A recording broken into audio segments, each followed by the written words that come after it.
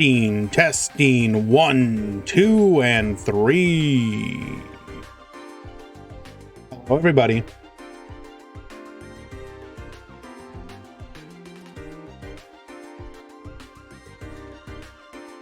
Yes, we have a lot to talk about, but first, let us make sure that this event gets started properly.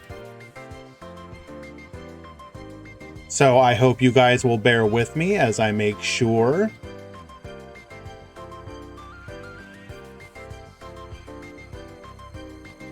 We need the bracket. Do we know when the box is coming? It should be like day before new or the AC Cup starts, so relatively soon.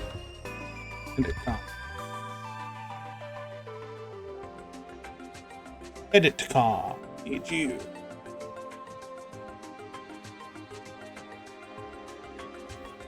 We need you.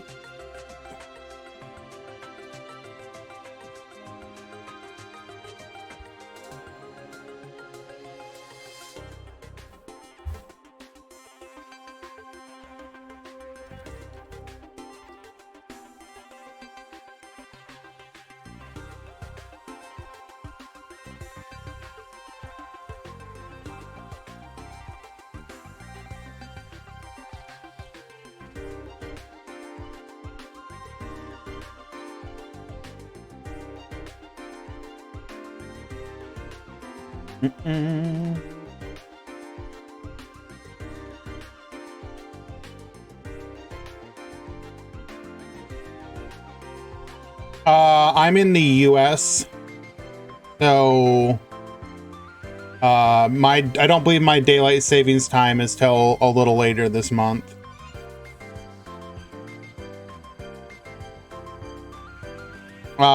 We did ping twice for the event. So we do apologize if it's not like ideal for people, but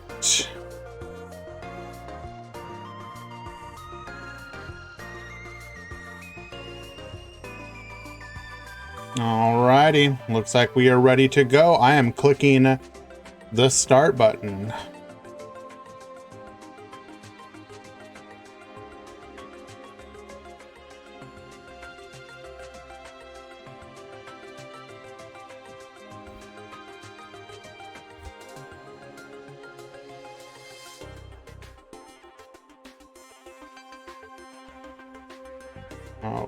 Okay, we need you. We have clicked the button.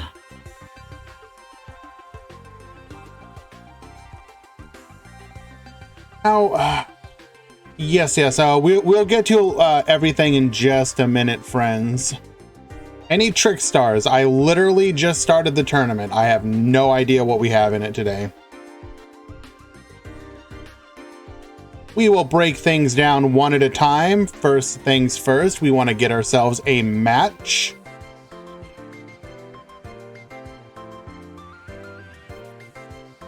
And then we can begin to talk. Any Infernoids? Yes. They've already won. They're that powerful. How is the audio, by the way? Is the background music good? Is my voice audible? I had to tweak with some settings. Perfect. Thank you. How do Infernoids play? Well, they very much want to get stuff into the graveyard and then use that graveyard as a resource.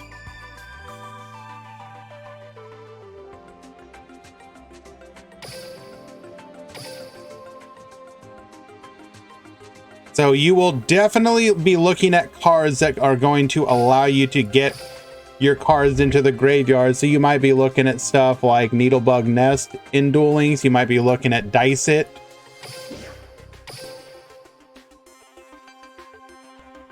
You open Monster Gator Bust. I will give my thoughts about the leaks in just a few moments, friends.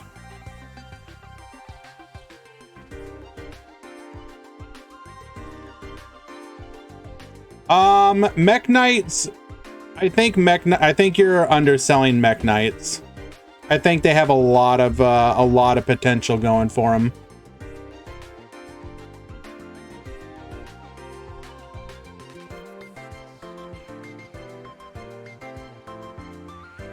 Okay,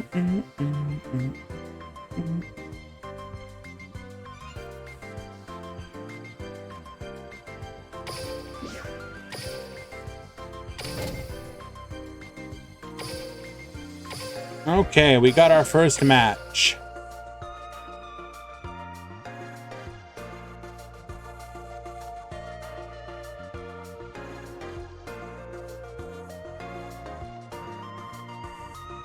What is the lore behind the World Chalice and Mech Knights? The Mech Knights are like the robots that were created by the ancient civilization. And if I'm not mistaken, they were created to battle against the crawlers. They end up getting corrupted by Ibli, all except for Blue Sky, I believe. And Blue Sky empowers the one guy in the World Chalice, Avramax or whatever.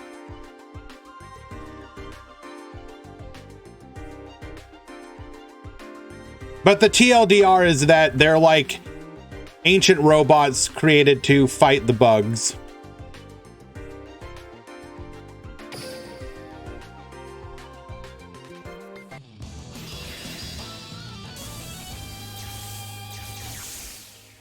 We have some water on water violence, but it is a different water.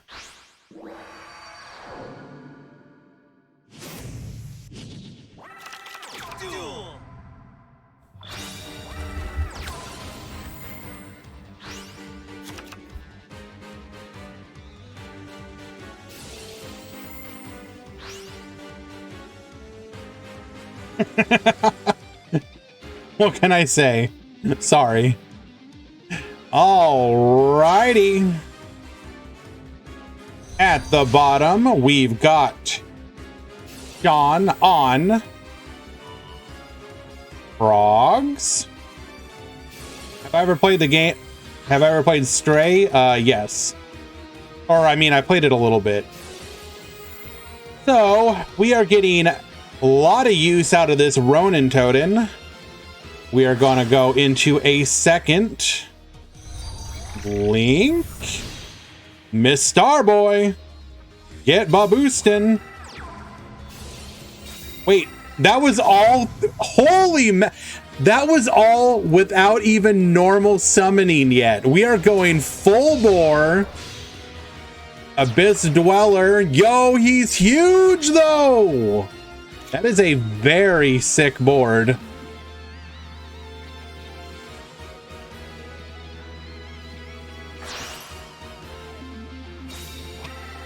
And here's a kaiju.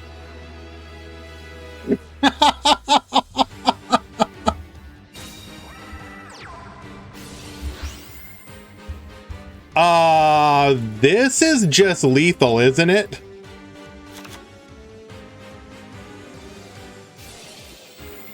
Go all in, get all in.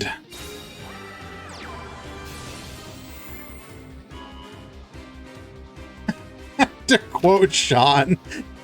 Fair. Okay, so what am I most excited about from this box? Well, is it wrong of me that I'm kind of excited by the continuing reduction in prices?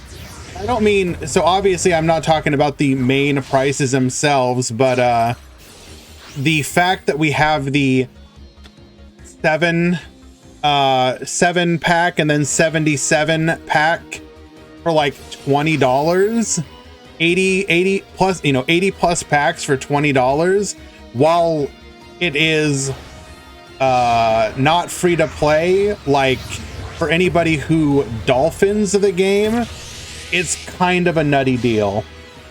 I'm pretty happy with the fact that they're literally coming up with like any reason now to give additional dream tickets.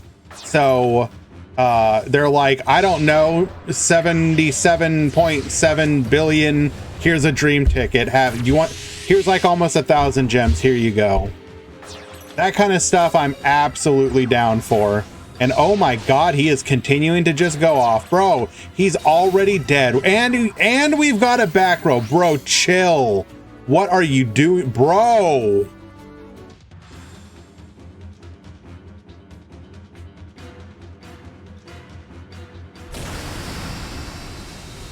Can I just say that both of these boards were really impressive?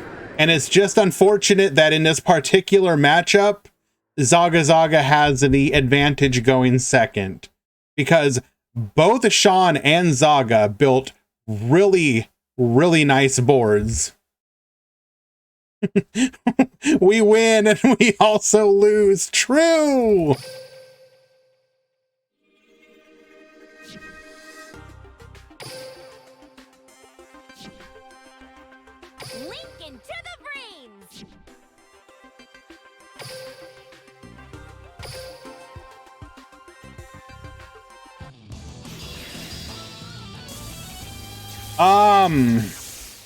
What else are we excited about?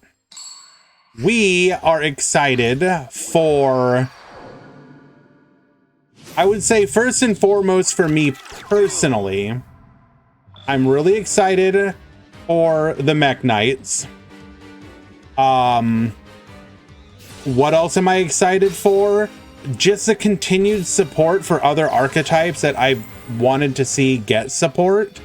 In particular, the additional cards for the trains. I don't know, will it be enough to do anything? Probably not, but it's nice to see. The Metal Foes support is nice. The Battle Wasp support is nice. Like, it's got a little bit of everything. I think the main issue is just going to be, like, a lot of it is going to be dependent on your on them doing something about Salad, like knocking Salad down a bit, because like I don't know, do I think anything like Mech Knights might be able to kind of mess with Salamangreat just a little bit. Infernoids obviously have the potential, but they also need a way to, you know, because Infernoids is a bunch of like board wipes and negates in theory, but can you actually get that going is the question. I'm pretty excited for the possibility that Inzektor Pico Falana is gonna bring to the game, because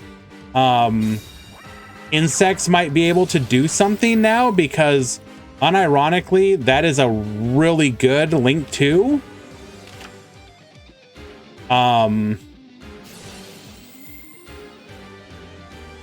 Well, so in this situation, Sean put up two forms of interaction. So even if his opponent had managed to kaiju, it didn't matter because we could do something about it. You OTK me, I OTK you. Good game.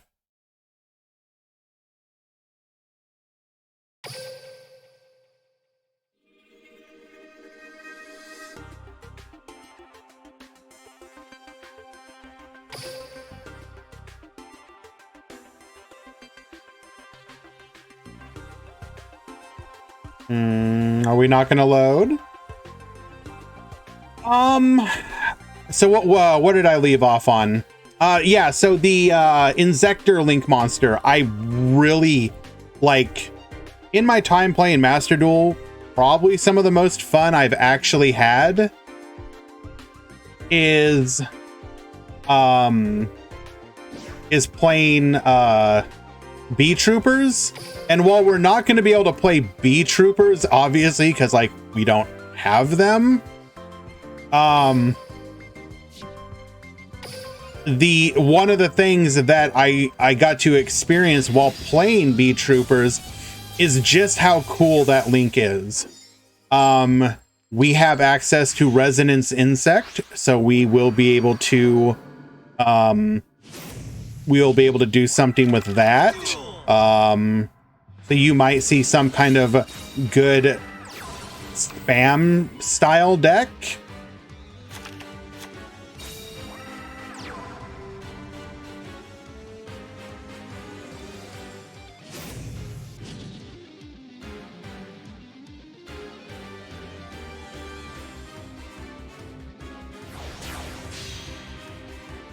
Dweller Pass, not ideal. Are we gonna get Kaiju'd?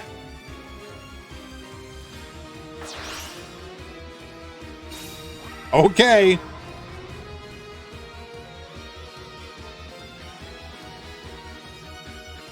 Could we really not do anything else there?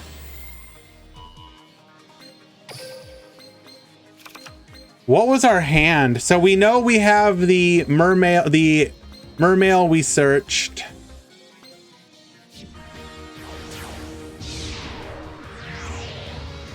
He should have just activated Dweller and draw. I mean, that is a thought, yeah. He wouldn't be able to use the graveyard effect of Revive Splash, but I don't know. Yeah, I was gonna say, I think Jabberwock is correct.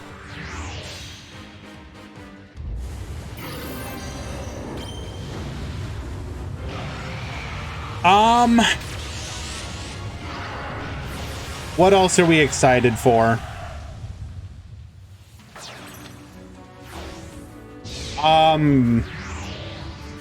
After getting a look at, I mean, both of these decks kind of are Saki.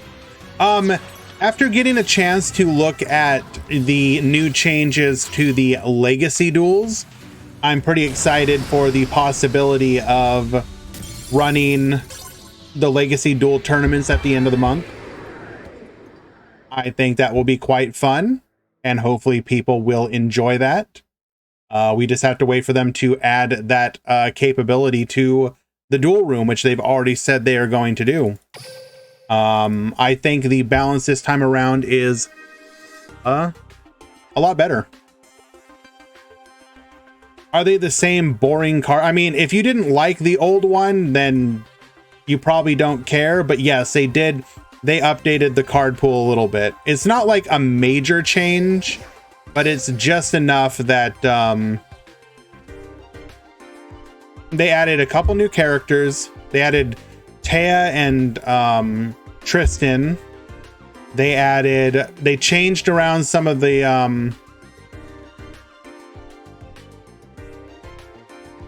oh, sorry guys. Just get another match here. They changed around some of the limits. Like they weakened Blue Eyes, which I think is the correct move. Blue Eyes was a little too powerful. Ends versus Hash. Okay.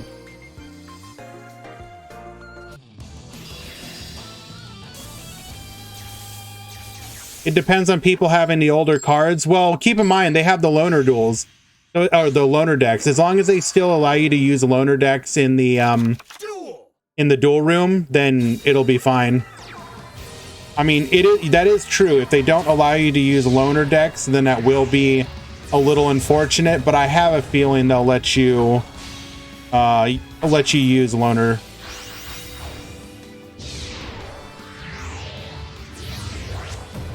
I'm looking at the leaks, and all I see is there's no Vendread support. Trash box. Red Eyes seems to be strong in Legacy, just recycling the egg. Yes, absolutely. Red Eyes. I mean, I think a lot of the decks in Legacy are actually fairly balanced. Red Eyes has a good loop going. The downside to Red Eyes is you have to be cognizant of the fact that you only have a 2400 attack monster, and it's very easy for the opponent to get board presence on you, or a stronger monster specifically. Is there a stall deck?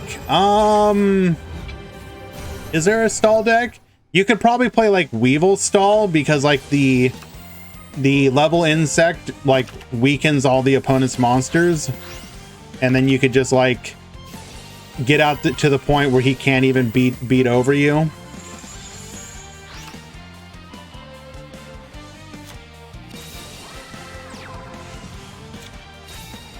So in this matchup, we have Code Talker versus BA, attempting to get out our Code Talker alive skill trap.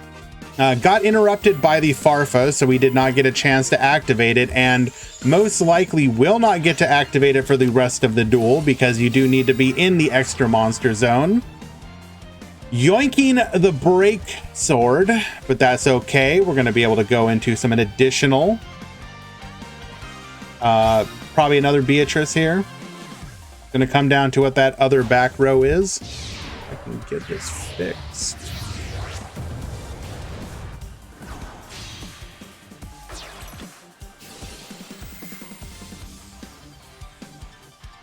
But regardless, I think it should be a fun alternative format, and we should definitely look forward to that at the end of the month. They removed Kaiba-Man, Legendary Ocean, Gaga Gigo. I actually agree with most of those removals. Kaiba-Man was way too easy to get Blue Eyes out, and once that happened, it was very difficult to deal with it.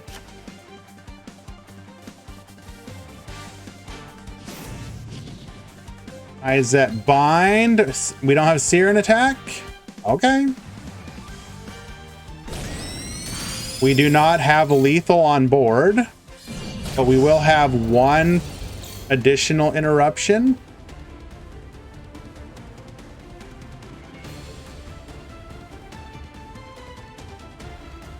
L Energy, I agree. Code Talker is a very fun deck. They will benefit immensely by Salamangreat getting knocked down a peg in a potential ban list.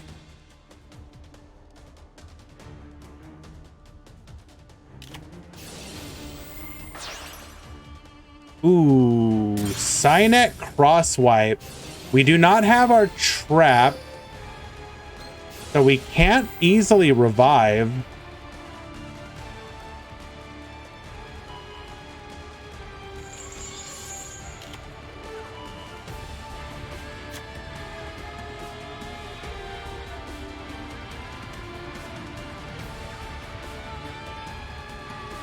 I mean, no Code Talker support in the next main box. You never know. Maybe it's in there and we just don't have it in the leaks. That said, let me see if I can find it. There were some other things in those leaks that I think are worth exploring, that I don't think have been verified yet. So here are the leaks.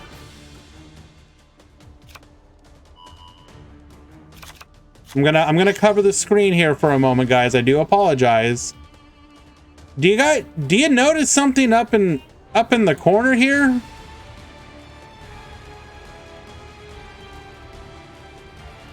What's that? What's that?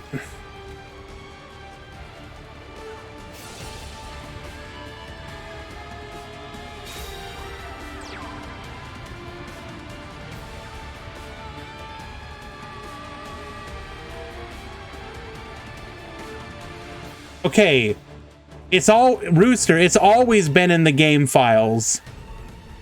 But why is it there? That's what I want to know. It should not be at the front of the leaks. It should be...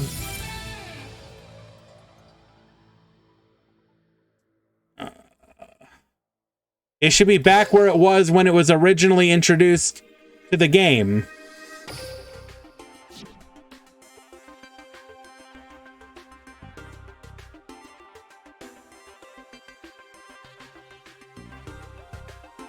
So, I don't know. I agree. I'm not saying, oh, by the way, We're getting Mirror Force. I'm not saying that, but I'm just saying it's in the leaks ahead of the card that we just got, the Dark Magician.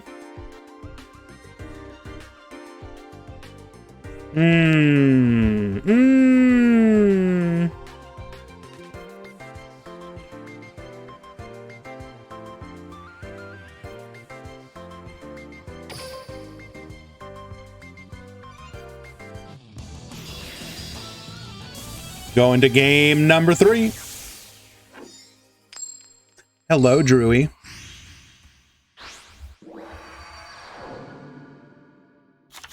Duel.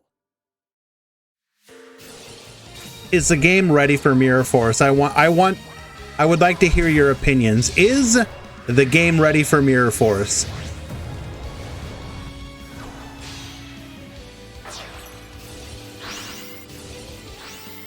The only thing that makes me suspect that it's probably not coming just yet is we didn't see it was ready 3 years ago.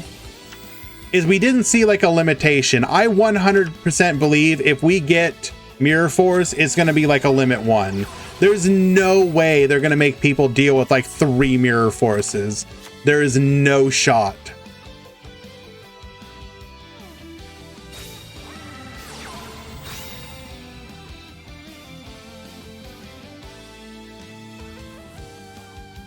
So Hash is going to be able to once again just hard interrupt N's ability to get to his trap.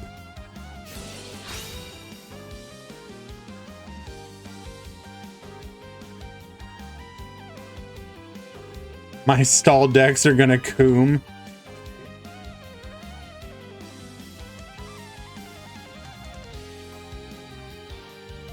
Okay, Rooster, I'll be honest with you. That card as a selection box card feels like a self-inflicted wound of the highest order. At least with cards like Crackdown, you can go like, well, do you really need it? Do you really need it? But an iconic card like Mirror Force, I don't know. I think people would be up in arms.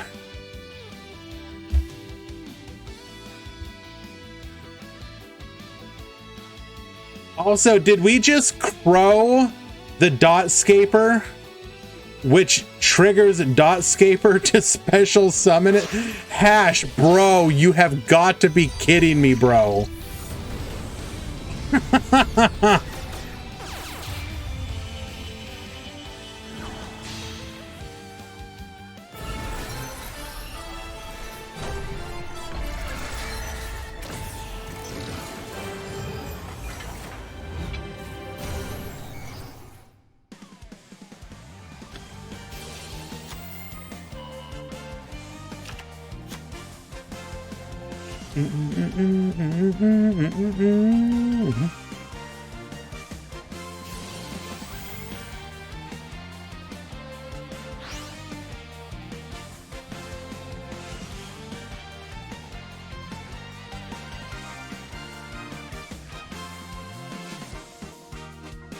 Takadetsu, you just saw the full box leak. What is your thought?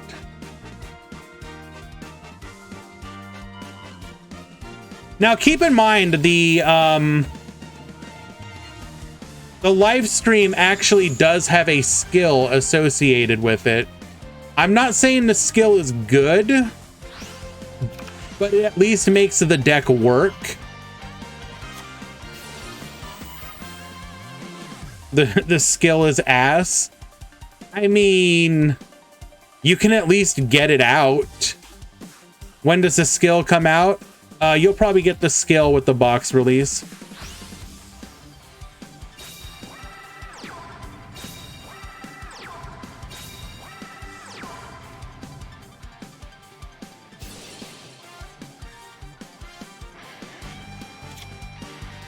The only bad thing is Draco Face Off is ultra rare. True. But you had, if you look at if you look at the rest of the cards, like, I guess some of them are 3-ofs.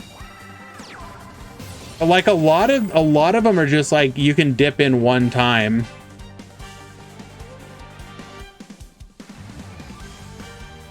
What skill? It's this one right here. Let me go ahead and post it. Oh, I guess I can't. Screenshot it then.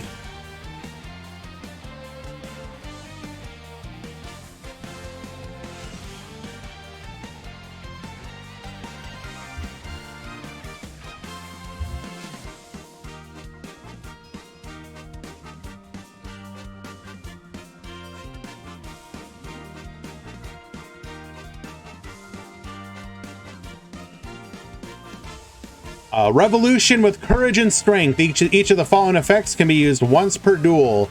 First, reveal one life stream dragon in your extra deck and add 3 double tool C&D to the bottom of your deck, which is good. Because that you would use it, you would be using Power Tool Dragon, so you would be able to immediately Power Tool Dragon and get access to it. And then send 1 face-up double tool you control to the graveyard and play 1 Morphtronic Lantron from outside your deck to your field in attack position, which you can then immediately use to synchro into Lifestream Dragon. So either you can use it, this skill would be useful if you want to play a Power Tool deck, because just being able to add 3 double tools to the bottom of your deck is pretty neat, at least in my opinion.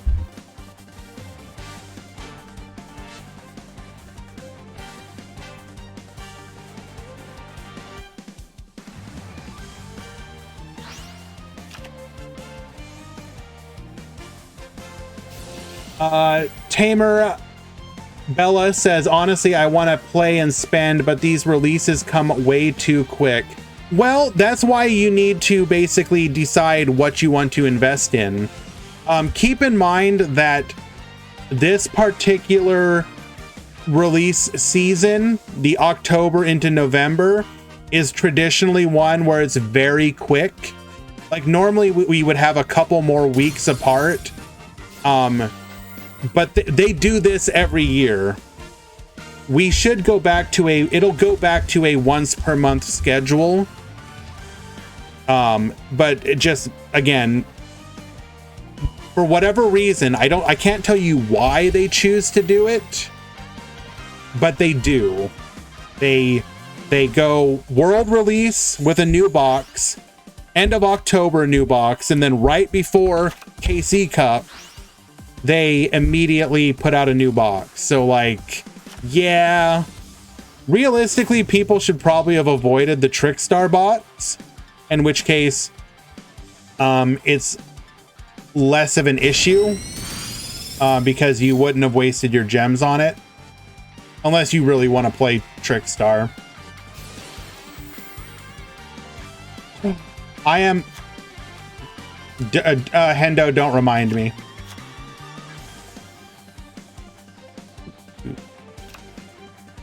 MST versus Cosmic Cyclone. What is better in the meta? Probably MST in many situations, just because you want access to limit 3s.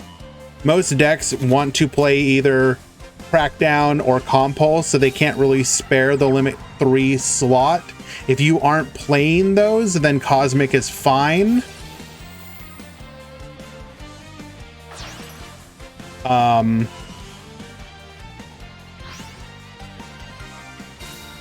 Do we just have lethal here? Free Cosmic? Yeah, they probably should. But I would say, yeah, MST is probably better overall. But Cosmic does have some edge case scenarios, like obviously against Pendulums.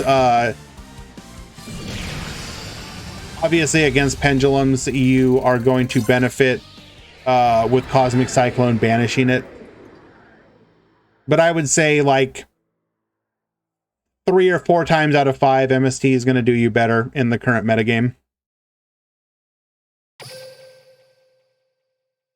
So if you're asking like what you should invest in with like a dream ticket, then probably MST over Cosmic. What are my thoughts on the pendulum skill? I believe we were just asked. I actually don't know how to parse this one. Bian Su, thank you so much for the follow. Appreciate that.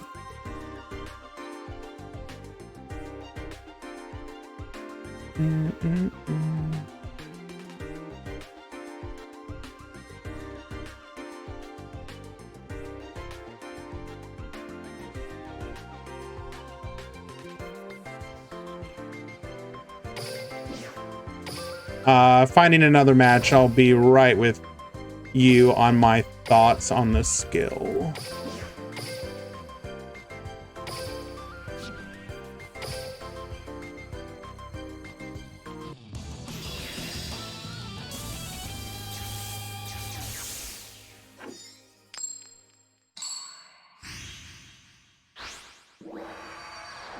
I mean, yeah, the skill is very obviously kind of being tailored towards anything that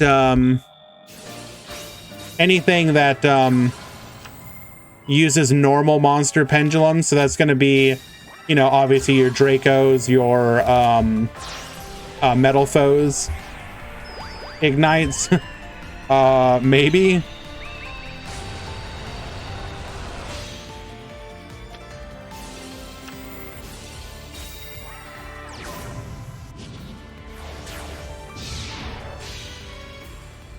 All right, we will end on Crocosaur Dweller. Pretty good.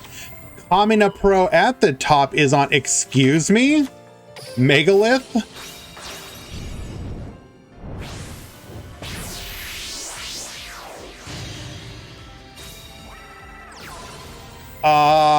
Ironically, we are protected by the monster effects because of the ritual cage.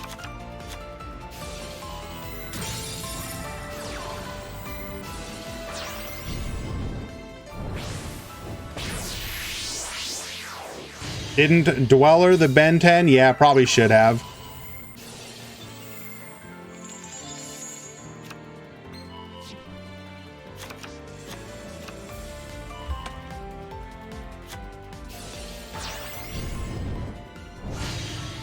Don't worry about it, Quantum. You're asking too many questions right now. I kind of want to see where this is going. I'm gonna go into Malevolent Sin. Allows the sin to trigger. Interesting. Emergence. We're gonna bring back the Uck.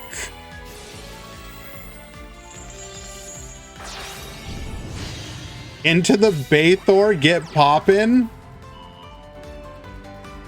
Wipe the field. Wait, are we only popping one? Oh no, we got them both. Simply outplayed. Megalith best deck, apparently.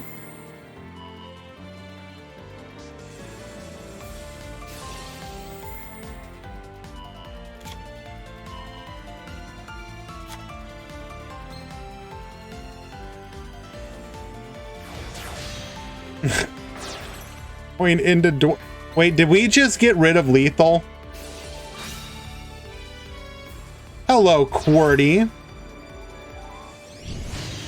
Ah, we got the Phaleg. Okay. Now we're just BMing.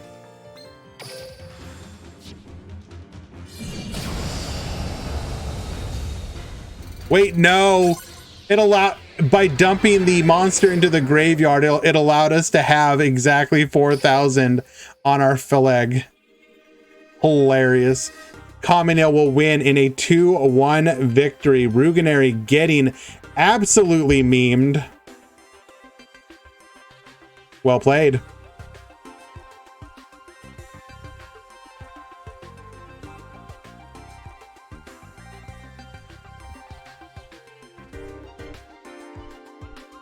Mod call. All right, what are we being asked? Check. Okay, sure. Yep, that checks out.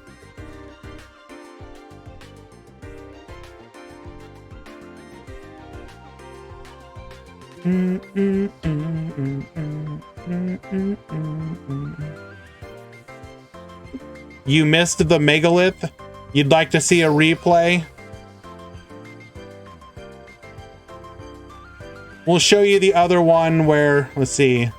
Yeah, we can show another one while I do this mod call.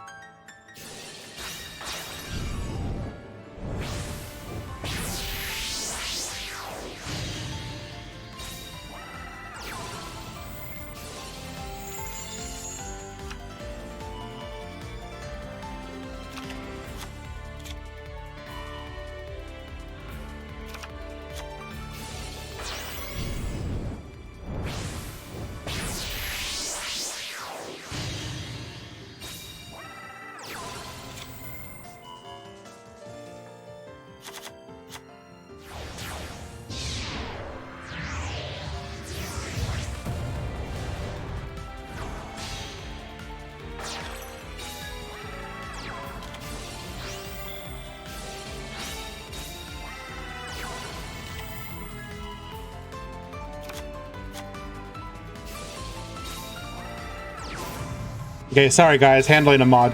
We had 2 mod calls.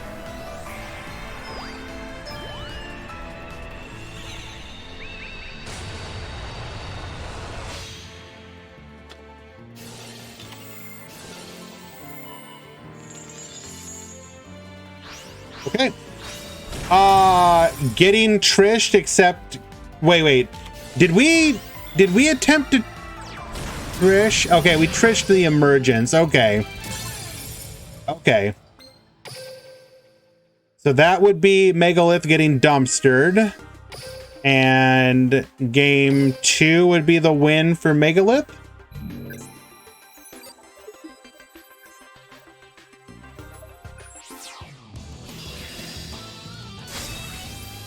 So this would be the game 1 win for Megalith. Because Megalith won game 3. So game 1 to Water. Game 2, this will be game 2 to Megalith. We'll see how they won here.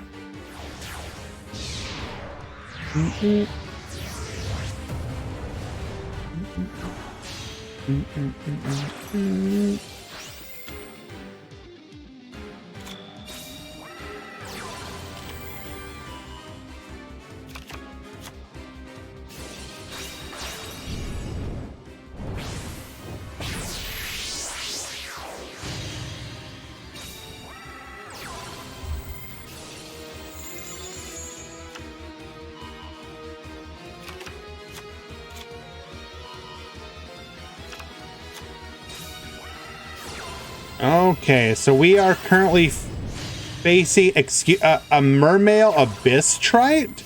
You don't normally see this in the newer Atlantean Mermail builds. So this must be more of a pure one.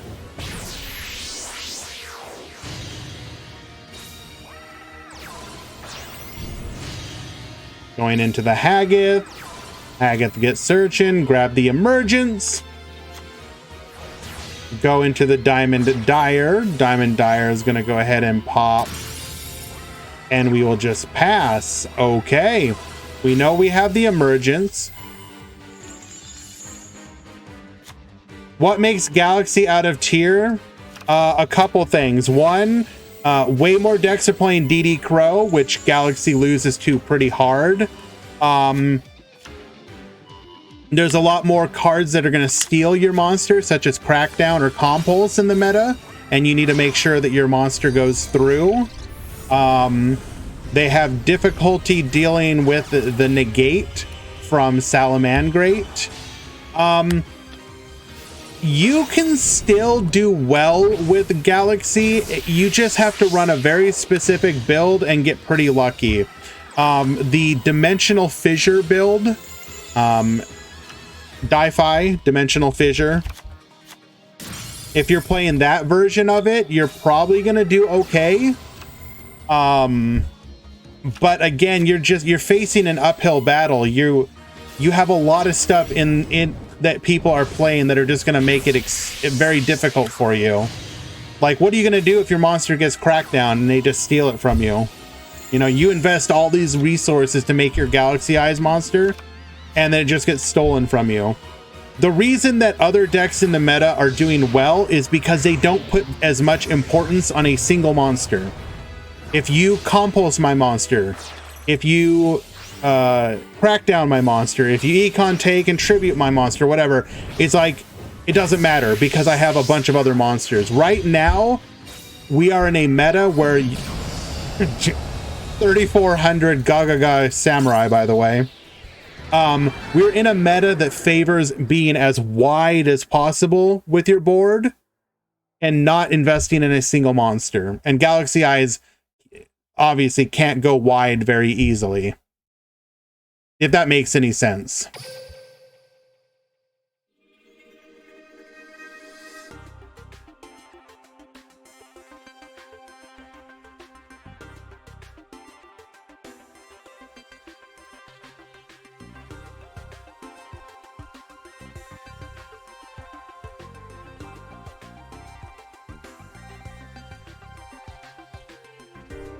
All right, we are in round number 2.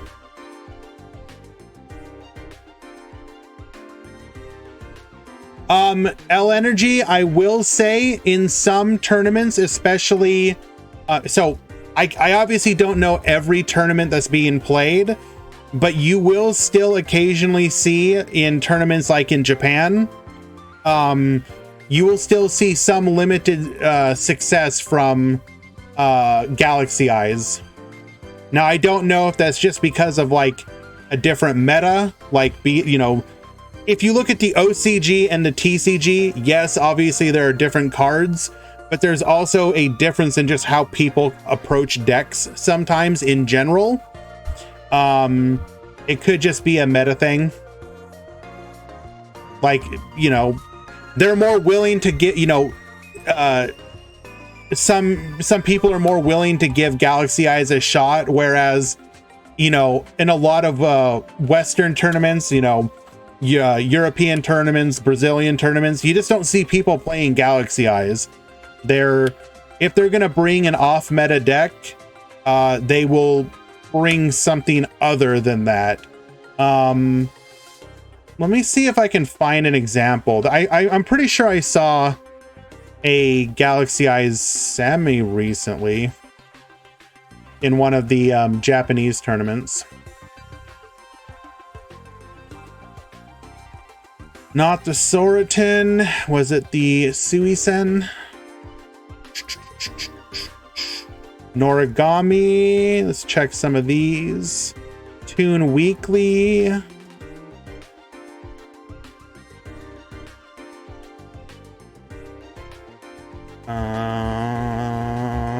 Not there.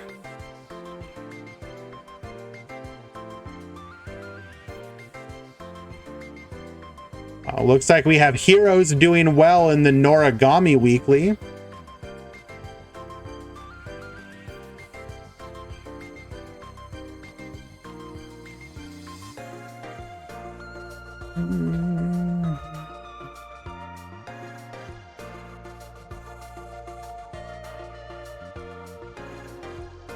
I'm gonna have to, I think I'll have to go back a little further.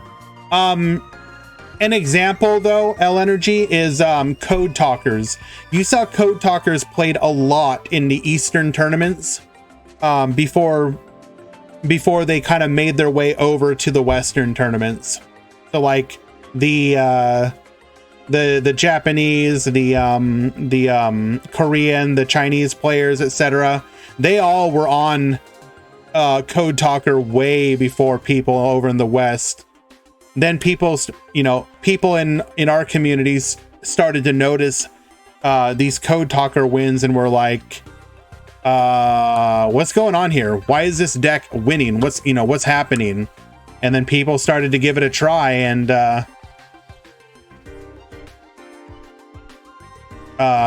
saw that it was doing well. Okay, let us find a match.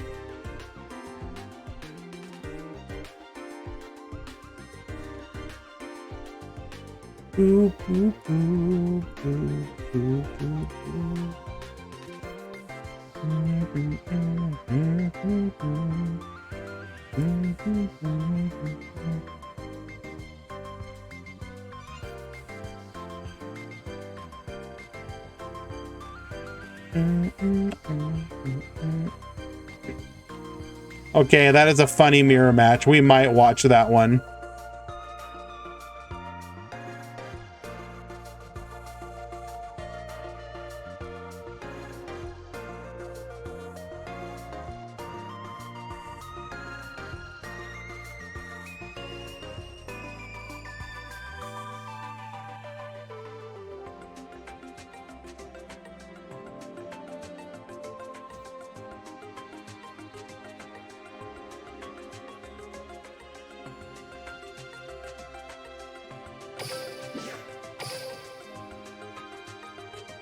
Nepata on Switchyard in trains, my guess is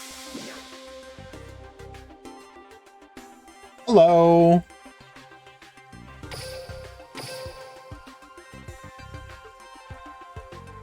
My guess is the fact that you give up on the ability to OTK your opponent that turn, and you like, yeah, I don't know, like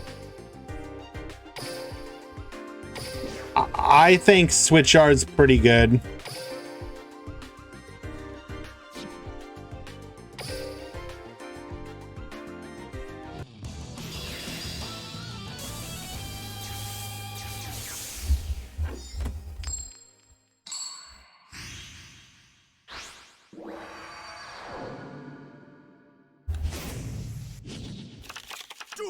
We got Dipsillon at the top, Zeto Mason at the bottom.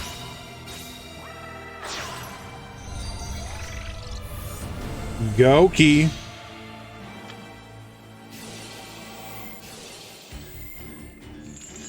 Going into Mrs. Radiant. Interesting. Now, Mrs. Radiant will, of course, allow you to get an Earth monster back from the graveyard. So, not a terrible opening play, I suppose.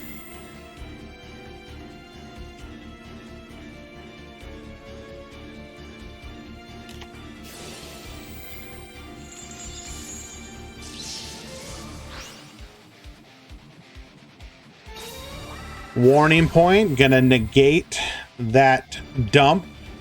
Dimensional Fissure. That's real unfortunate for Goki. They very much... Oh, well, never mind. I take back everything I said.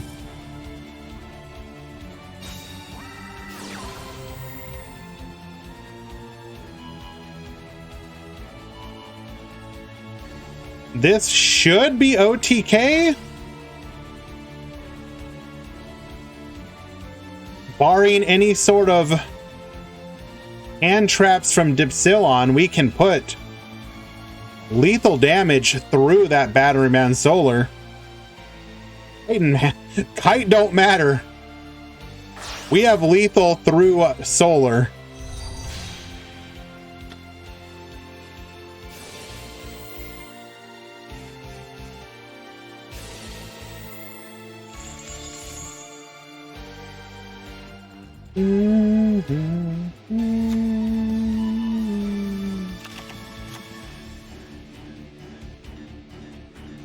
It is going to come down to, do we have Sphere Kribo? Wait, no, not Sphere Kribo. What am I talking about? Oh my goodness. Regular Kuriboh. We don't know what kind of deck this is, but we could probably guess. And there are some potential hand traps that would prevent lethal, but unusual builds are running it.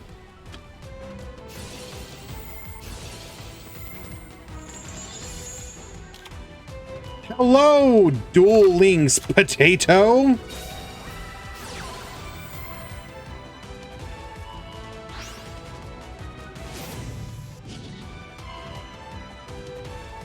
The main event, go to battle phase. BMing with Iron Claw, 7,100 damage, farmed. Zeto Mason with a game 1 victory.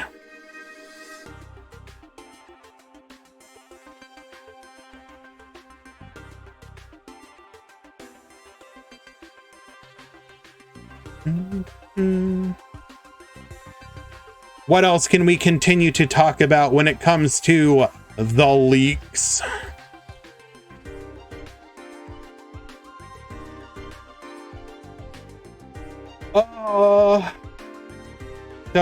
Rare Metal Foes Bismuggear.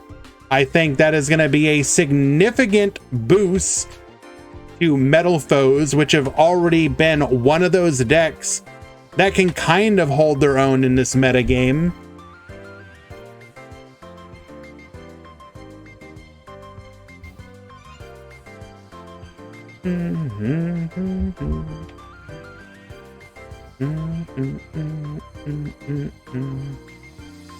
The Crawler Field spell. Wait, did we get the Crawler Field spell? Is that the Scars? No. World Legacy and Shadow. All crawler monsters on the field gain 300 attack and defense. Once per turn, you can special summon one level 2 or lower insect monster from your hand and face up or face down defense position. When your flip monster is destroyed by battle with an opponent's monster, you can send that opponent's monster to the graveyard. Ooh, that's pretty decent, actually. Ooh.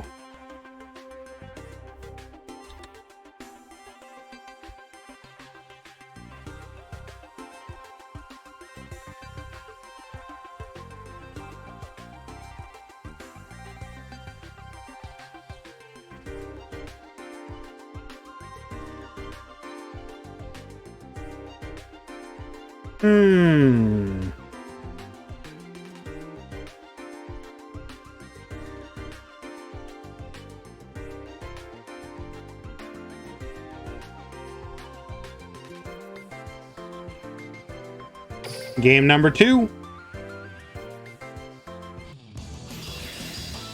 No Sunrise in the new Dream Ticket. Yeah, I'm pretty sure the Dream Ticket is the same as the last one.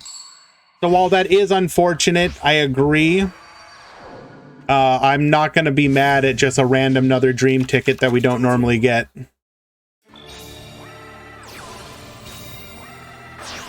It goes up to mini 40. Oh wait, so it does go up further? Ooh, okay. That's not bad.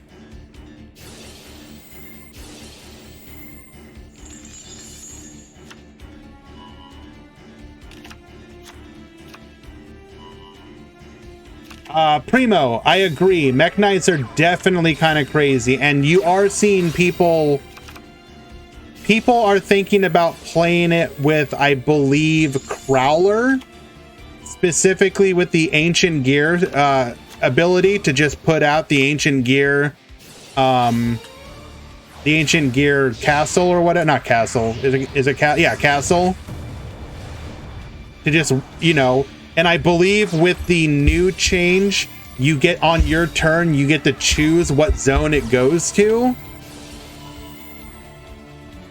So, well, the reason you would do it with Crowler is because it doesn't go to the field until the beginning of your first turn.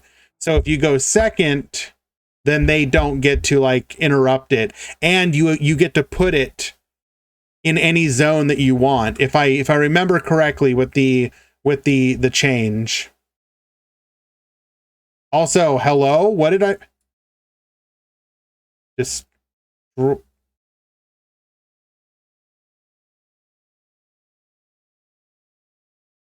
Oh, we had lethal on board. Okay.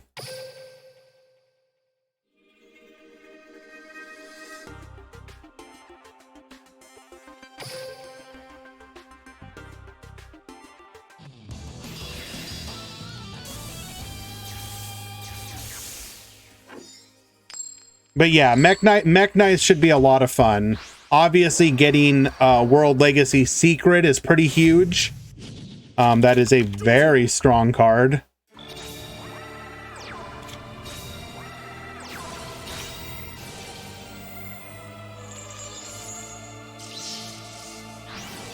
We will negate the Lupine. We will shuffle our hand, though. What are we going to send back?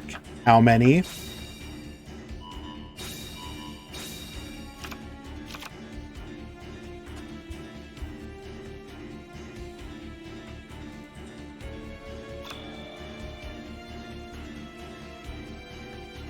Does stop the turn, though. Okay.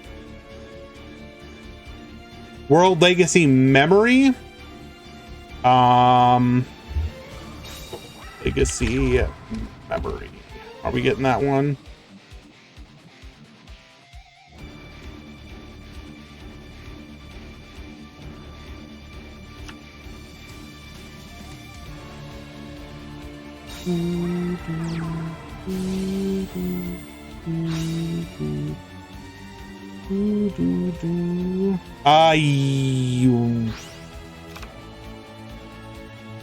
Are we getting that one? Yes, we're getting that one.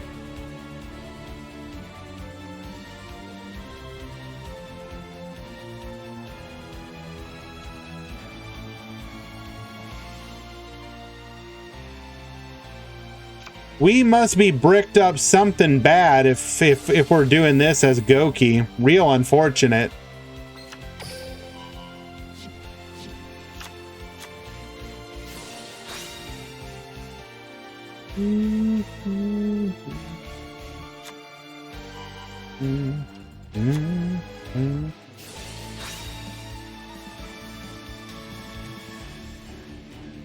World Legacies and Memory. Special summon one Mech Knight monster from your hand or deck in defense position from deck. Always good when you see that.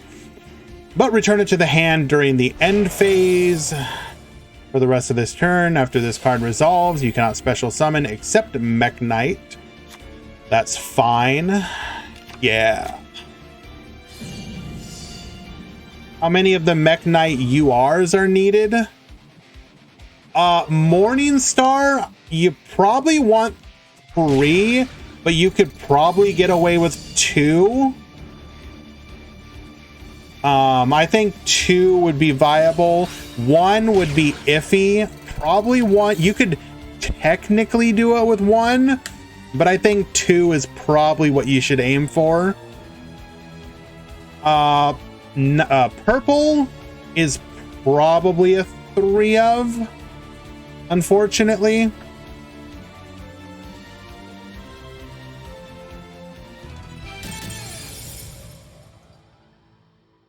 Again, you could probably get away with 2, though.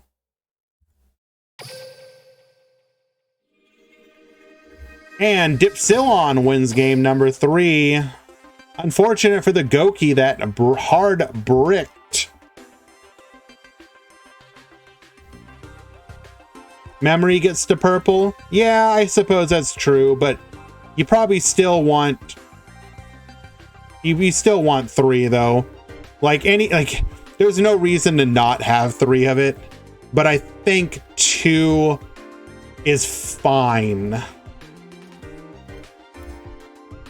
So if you want to go for Mech Knights, probably aim for at least 2 clears. Don't we know the box rarities confirmed cards? Yes. Let us find another match.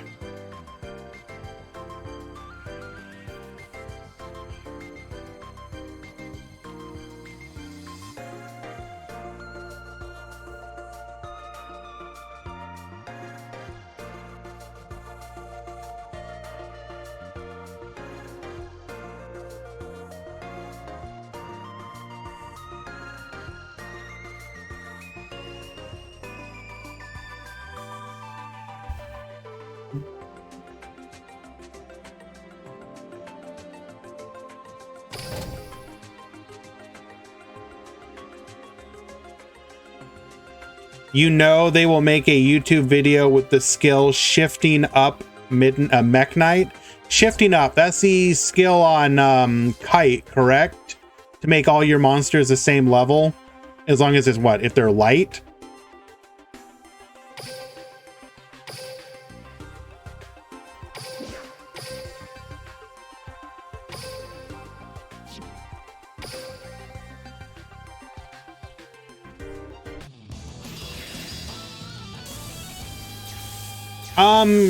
Aren't you gonna get skill locked by if you're running memory though? It's gonna be kind of interesting if you're able to get out that many Mech Knights without using memory.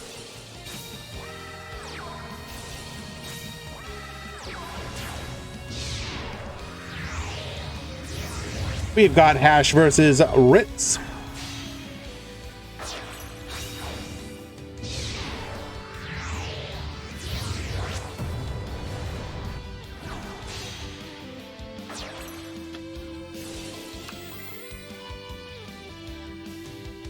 What do we even do with the Draco Slayers, though?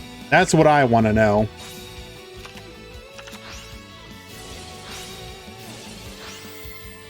Do we even have any decent boss monsters to make?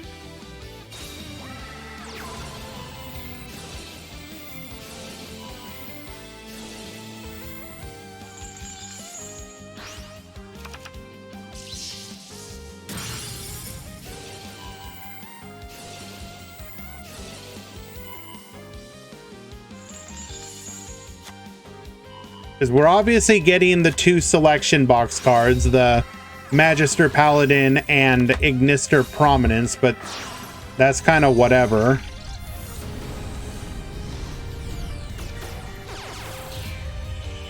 So it's just going to be like kind of an Unga deck, isn't it?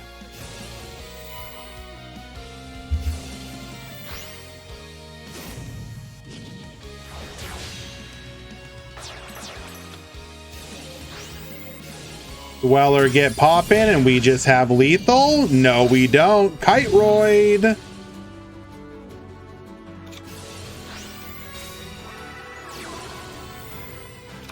Tour guide, a heck of a rip. Gonna go into the Beatrice. Ties it bind, beat over the anemone. Go into a second anemone. Gonna get negating.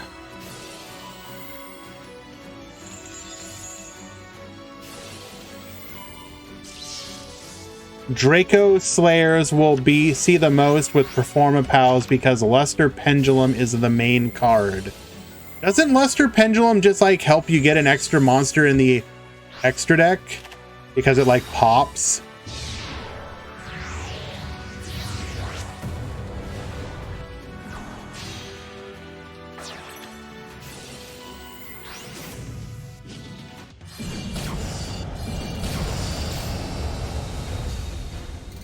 OTK also is a tuner.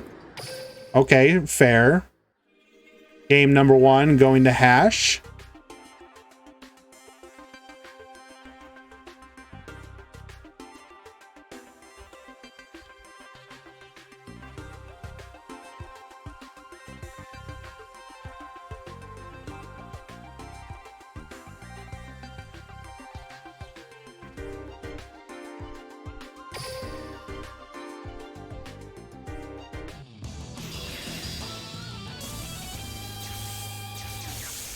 So the main benefit to Luster Pendulum is the fact that it's a tuner. At least in its own art. Well, once per turn, if you have a card in your other Pendulum zone, you can destroy that card, and if you do, add 1 card from your deck to your hand with the same name as that card. Okay. Getting crowed here is really devastating. We definitely wanted to get that search.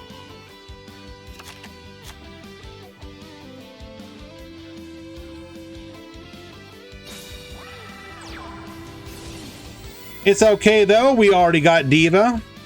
We're feeling fine.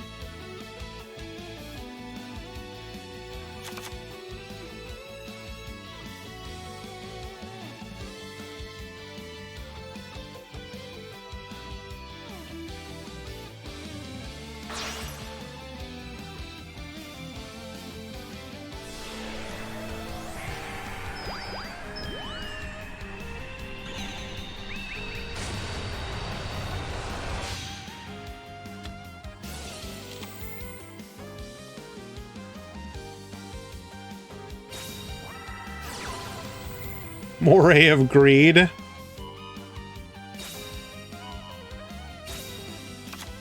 Get rid of that Abyss Gund.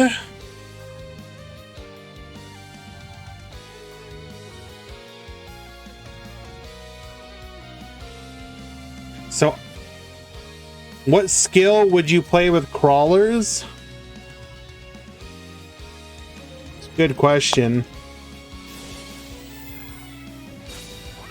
Burning Abyss is one of the decks that can do well in the meta still, yes.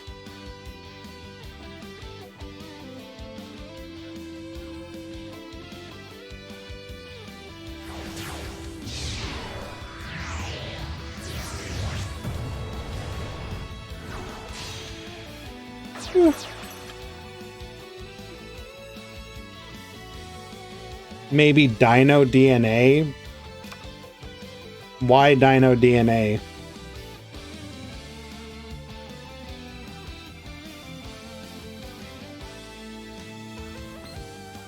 We have two forms of interruption. What can you do, Hash?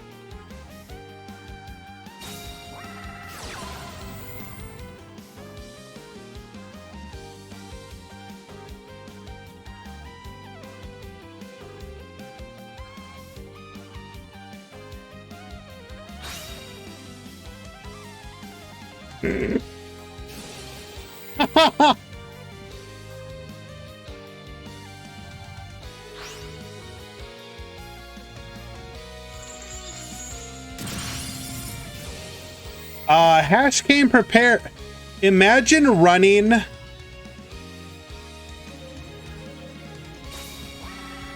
we are running Lightning Vortex.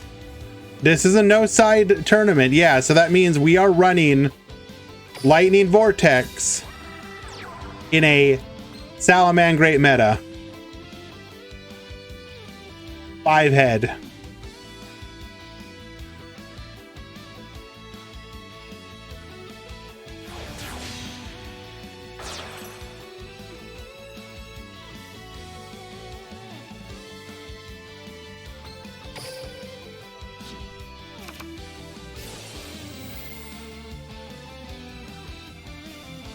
Performapal Draco Slayer meta when?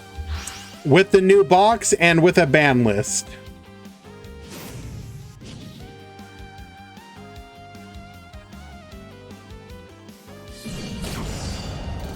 All right, Ritz, you got 3 cards. Can you come back?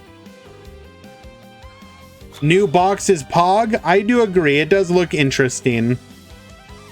It does look like there might be a little something for everybody, which is always very appealing.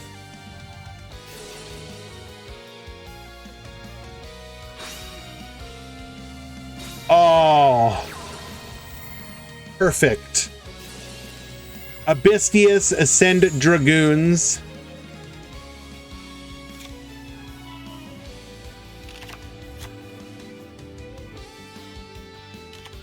I can also see that opinion, Valk. It is very easy to be excited right off the bat and then have reality hit you after the excitement wears off. That said, Mech Knights are a really cool archetype. And so I'm kind of excited for a bunch of little things, to be honest. Like I said earlier near the beginning of the stream, and Ritz had that one. Game 2. Well played. I'm really excited for like the Inzektor Link monster. Like I wanna do some insect deck nonsense. Valen, Rockets will be in January most likely. It's best to play it safe and buy the box immediately so you can decide if it's good. Good point, Konami intern. I feel you, as an unbiased source and opinion, would know best on this one.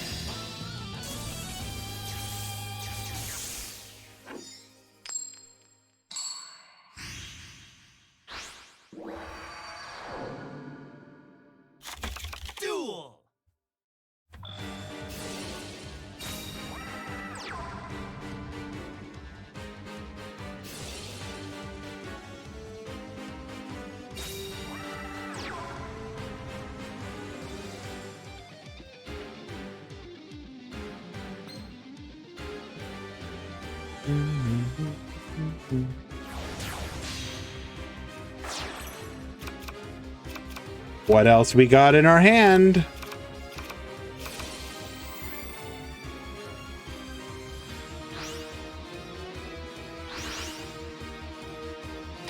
Those were some awful mills, milling Kagna, another Rubik, and a Barbar.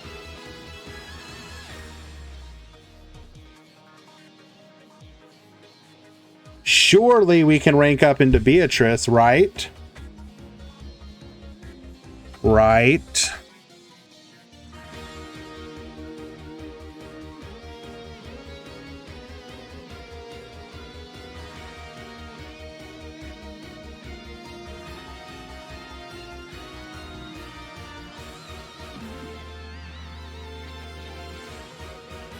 What are we thonking?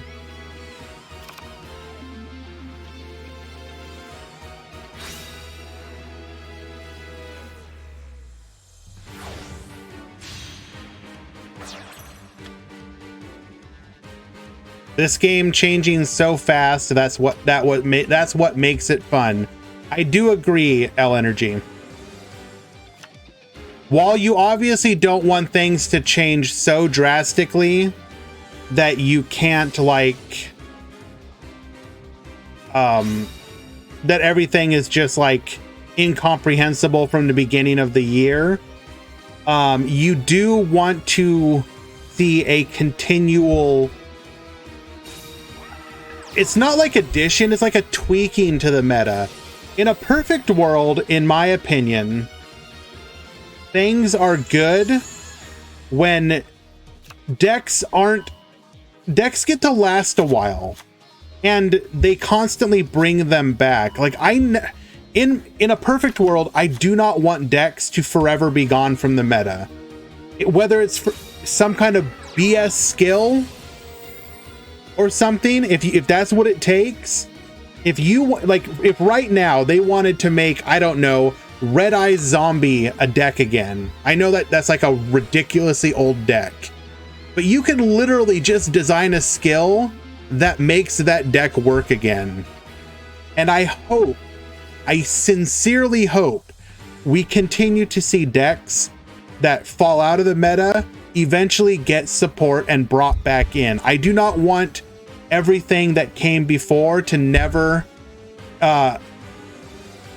there's the Aroma Link monster that is really good, so there's always that possibility.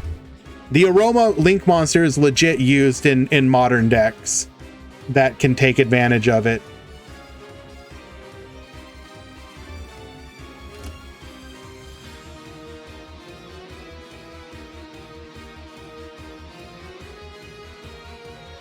I don't know. I was kind of rambling there, but you get the idea. Is it here yet? No.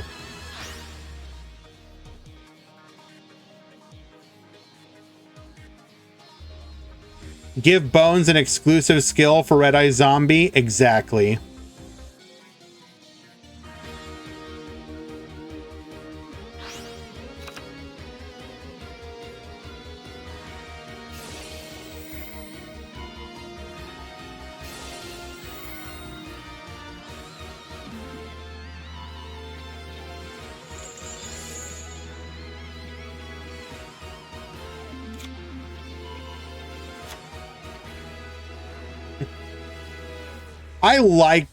I really liked the Red Eye Zombie meta, but I've liked a lot of metas in this game, so that's like,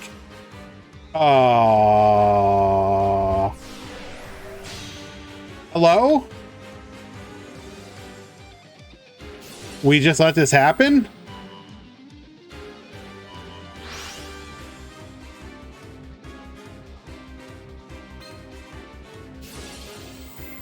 Well, okay then.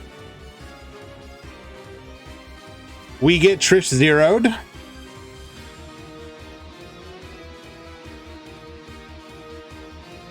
I don't believe we can put another body on the field, though. So we do not have lethal this turn.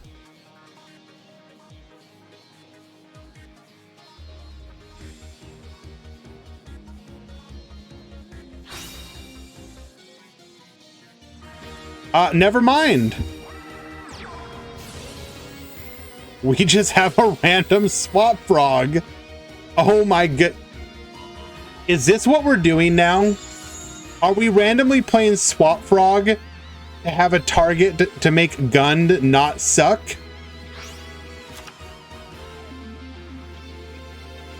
Yo. They're evolving.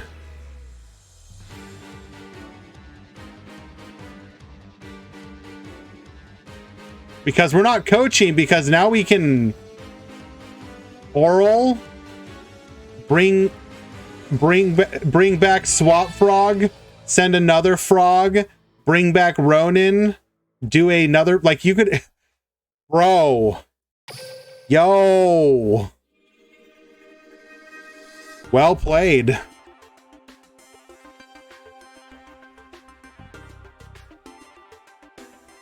So I believe the play there was go into Coral with the frog and Abystius, bring back the frog, dump another frog, bring back Ronin, use your skill, go into a level 4.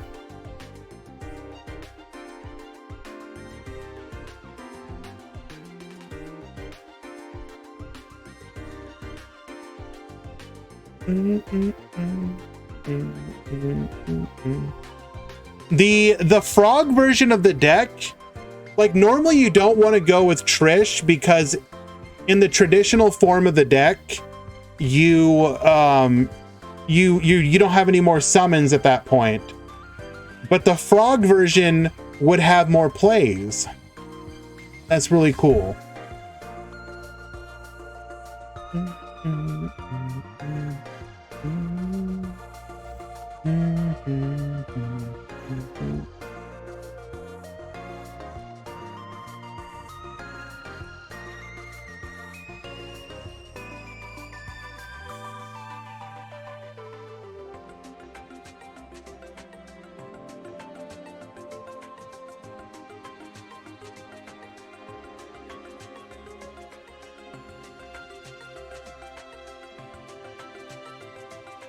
Alrighty, let us find another match. We are approaching the end of round number 2.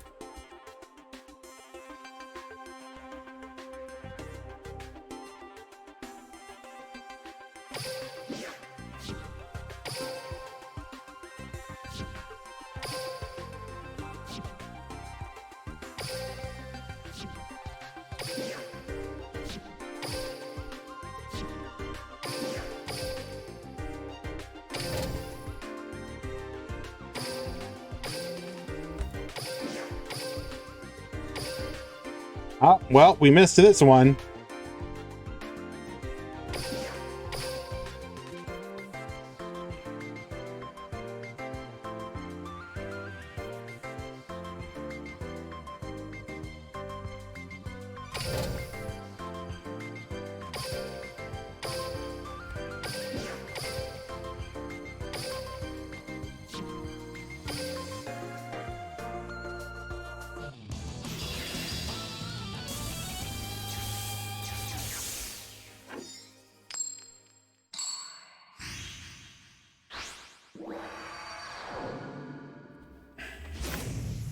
We have send nice pull.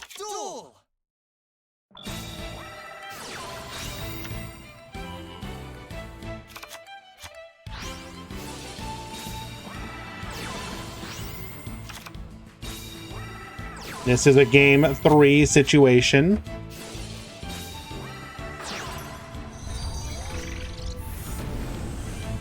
Three years ago, I knew my 3 swap frogs will be worth it.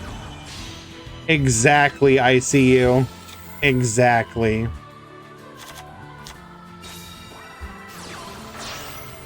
We got ourselves a mirror match.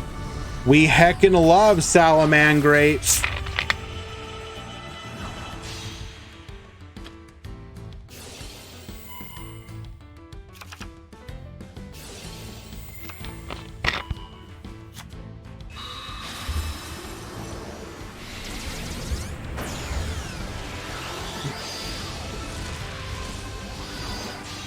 I don't think Ancient Gear will suddenly become good.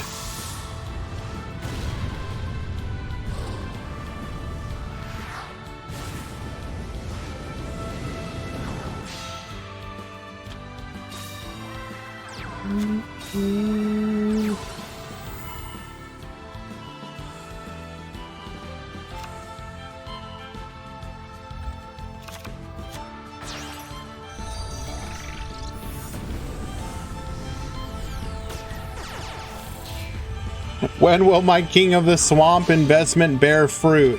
As soon as we get absolute zero.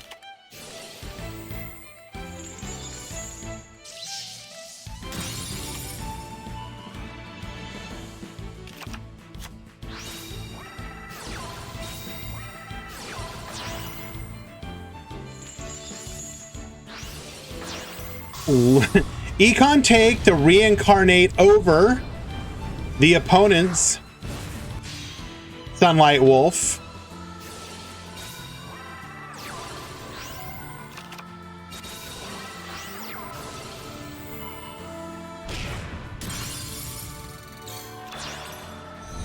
We reset the continuous trap, or not continuous trap, excuse me. The roar. You roar, I roar. Yoink, give it to me. We will go. We're apparently still playing the Heatleo. All right. Both players are using the skill, so it does make sense. And Necrofear, send nice pl. Will win game number 3. Alrighty, that should be the end of the round.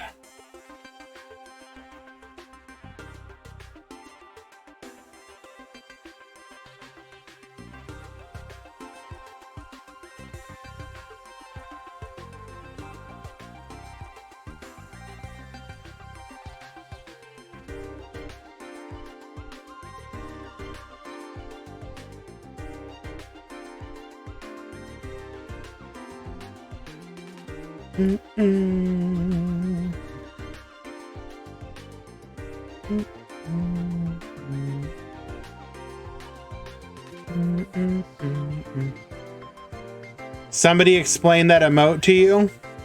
So you know all those horrifying emotes that Emp has been posting in the chat? What if you combined it with anime? That's basically, oh, and also dancing or something. I don't know.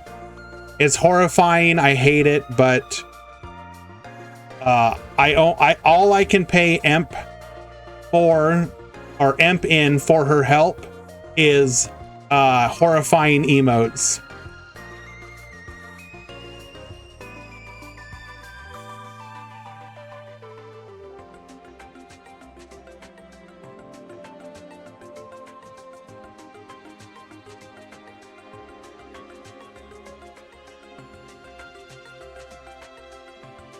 We have gone too far. We deserve climate change. Ah, what a sad thing to laugh at.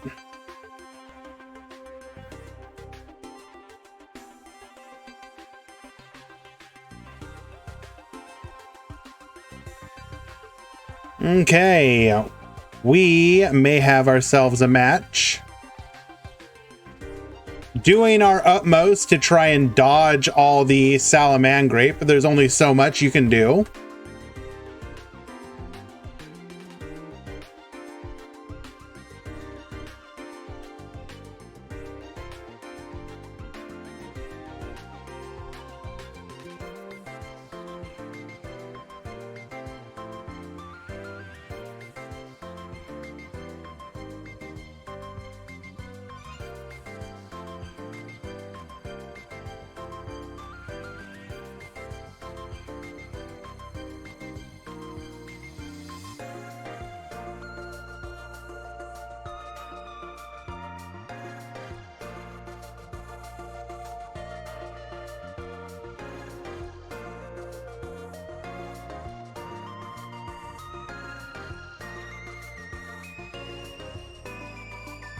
Sorry guys, distracted by something in mod chat. When are Salamandrates getting new support? You're joking, right? But if you're being serious, probably not anytime soon. There's only so much support left to give them. And the support would be, you would not see it anytime soon. I mean, yes, they do have a couple bad cards, but I don't, like, there's no reason to give it to us. It doesn't really change the way the deck plays.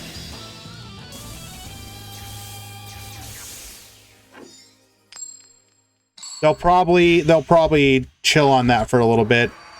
Don't expect it for quite a number of months. If ever. Well, I mean, not if ever. You know what I mean. It'll be a while. Heat Soul next box. Oh, God.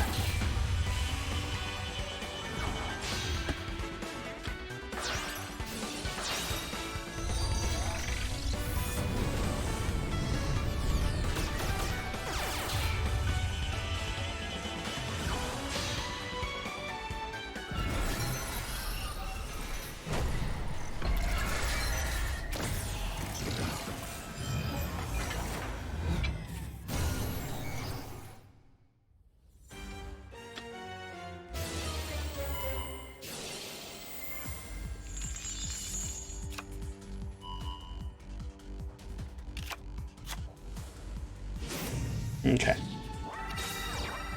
Okay, Code Talker Alive. We've got 3 cards in the field, including the Recoded Alive. We have a negate on the Decode Talker.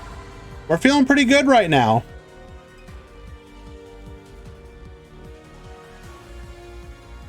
Is that me? Yeah, most days of my life. Keep Spinny out of Duel Links for now. Agreed.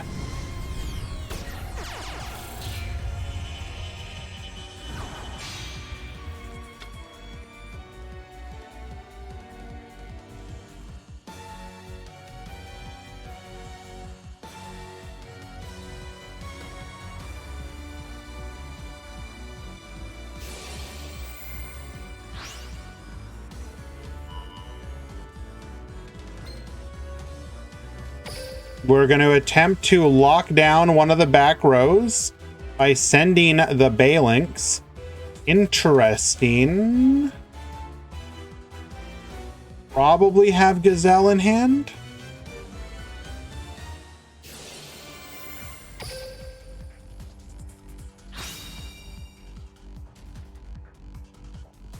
We are going really all in here. Okay, that's the Recoded Alive, if we're not mistaken.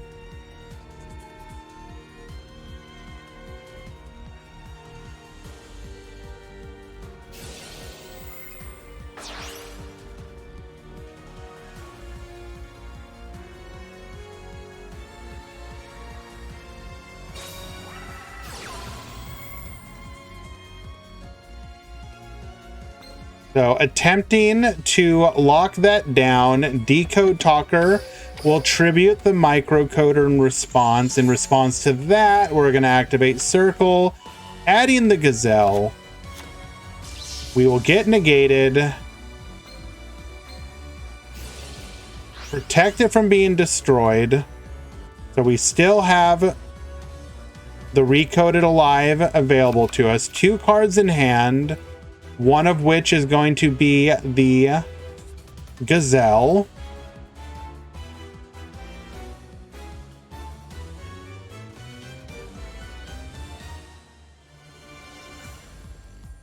How to summon the Gazelle? Just link summon into another Balinks. Your Gazelle will see the foul go to the graveyard and can trigger.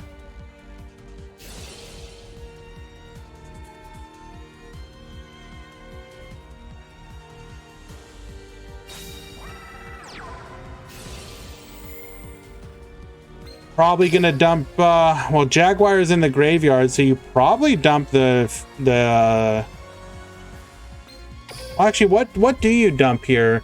You had to get rid of your Sanctuary, so maybe Foul to reset the Sanctuary?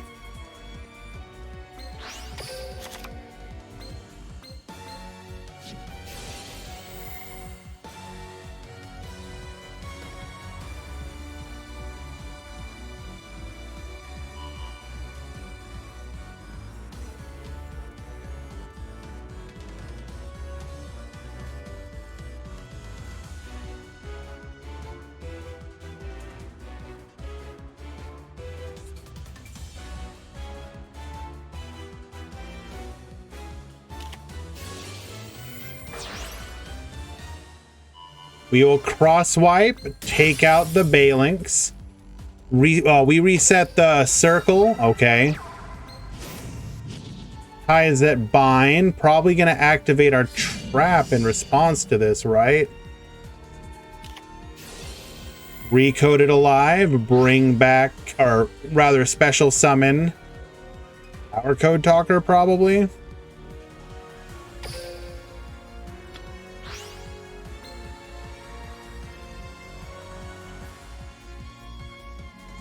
So we have one unknown and one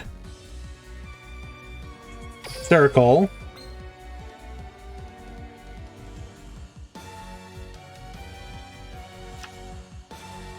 I can't get over how ugly these emotes are. True.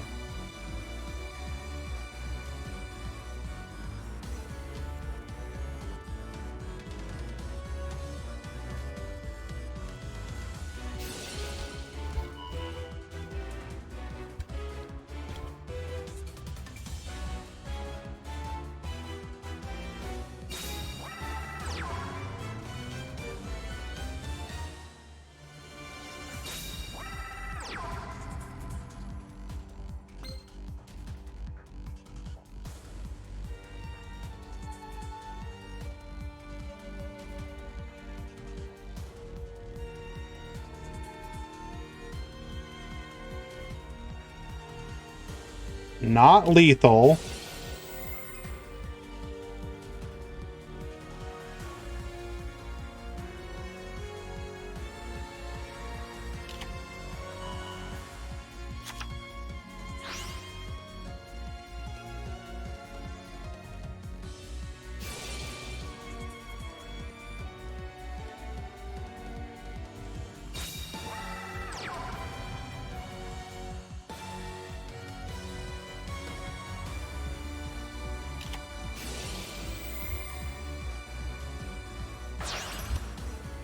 Econ take. This will allow us to stop the attack.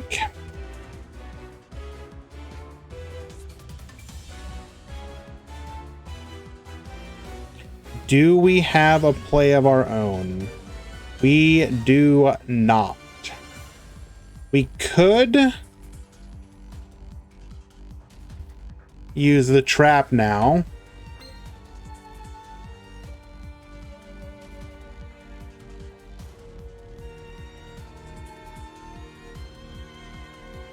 But do you want to? Or is it better to wait? Probably better to go in, I would imagine.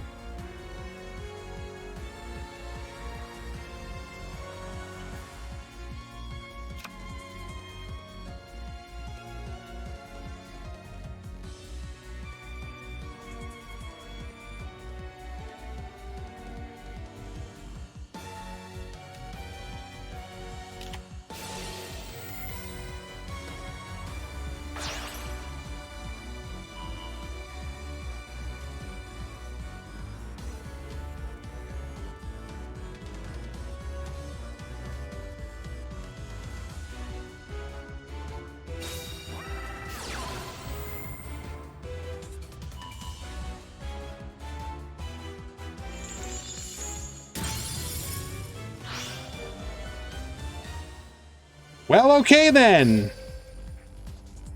We just have lethal. Wait. No. Wrong turn. Never mind. Sorry guys, I am hecka distracted at the moment with what's going on. But I will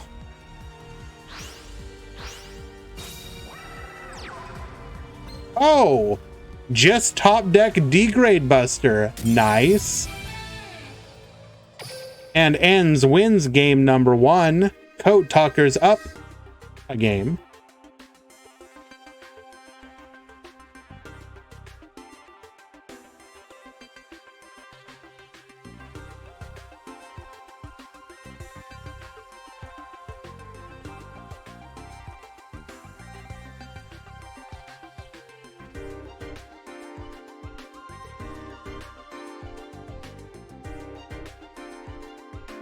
That wasn't lethal. It was because we had the trap in the graveyard to bring back another Code Talker. So we had 3 monsters.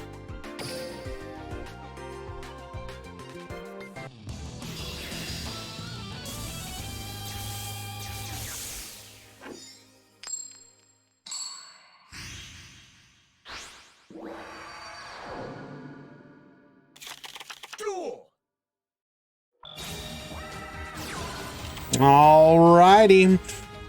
Code Talker is leading things off once again. We have what appears to be almost an ideal setup. Gonna depend what kind of back row we got there, if any.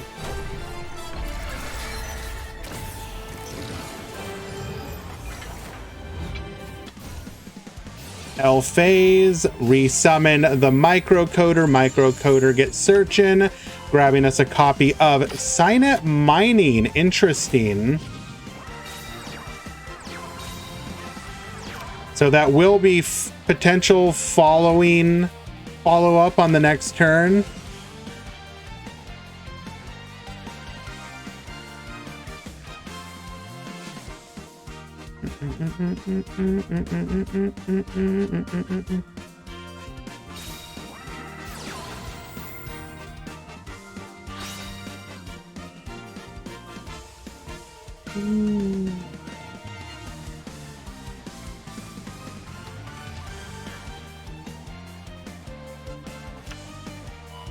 Who will win a lot, Burning Abyss or Code Talker?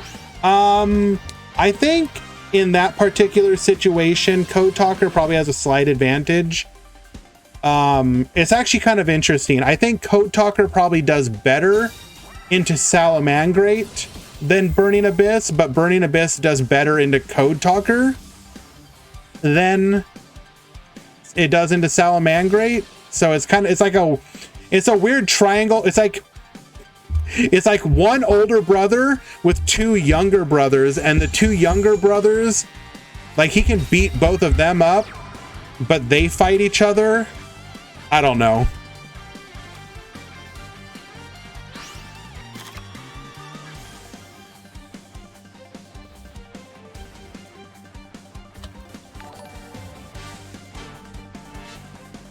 It's not quite rock, paper, scissors, because, like, in this situation, like, the rock is like big rock that can also break paper.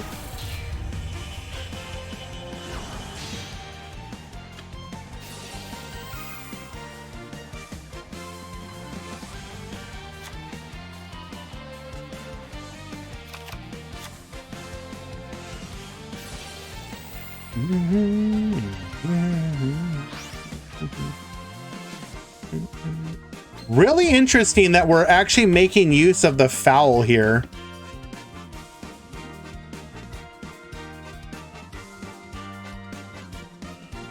Ready for Pen to be best deck? Yo, I'm always ready for Pendulum, baby. Let's go.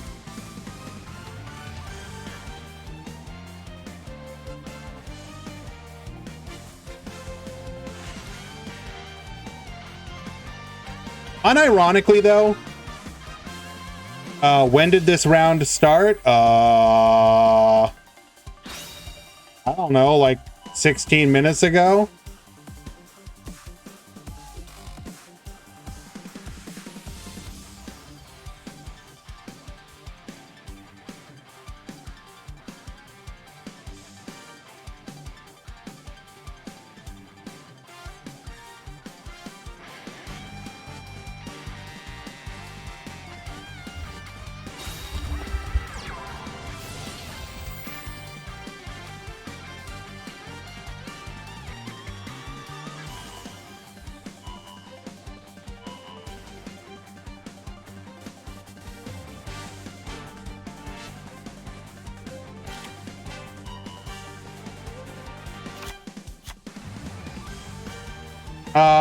Dark Magician Lord, do you have the role to see the announcement channel? Yes, you do. So you should have seen the announcement. It was at 12:27. It is 12:45.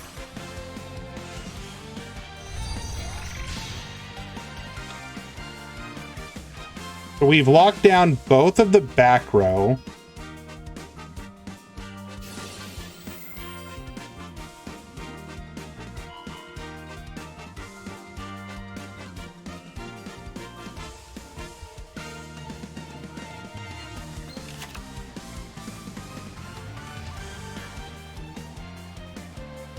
Magical, yeah, some decks it does that with, unfortunately.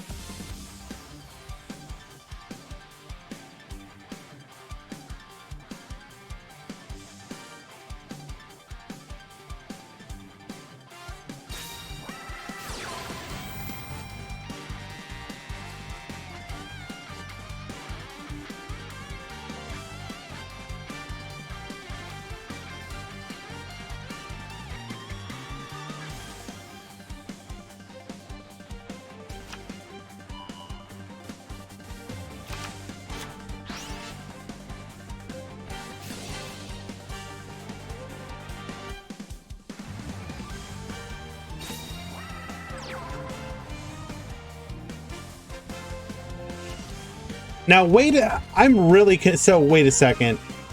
So we are 1, 2, 3, 4, 5, 6 cards deep.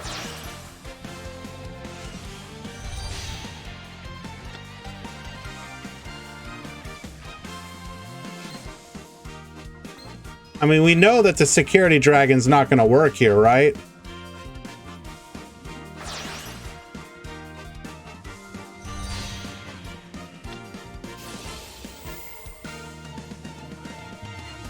Ah, we don't even try. We're going to go straight into Ningirsu.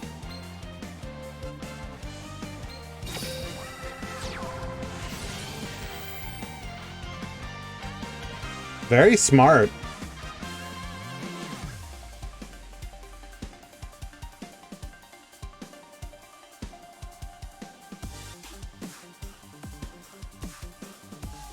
You are correct, Primo.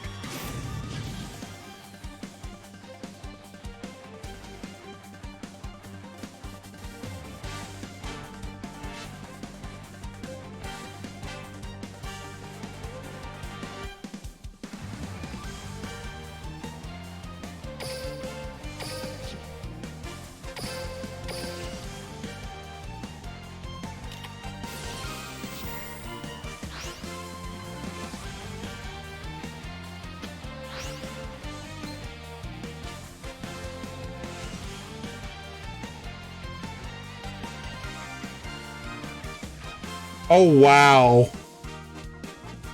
So we activate the Recoded Alive, make it so that the microcoder can't be destroyed, and then we're Encode Talker is gonna get swole AF. Bro. That is like galaxy brain right there. What a beautiful play. We do lose the microcoder, but like, honestly, who cares? I'll trade that. No damage, stop the OTK, and have a play of our own on the next turn. Mwah.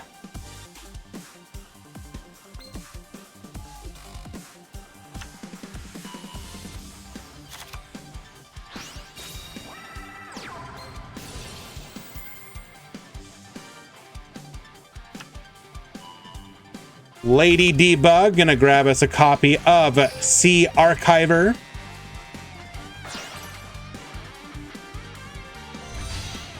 Going into a Balinx, activating the Sea Archiver.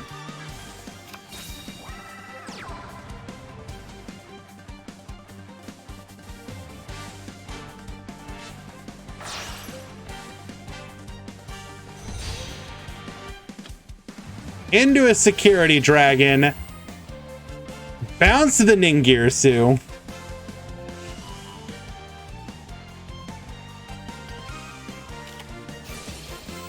Enemy controller. Take the Jaguar. Oh, the BM just doesn't stop. I mean, it's not really BM, but you know what I mean. Lethal still had a third attack with the trap. Actually, no, wait. We did not, excuse me, we did not. We needed to do that for Lethal. But very well played. Fantastic. Ends winning a 2-0 victory. I am a Code Talker believer.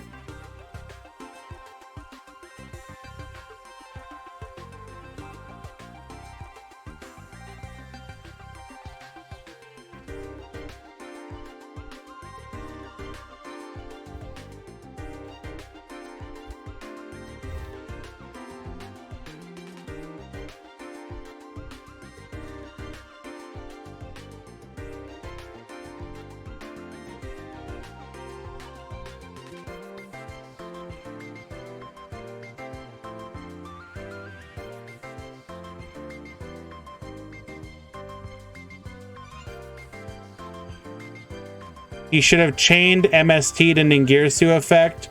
Yes, that would have been that would have been a better play. You are correct. A lot of people will sometimes forget that they can do that.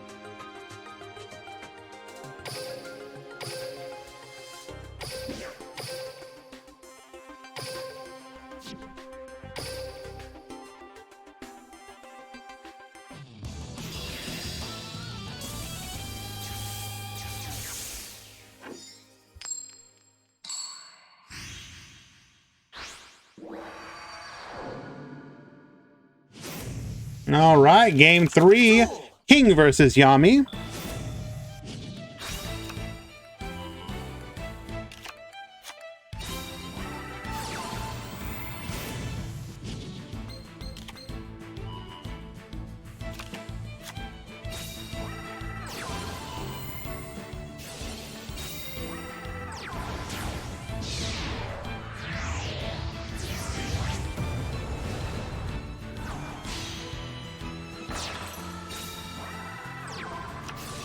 Decode is a fate of Beatrice. Yeah, because you can Farfa on summon to send or to banish the Decode Talker so they can't activate the skill. And when Decode Talker returns, it will return not to the extra monster zone, and you cannot activate the effect unless you are in the extra monster zone. So it basically nullifies your entire skill, which is obviously very devastating.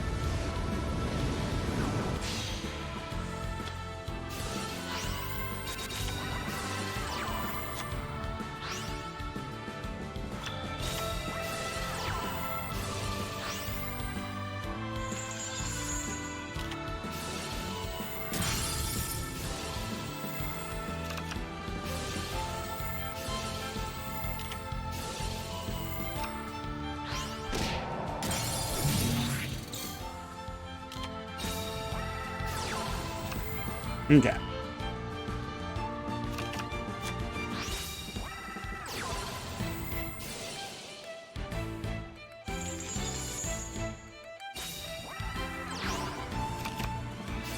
We're really depending on whatever that back row is.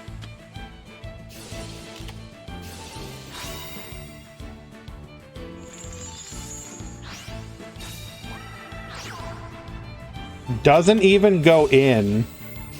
Needle Ceiling, wipe the field. Oh no. Devastating.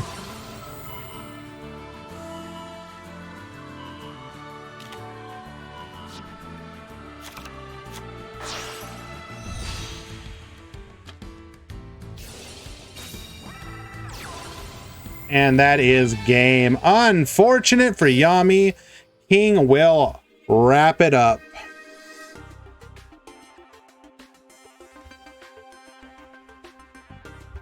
Yami has actually been doing extremely well with that deck, so don't sleep on it.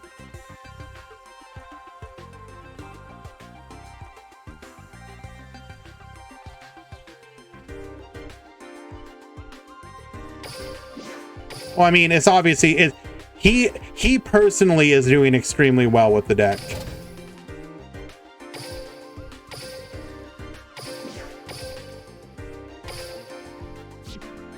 Uchiez with a 2-1 victory.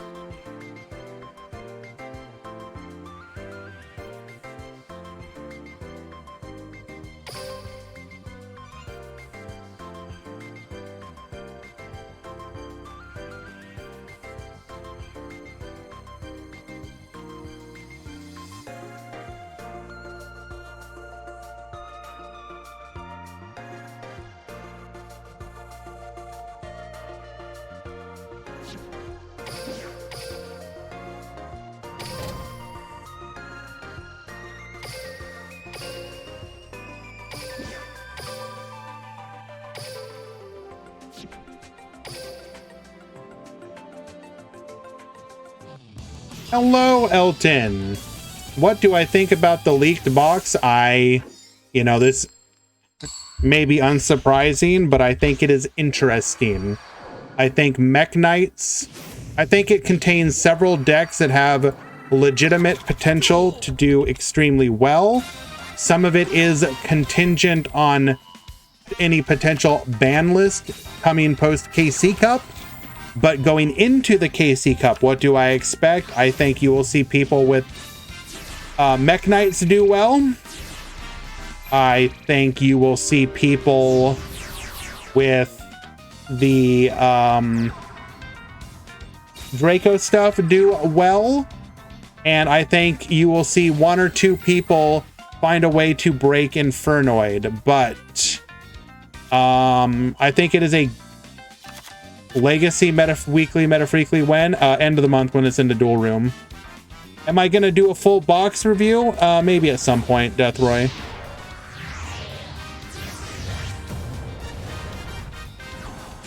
I'll be honest, for example, I really need to see what the Draco stuff is gonna be able to do.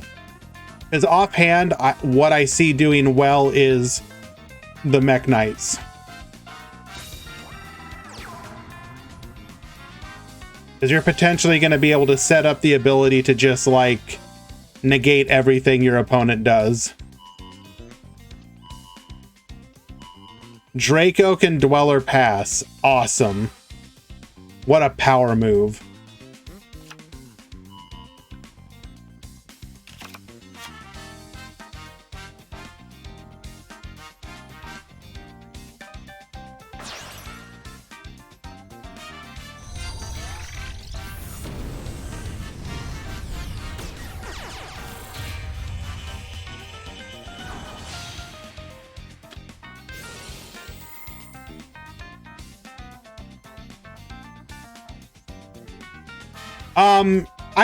It's kind of a bad, so I talked about it a little bit earlier in this stream, Elton.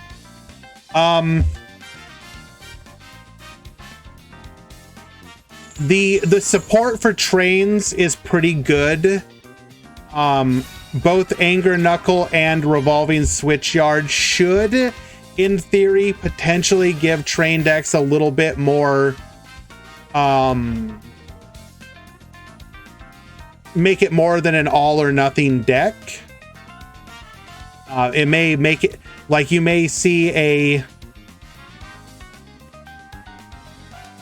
at first glance Draco is 2 formats late. It would have been interesting during DDD format, potentially.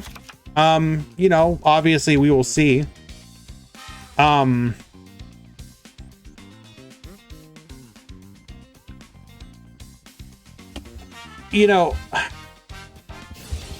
I'm kind of scatterbrained here at the moment. Mech Knight of the Morning Star is a really good link too. Like, that's what I kind of keep coming back to. it is a hell of a Link 2 for its deck, obviously.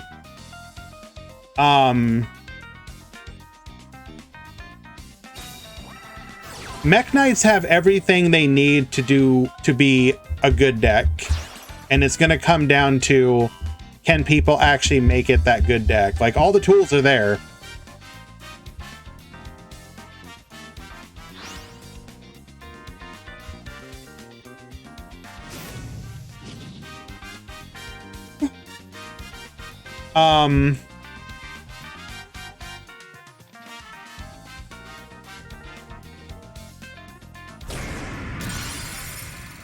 Oh no, do we have another Econ? Double Econ cheese. Oh my goodness.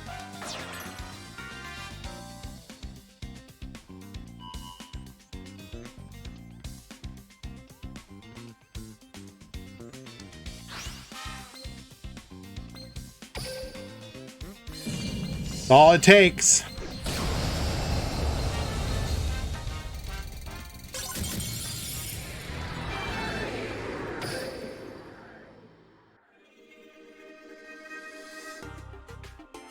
And I believe that was game, what, 2 or 3? I think that was game 3.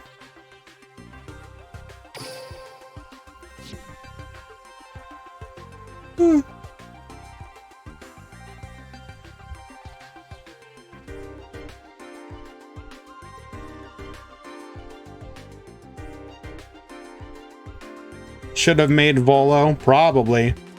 Non-Prisma Econ, true.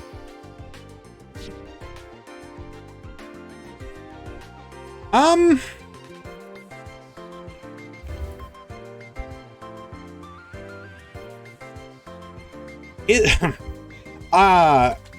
also actually kind of excited for what you might see people do with insects. Odd Eyes looks like the most expensive deck in Duel Links. Oh no, my friend, you haven't seen Dark World. I think every ultra rare in Dark World comes from a different box. Insects might be pretty cool, specifically because of Pico Falena. So keep your eye on that.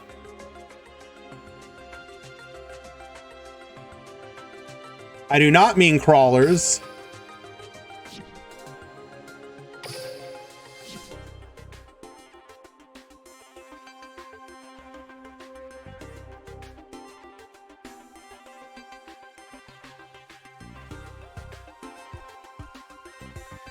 Okay, looks like we are just finishing up round number 3. We'll be moving in round 4 in just a moment. I also forgot to say that this was round 3. Let me fix that. We are going from round 2 to round 4, apparently. I'm crawling all the way to Cog. Oh no. No, not like this. Come on. No, no bad puns, please.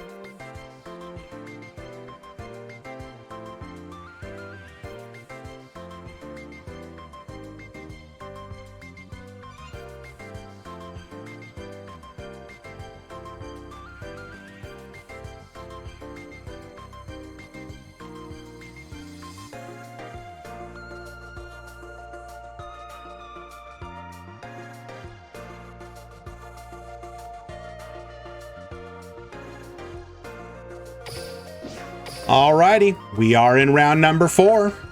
I am going to take this opportunity for a quick bio break. I will be right back.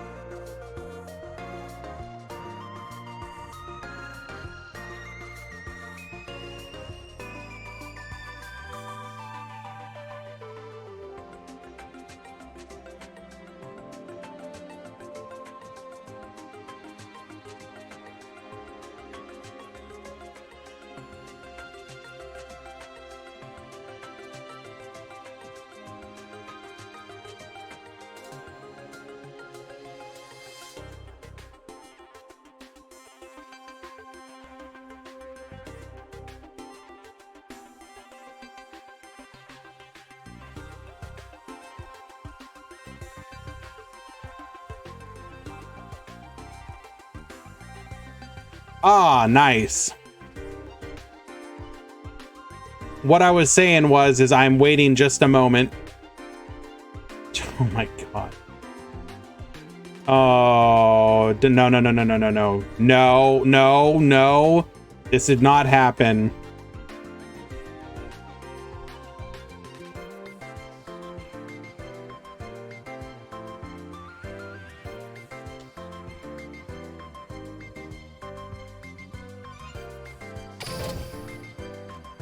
Anyways, I was just saying I was waiting for a few more matches to load so that we could hopefully avoid too much Salamangreat before we get to the Grand Metal Foes card coming. I'm so excited, or so exited. Are you excited for Bismugbear? But wondering what happened to the Raid Raptors box. Well, we're not getting a character this month, so it would make no sense to release a Raid Raptor box. So what does that mean? If we get the Raid Raptor character, Shay, then we would get it in the next box, yes.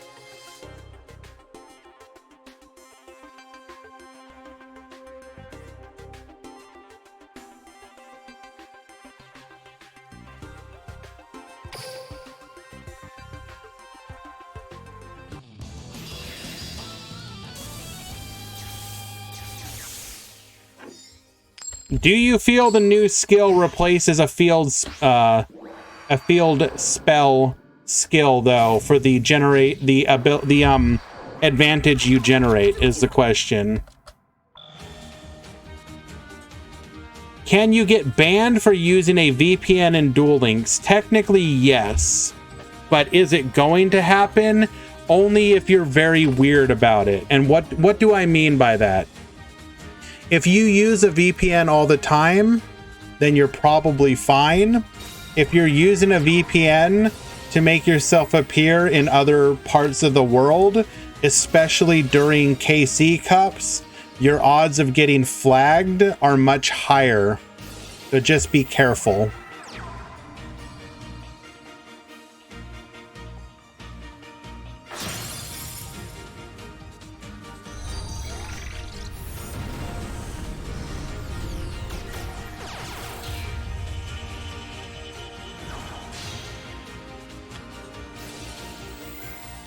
Base Insulator, 2 monsters, allowing us to send the token and the Roar to the graveyard. Roar gets special summoning into the dark. We're gonna go into a Link 3 play. Decode Talker. Dragon Dark will trigger, allowing us to get the 100 Thunders. Shouldn't we have done something to put Solar here, though? You should probably try... Whatever monster you're going to leave on the field should probably be main...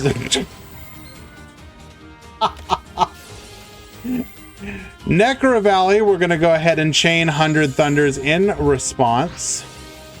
I guess it doesn't matter. We do get a target...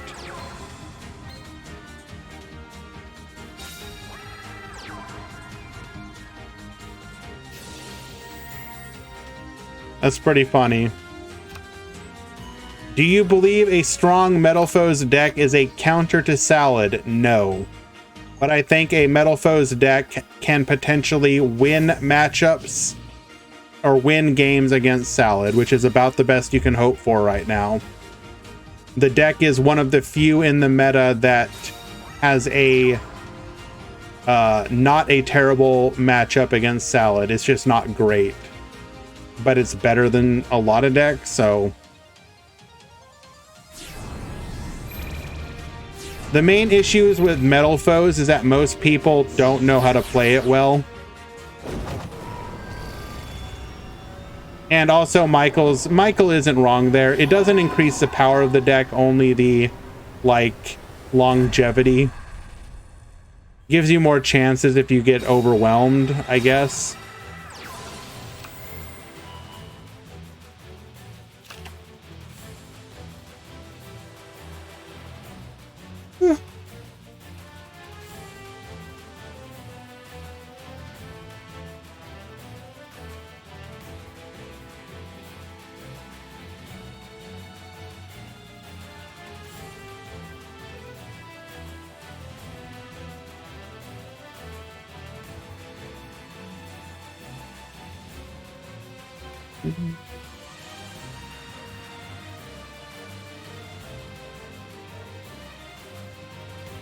All right, what do you do against this board?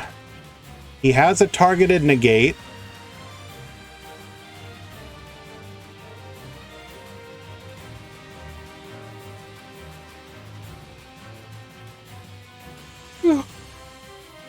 Isn't it only a follow-up, though, if it's destroyed by battle or card effect, not just sent to graveyard? So you'd have to specifically op it with one of your pendulum scales.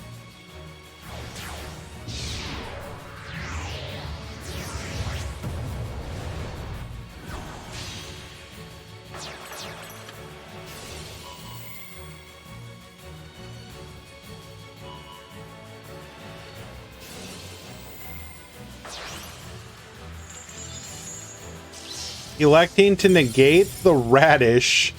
We can now... Oh, it floats.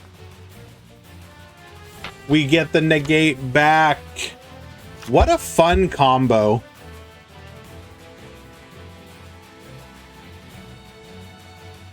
You thought you were going to be able to outplay me, nerd? Not today.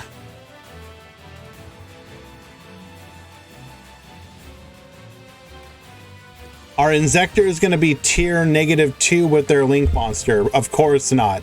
But will Insect decks in general get a boost? Absolutely. And I am legitimately excited to see people try and do something with that, because Resonance Insect is a heck of a card.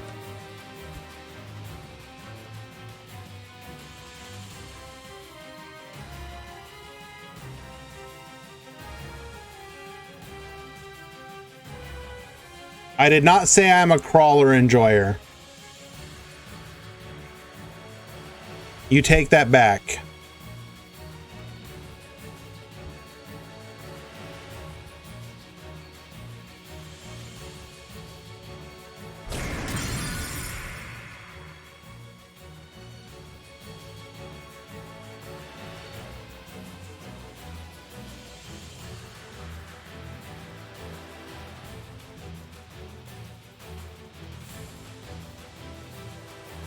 Is there anything useful for digital bugs? Not in the current stuff.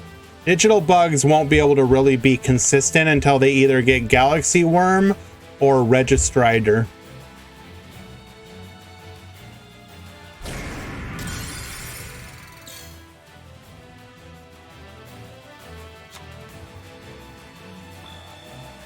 I'm not a wolf enjoyer, Eric.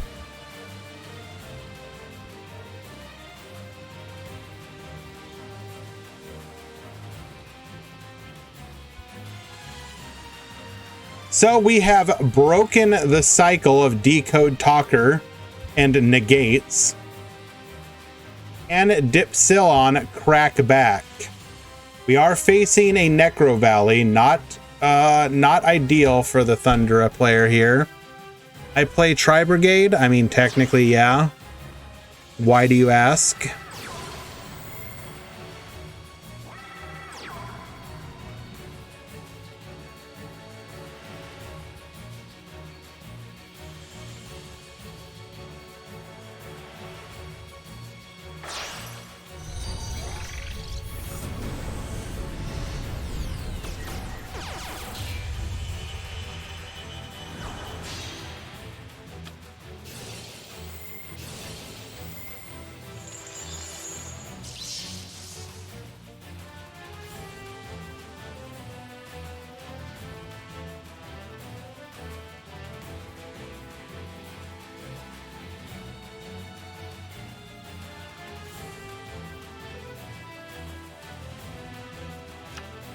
Ooh, interesting. We go into Brute Enforcer. We're gonna pop the Necro Valley unless you send what? They would have to have sent a spell to protect it. That's pretty cool. That's actually a really nice tech. Interesting. Dipsilon's got some interesting plays here.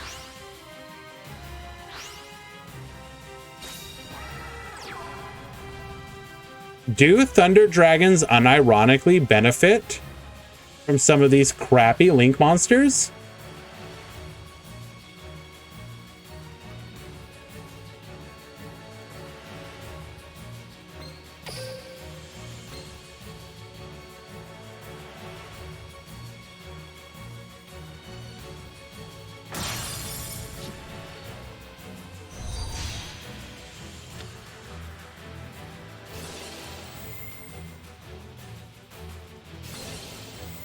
Brings back the Space Insulator, allowing us to bounce.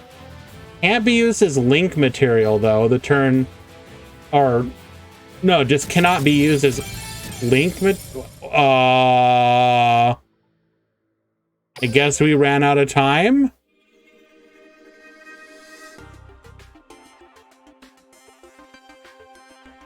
Okay. Unfortunate.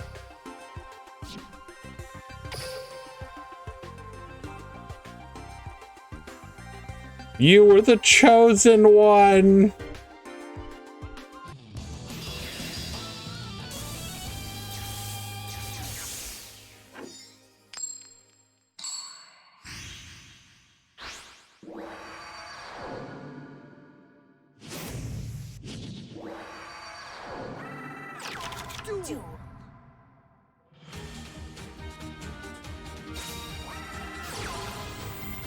He's playing a lure. I mean, I don't think we've seen a skill triggered, but he is playing the Chaos Betrayer.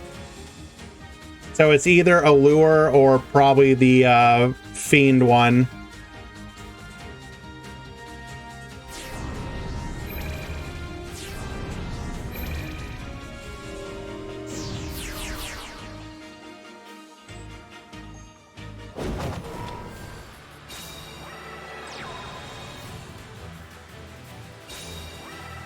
Necro Valley into double second donkey, bro. Bro. Hello, Safadine. Sorry that I did not respond to your direct message earlier. I was just really busy.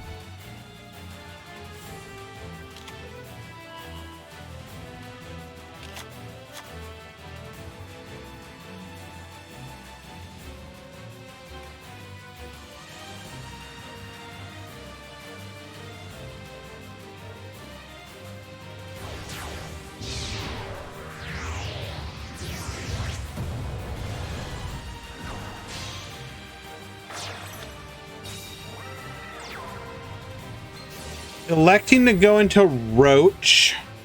Roach is pretty, actually really good here.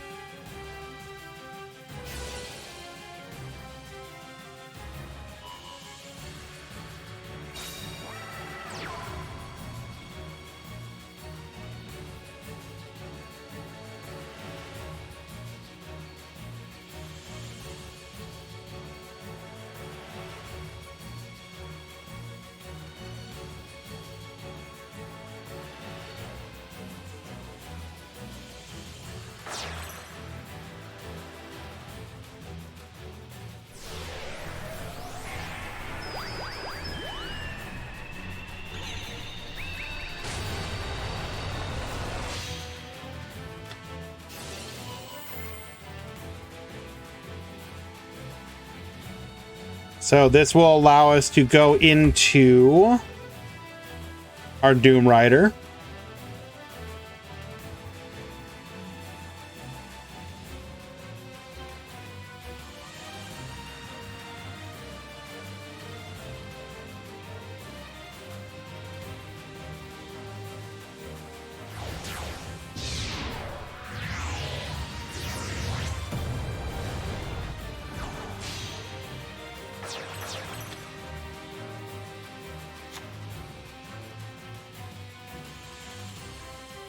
This is a really intimidating board.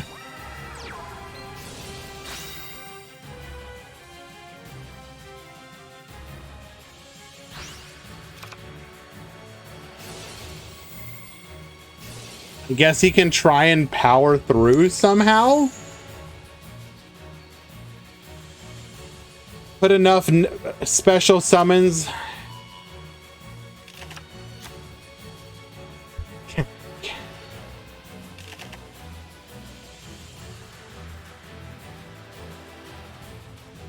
Can we ban the Odd Eyes player for absolutely no reason other than Thunder Dragon best deck?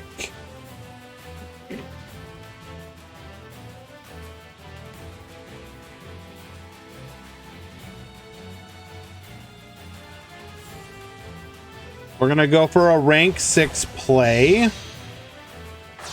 Oh, that's a pretty good rank 6 to go into. Okay. Okay.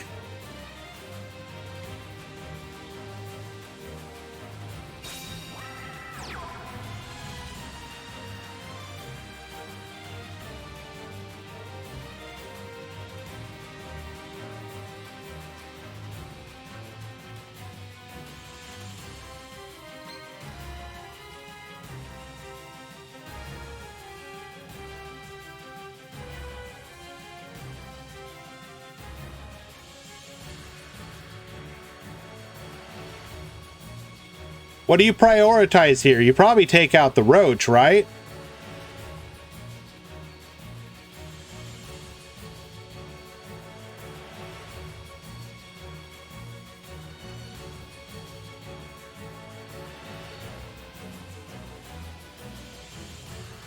These are always wholesome streams. Thank you, Michael, for reminding them.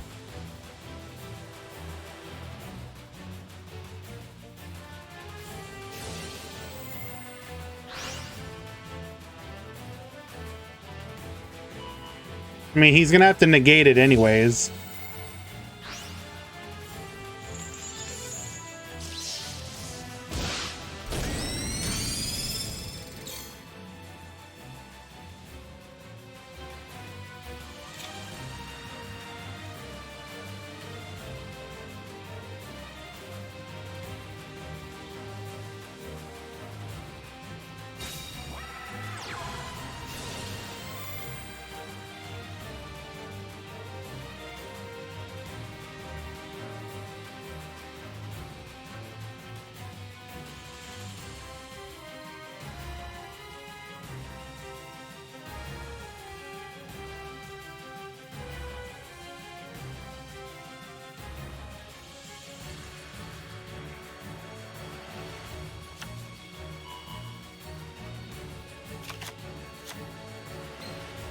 Joker searching for our low scale again.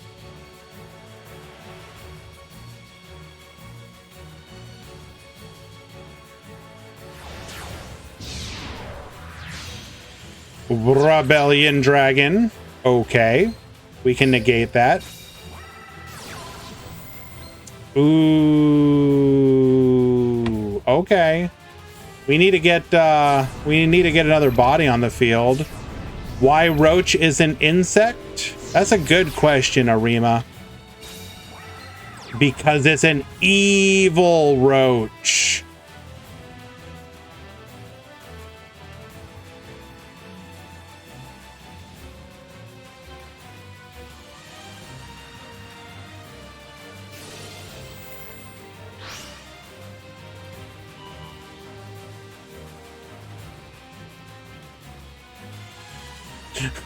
Whoa, so all insects are evil? Okay, look.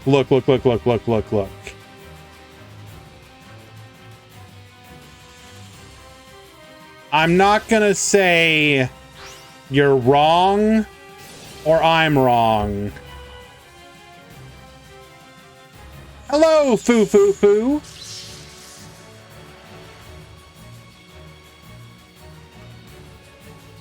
You negate? No, I negate.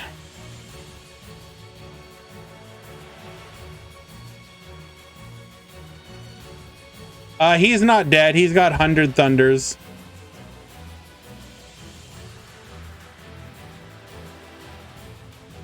We are gonna take Giga damage here, though. Oh, wait a second. No, we are beyond Giga dead here. I take back everything I said.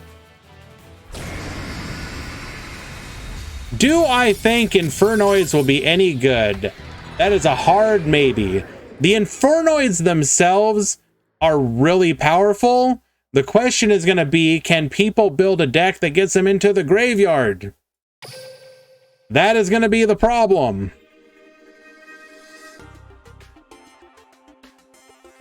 They are probably too slow right now, but I'm sure somebody will come up with a way. But if the deck can find a viable build, it is going to be very good. Just because it is going to have access to a bunch of negates. Disjointed, thank you so much for the follow.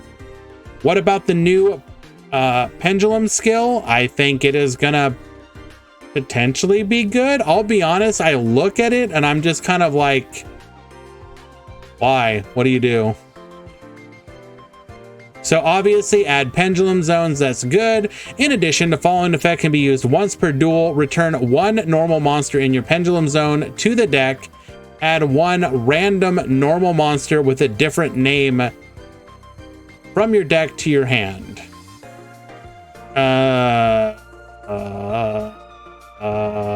Like, okay, what does that do for us? I mean, it adds a different name, so you won't pull back the one that you get. So there is at least that. But again, like, what does it do? I don't know. Maybe. We'll see. I don't think it doesn't scream like it's an amazing skill, but and add the Draco Slayers. I mean, okay.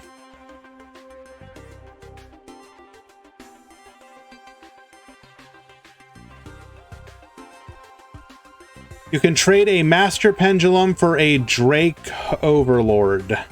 Okay, but what if you run another Master Pendulum and get one of those, like a different one, and you don't get a Drake Overlord?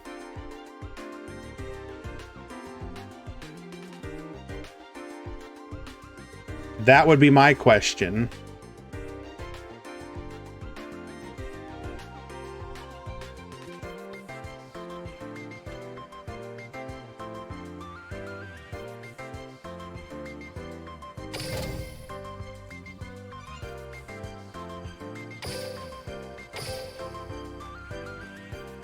Okay, so you're talking about potentially getting back a different scale. Sure.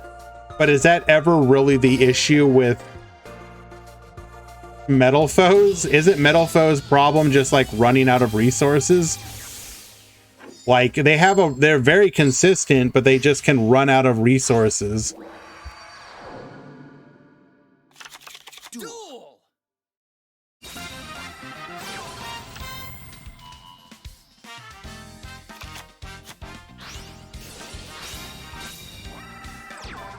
I don't know. It remains to be seen. I'm not convinced yet.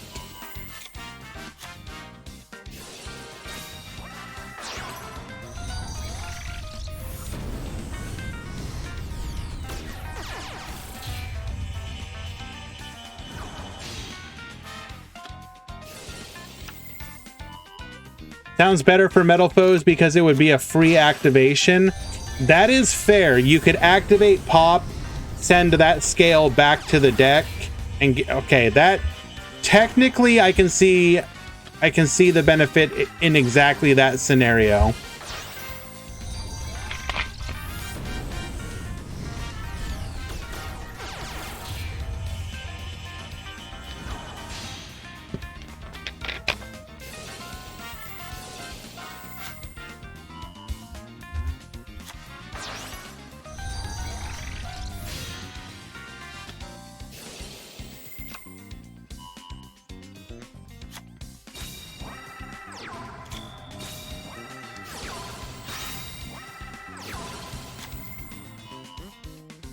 Electing to not negate interesting. We did not negate the circle. Are we going to blow out with a needle ceiling? We are. Well, this game's over.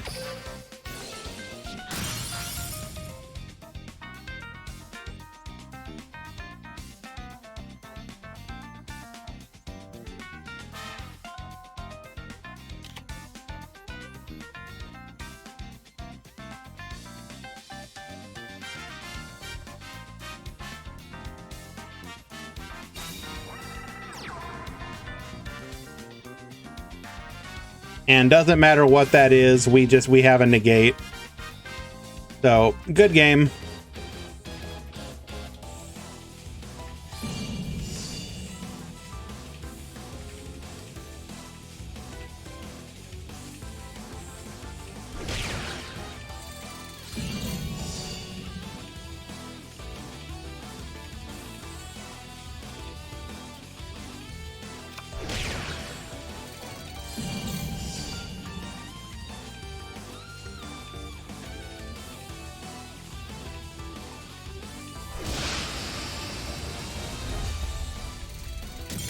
And unfortunate, but Taekwon gets blown out by Tier 0.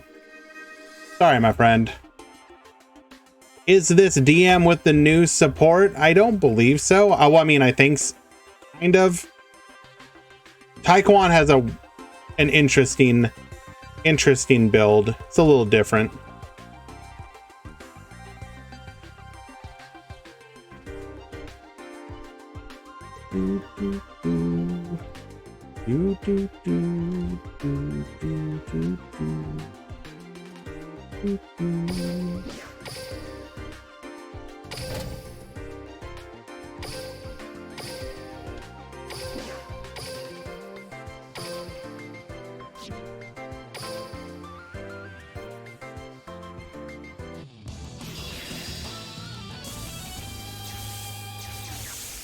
He got an alternate. Yeah. Now we have like 5 different Dark Magicians artwork to choose from instead of 4.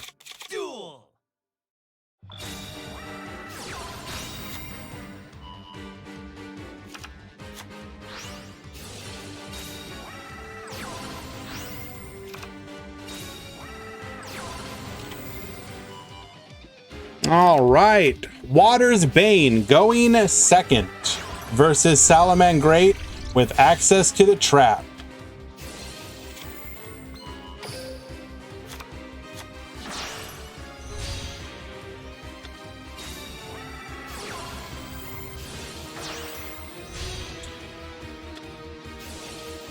It is definitely one of the better artworks.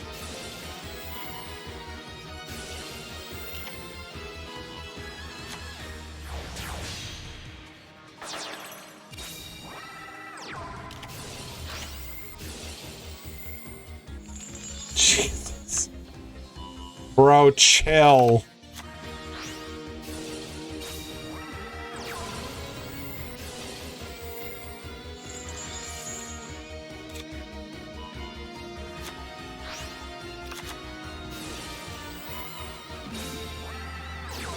Can we just take a moment? He's got 1, 2, 3, 4, 5, 6, 7, 8, 9, 10 resources, and his opponent hasn't had a chance to play a single card yet.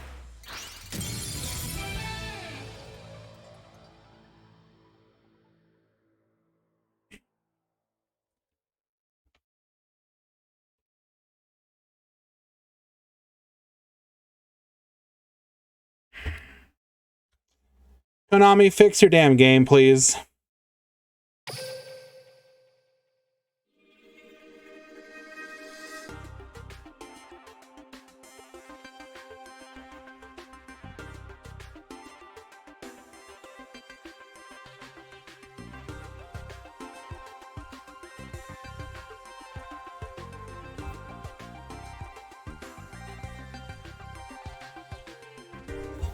We should be done with the Swiss rounds and moving into Top Cut in just a moment.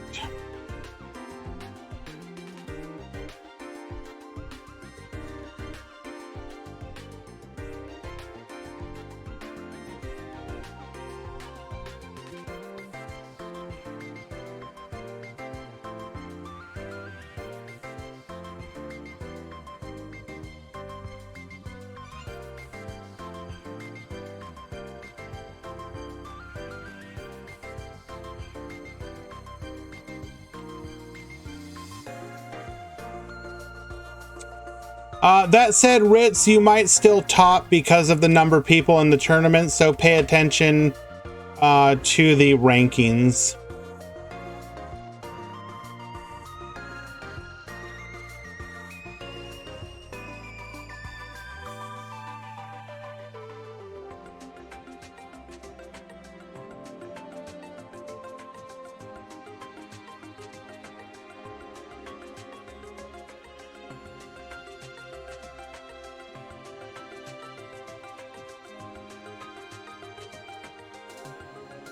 No, looks like he didn't. Okay. Going to the top cut.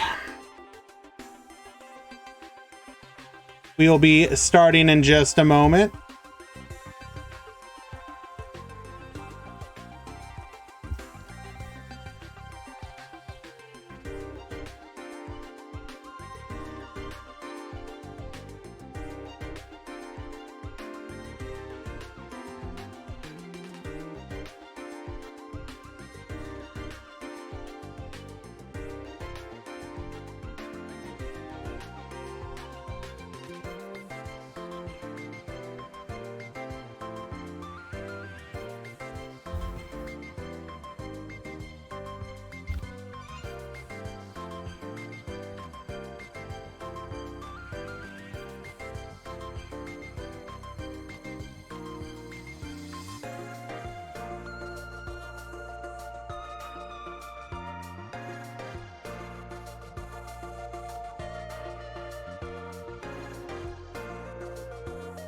Alrighty.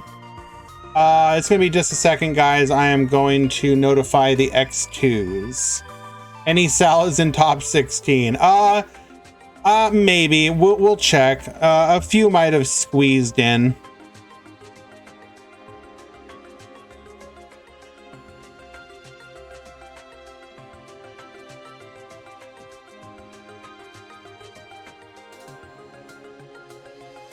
Yeah.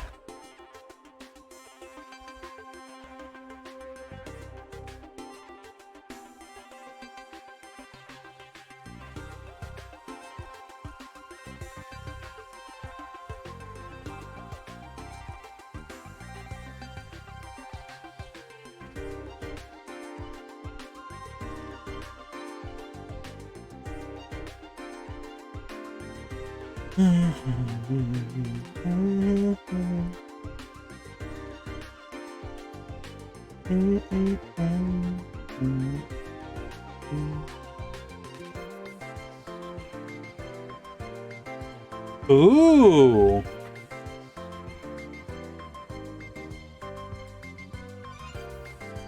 Ooh. We got some matches.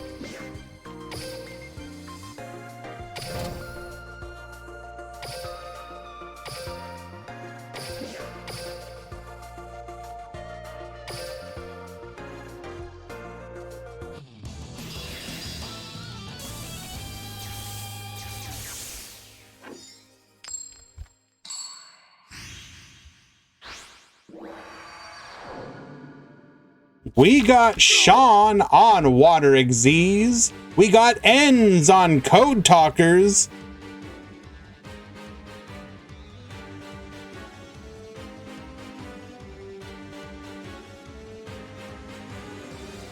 Oh my God, Cloud, I'm so glad you asked.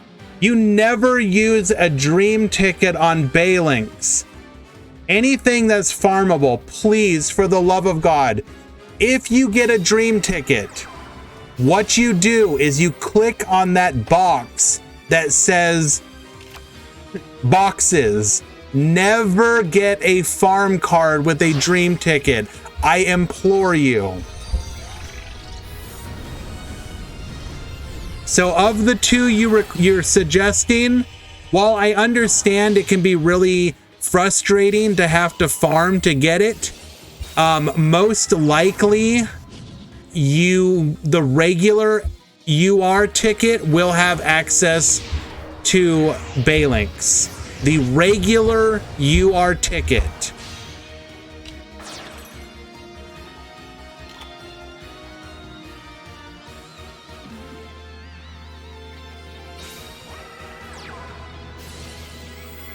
So yes, I recommend your MST. MST will serve you well. I don't know if you'll use 3 in that specific deck, but MST is a fantastic card to have.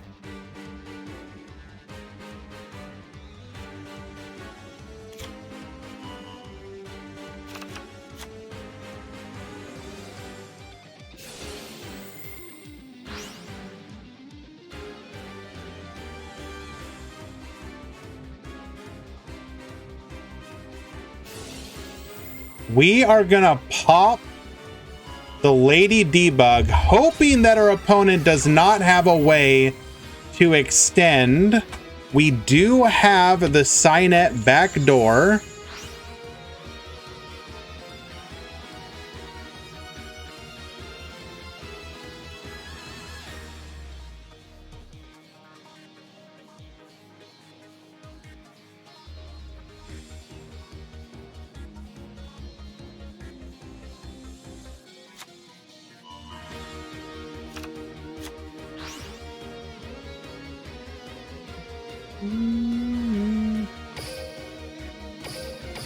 We're gonna be able to extend. Now we can see, does Ashan survive?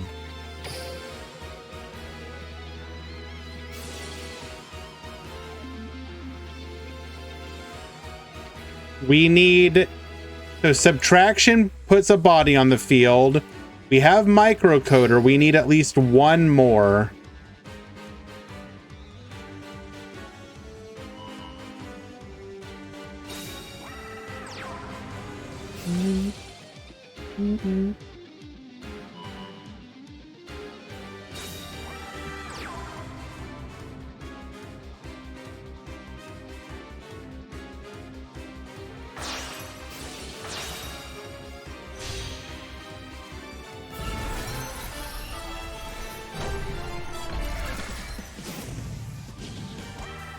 All right, we have our Code Talker. This is not lethal, though. Did we really not go for L phase here?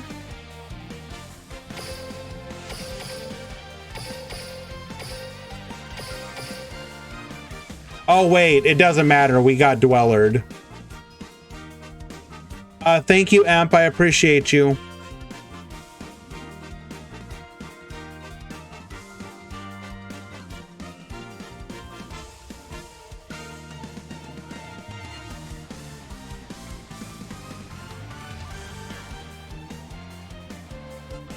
Hello, little rabbit.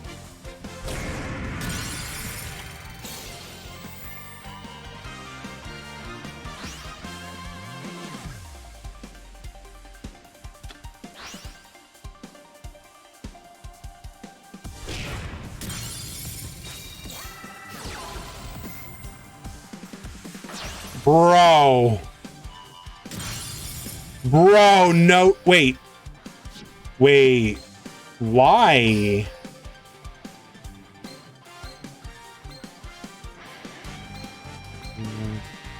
Yeah, we can bring it back, but did we think that we could... Were we going for lethal and then forgot that we had... No, he was going for lethal with the graveyard effect. Bro, no!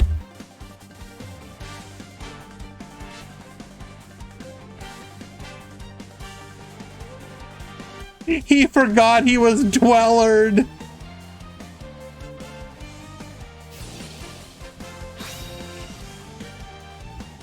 Former TPC member ends.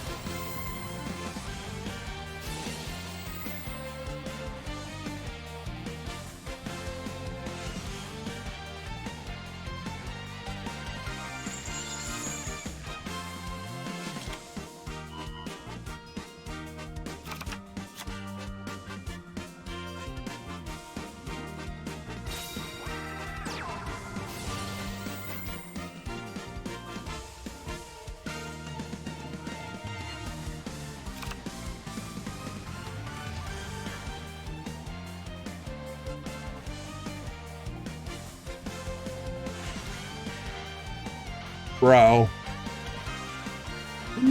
Oh. how ends.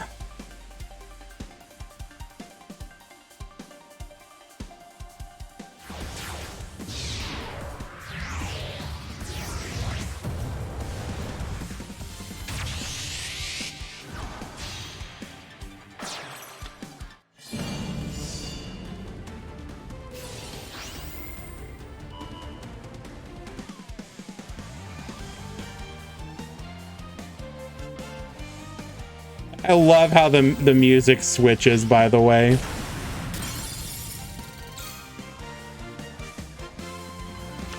Alrighty, does not go for lethal here. Or isn't able to go for lethal, rather. Lady Debug comes back onto the field, can attack directly this turn. Card in hand, not enough.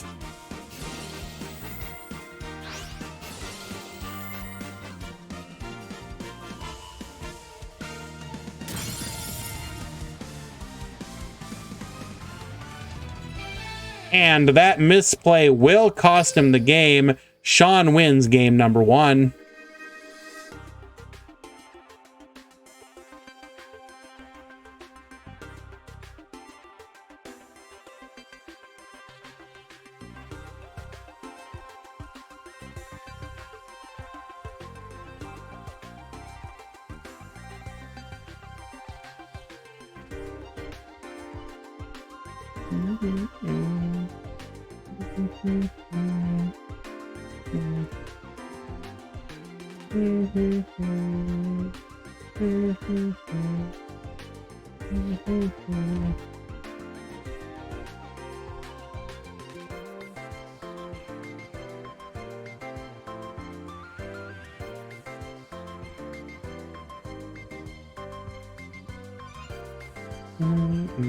Game number 2.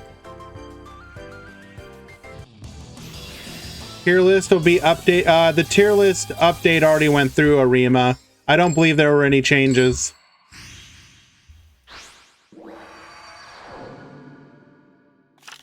Duel.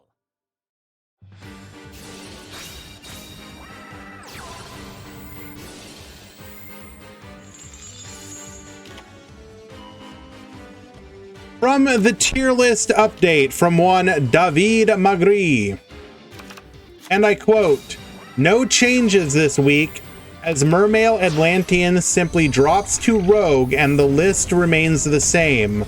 While the situation might look desperate, we have some promising leaks for the next main box, which could come out before the KC Cup, giving us some pretty fun Rogue decks that, with the added benefit of being new, usually make people play incorrectly into them, giving them a shot at doing well."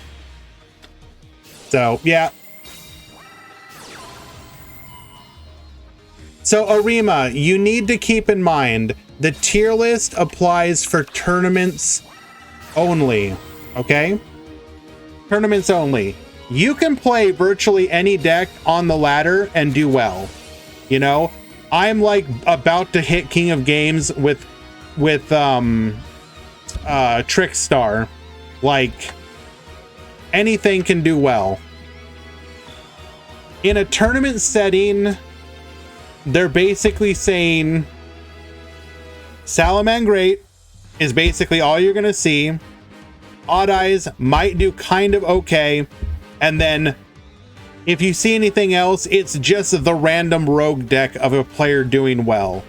I don't disagree with their assessment. I don't think any other decks specifically make sense. I think it's kind of a long shot to call Odd Eyes tier 2. It should probably just be tier 3 as like the only notable non-rogue deck.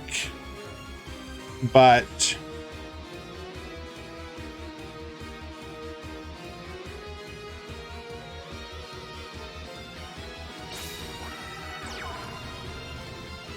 all right, what do we have here? We have one pop via Croc, 4 cards in hand.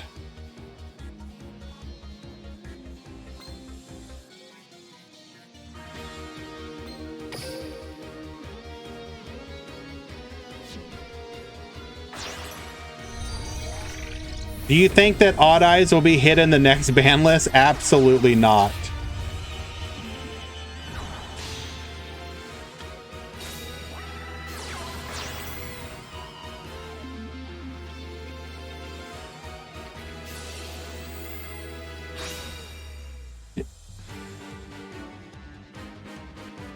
Bro.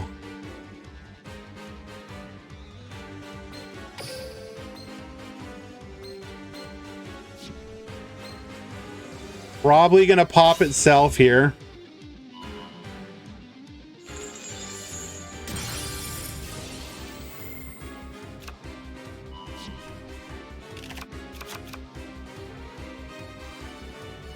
Is DD Crow or MST better versus Salamangreat?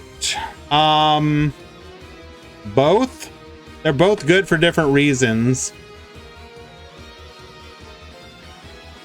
If you can play Crow, it's probably worthwhile.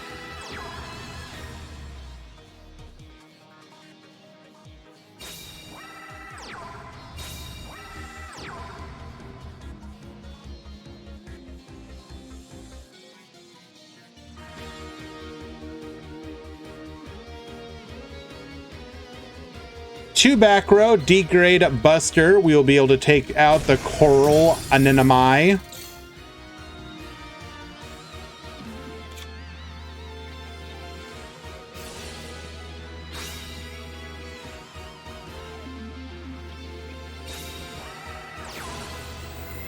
Alright, special the Abystius. We'll pop the degrade. Get searching. Cynet backdoor to protect ourselves, but we are going to be relying on that one back row to keep us alive.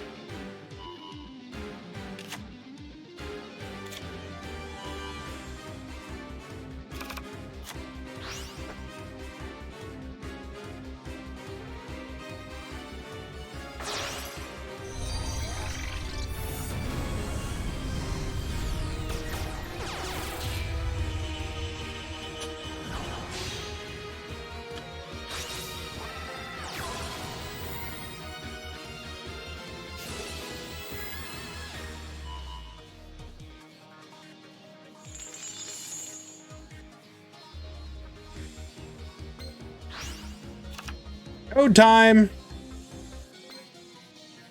Going into the Miss Starboy. That tells me we only play one Coral. I don't know about that one. Shouldn't we play two Coral?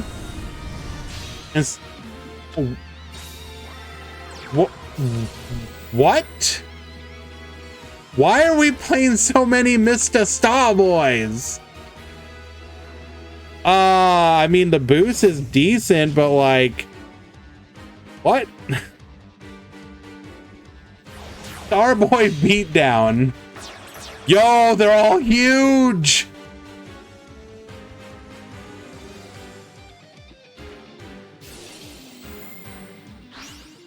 You're really gonna summon a Ronin Totem? 1600 Ronin. Bro.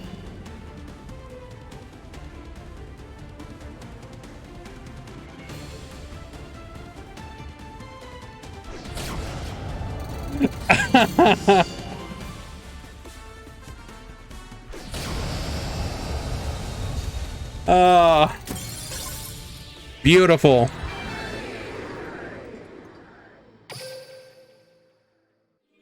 Well played, Sean. Well played.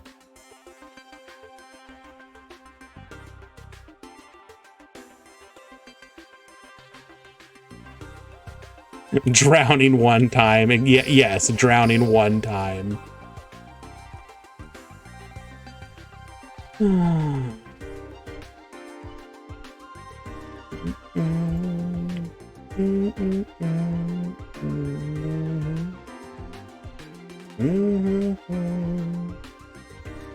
Well, we somehow managed to miss this the entire time. We have a Metal Foes player in the top 16.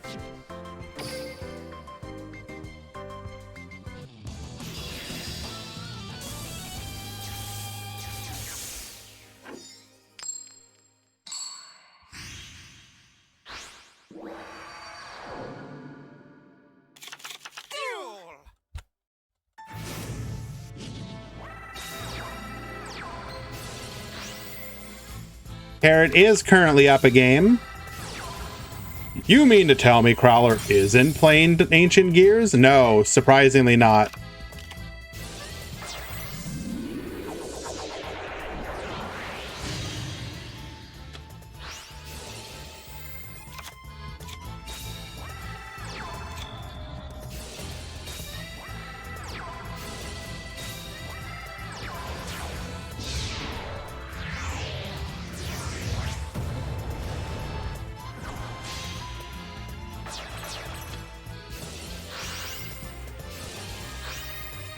Okay. Alcahest into a full Metal Foes fusion. That will send the Dante to the graveyard. Dante will get back that Farfa, however.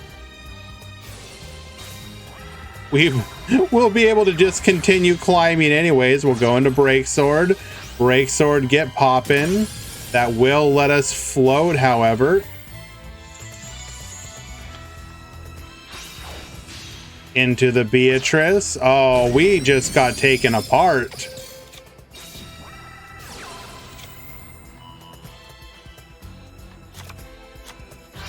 We can come back here though.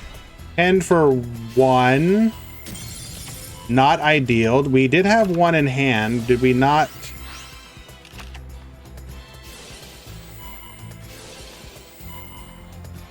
Bring back the Farfa. Was that not a... Feels like that might have been a bit of a misplay.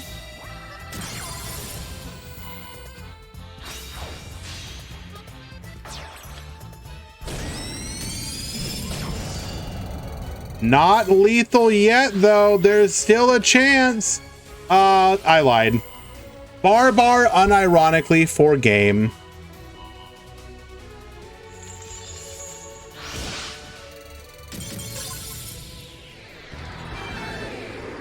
And Carrot wins in a 2-0 victory. Sorry, Shoma. Good try, my friend. Shoma made it to the top 16 with a 3-1 record, so did extremely well. Unfortunately, it do be like that sometimes.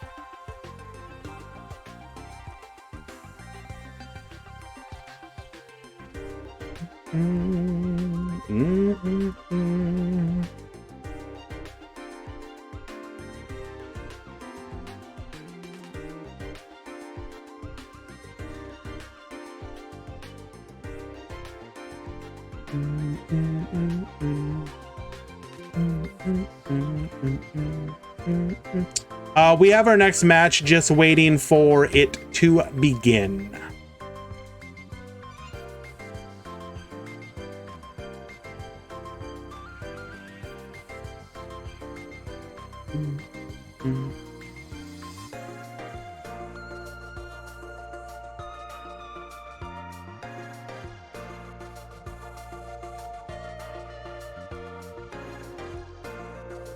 Barbar too broken. True.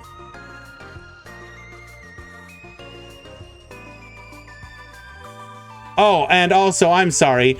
Elemental Hero Stratos. Where's my Halloween costume? I am role-playing, cosplaying as a sad boy. Do I look like a sad boy?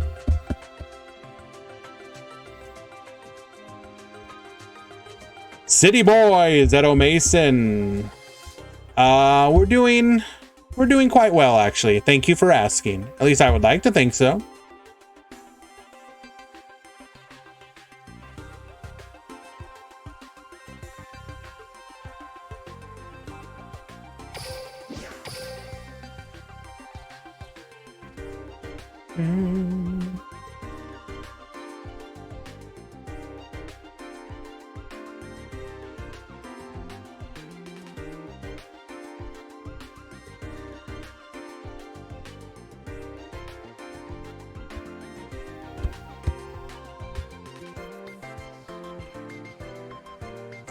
Okay, we could watch Salad versus Odd Eyes or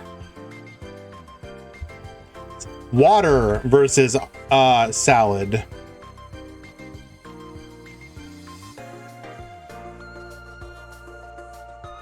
I see you, Norrentino. I think I'd rather watch you. Salad Odd Eyes? Okay. How can I say no to my boy Yusuf? You got it.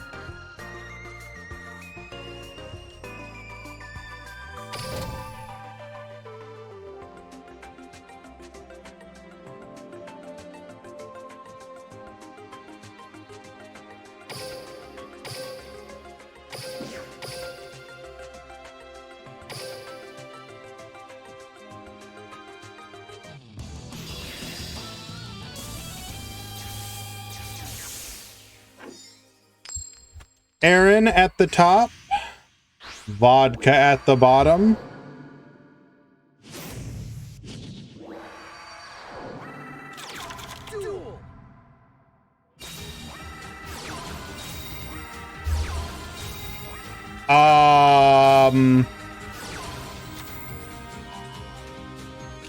Excuse me?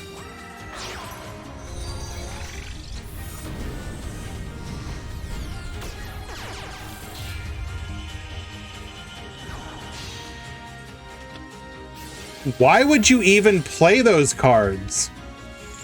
What purpose does it serve?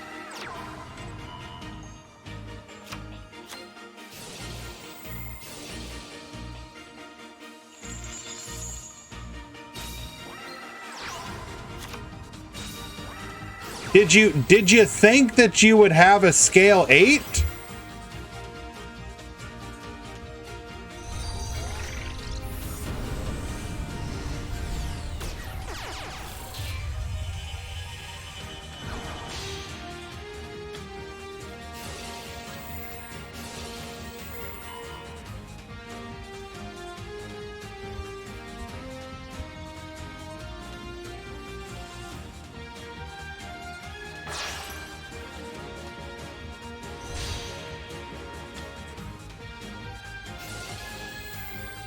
Well, regardless, we're just gonna go into our Ningirsu, and we have game.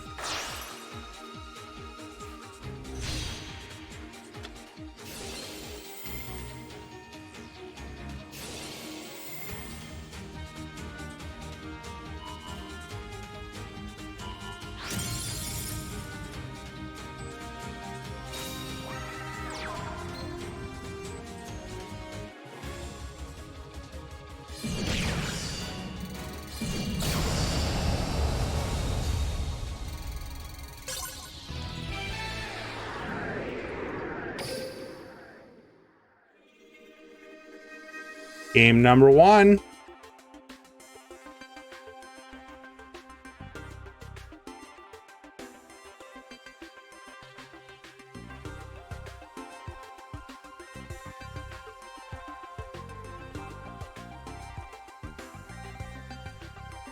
Well, hopefully game number 2 is a little more interactive.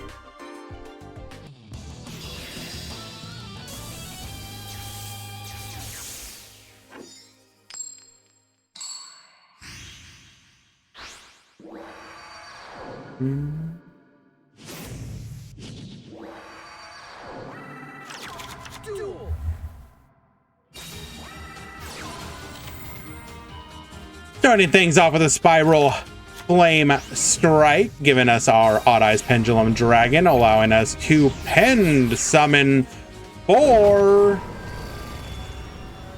Big Dumpy Dragon is here.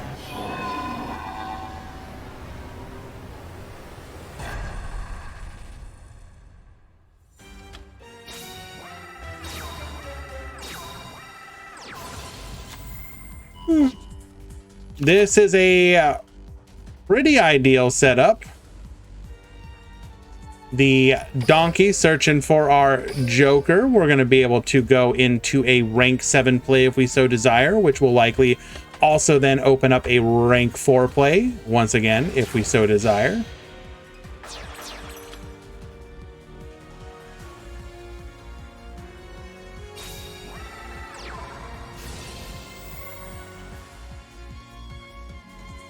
No Necro Valley, though. Bad hand. True.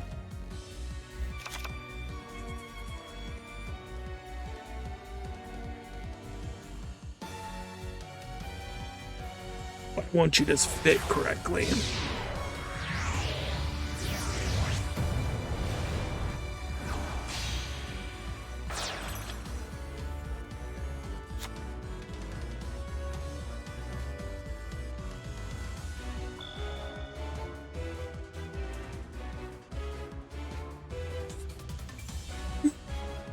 If Konami was quote unquote scared of metal foes, they could just nerf the deck.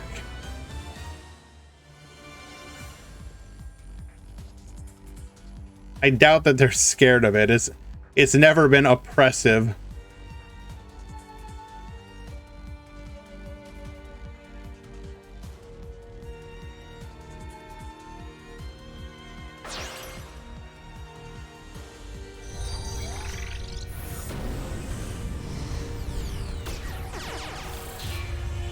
And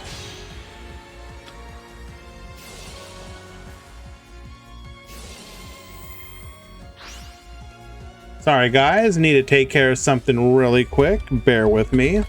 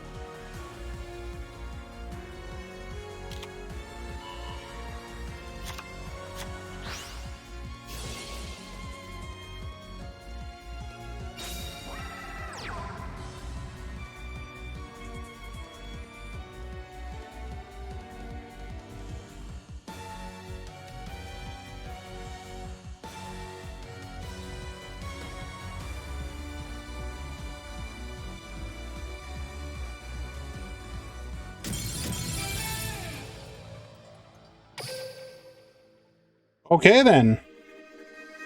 Game 2 going to Aaron. Couldn't break that board.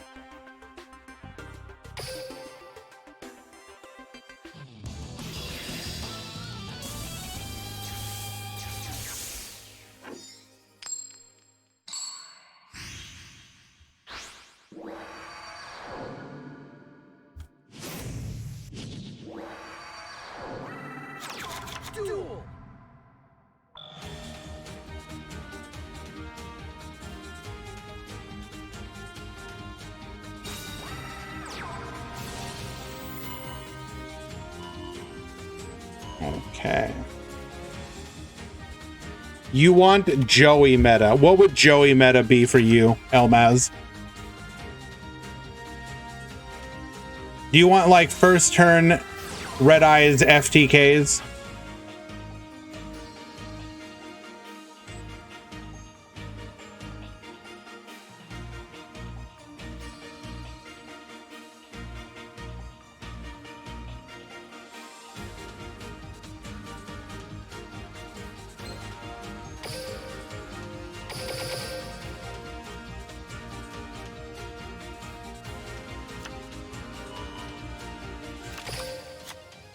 Adds Jack Jaguar. Interesting. What does that tell us? Ah, Cynet Mining. Well then. We have everything we could want and more.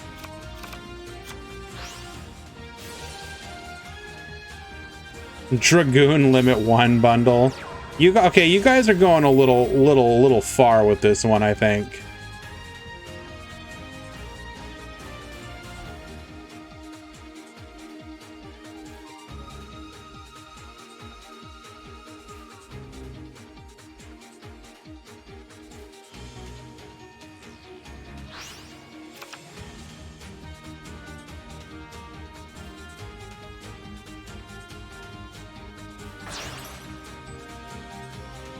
To be fair, lads have a point.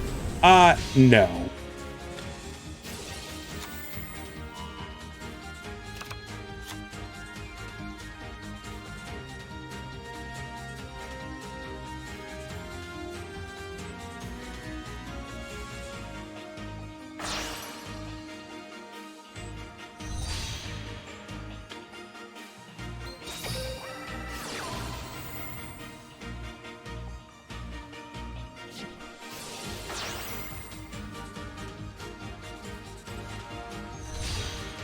So, reincarnate summon. We have 2 cards in hand.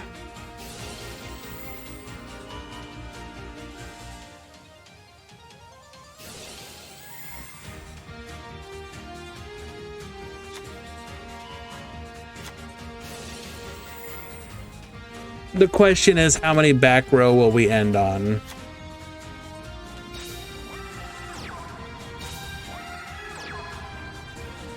Two back row, one of which we know is the circle.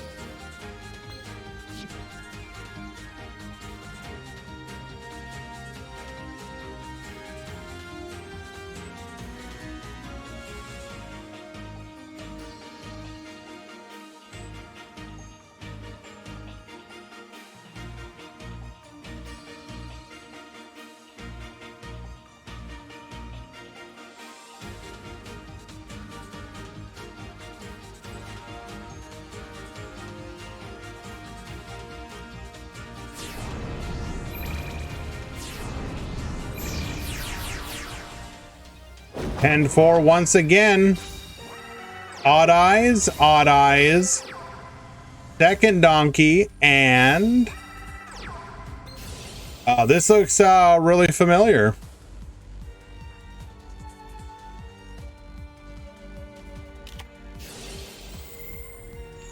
Ard drew the roar.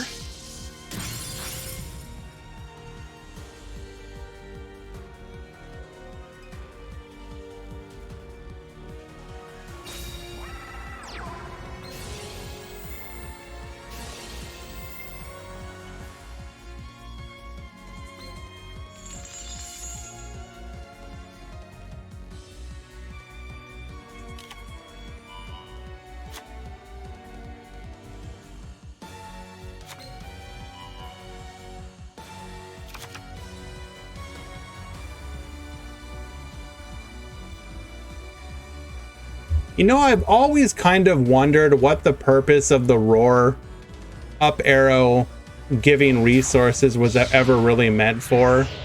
For a deck that already generates so many resources, it kind of comes across as exceedingly weird to give them even more resources.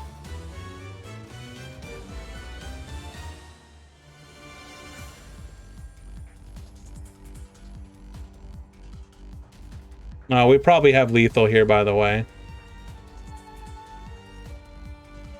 As long as the math is correct.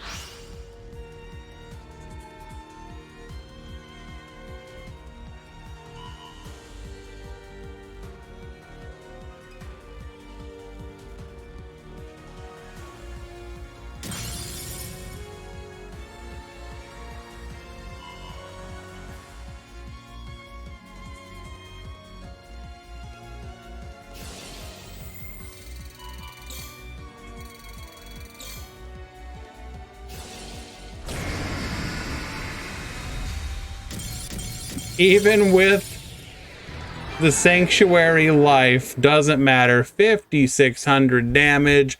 Lethal.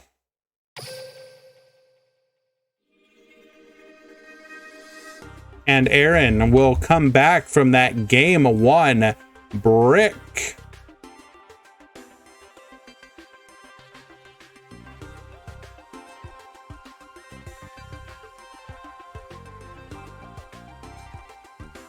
Sometimes I do wish Konami was more willing to errata cards for Duel Links. I think a lot of the problems with decks could be fixed if you were just willing to change the card text on some problematic cards.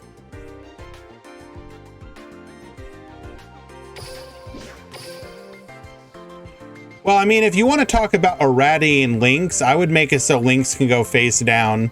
There's no reason. You just say that their defense is like 0. It's like a question mark.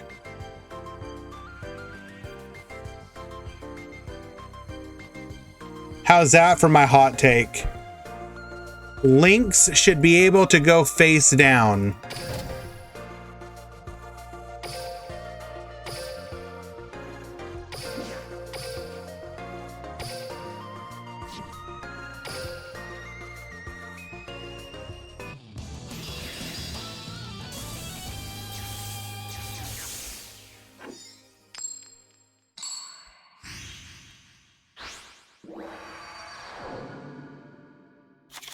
Duel.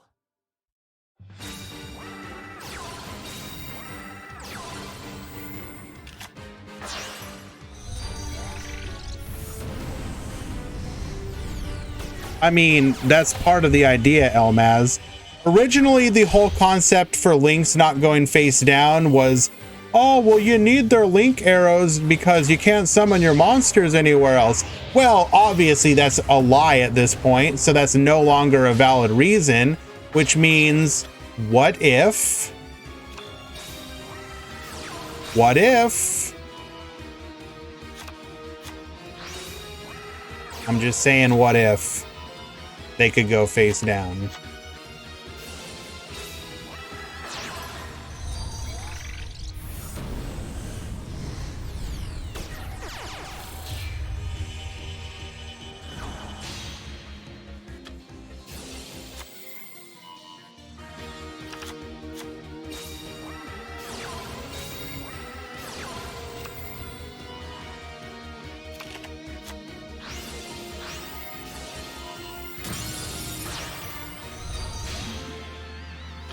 Phalanx into Phalanx, into Gazelle, into Roar.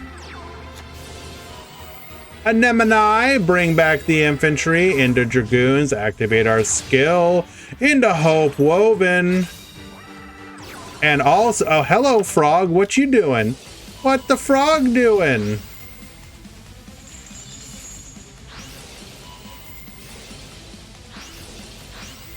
Spider Shark, get poppin', and lethal. That is a 2-0 victory for Sean, defeating Norrentino in the top 8, going on to top 4 with Frog Water.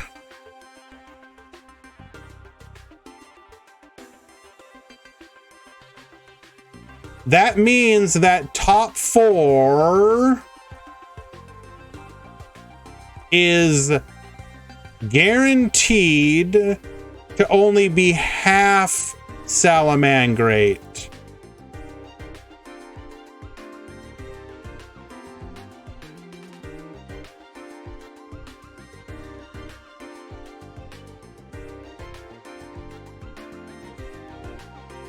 Let's go.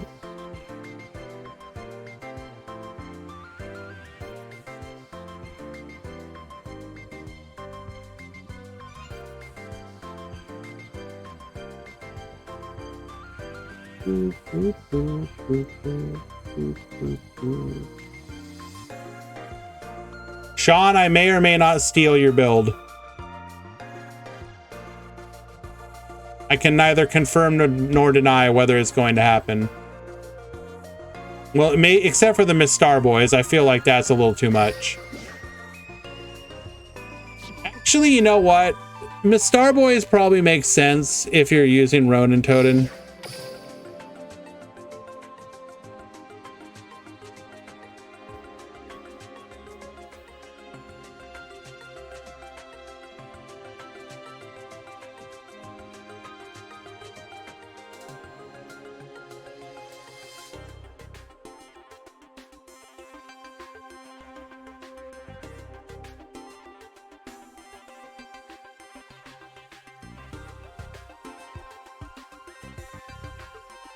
It is going to be, oh, wait a sec. Oh my God, it could be even more diverse. Holy mackerel. It's not even guaranteed to be all two Salamangreat. So currently it is 1 Salad, 1 Odd Eyes, 1 Water Xyz, and then it will either be a Salad or a Burning Abyss.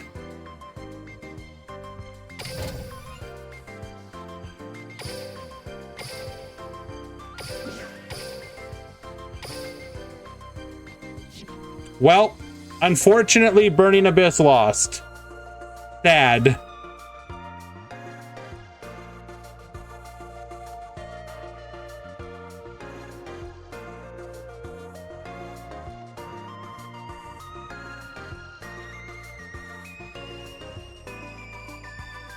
We were so close.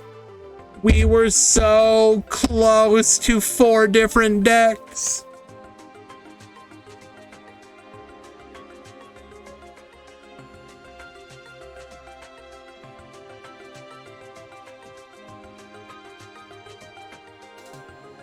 Report your game correctly, unknown. It was a 2-1, not a 2-0.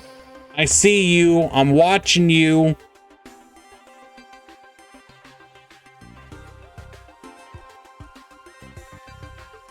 None of this stolen valor. Give Carrot their game.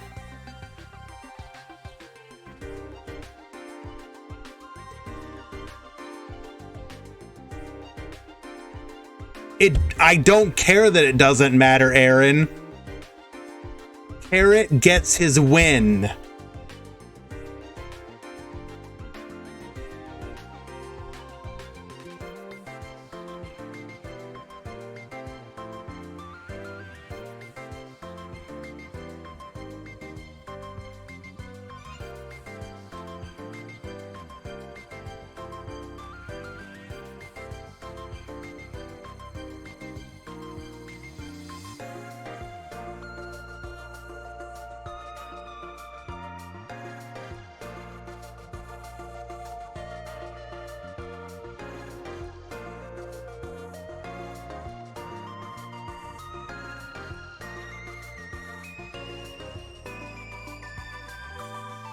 I feel like for misreporting the game, Unknown deserves a game loss. What do you think, chat?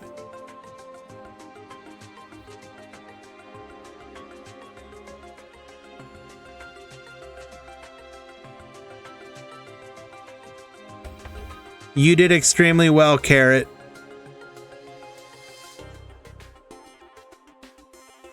We were rooting for you. Flip a coin? Okay. Let me see if I can find a coin. Okay. Carrot, I need you to call heads or tails.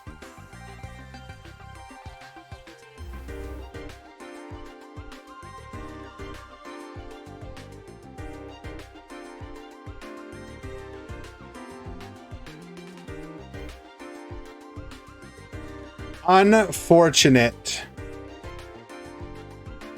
It is tails. I'm sorry, my friend.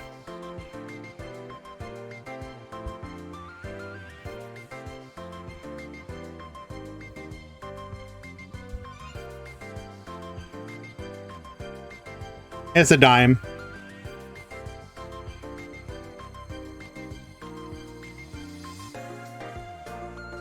Damn, Carrot can't win anything today.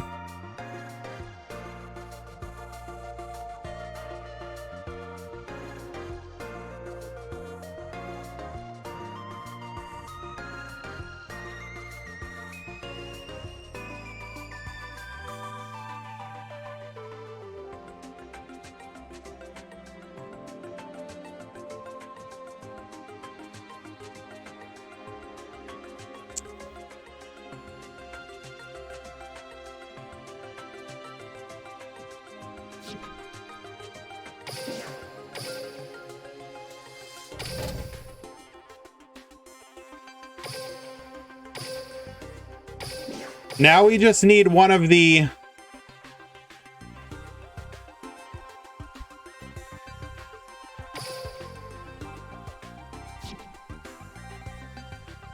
Bro. Why would you make the room not allow spectators? What are you doing, Sean? Are you going to make me rehost your channel to watch your match?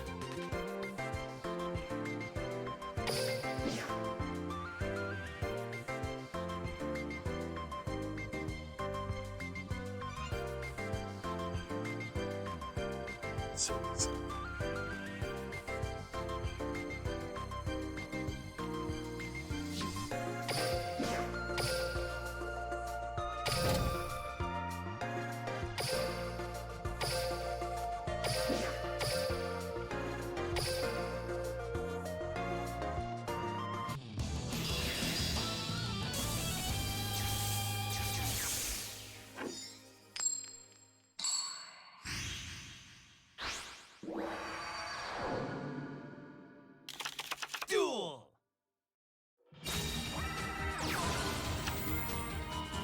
All right, going second against Salamangreat. That's a game one loss.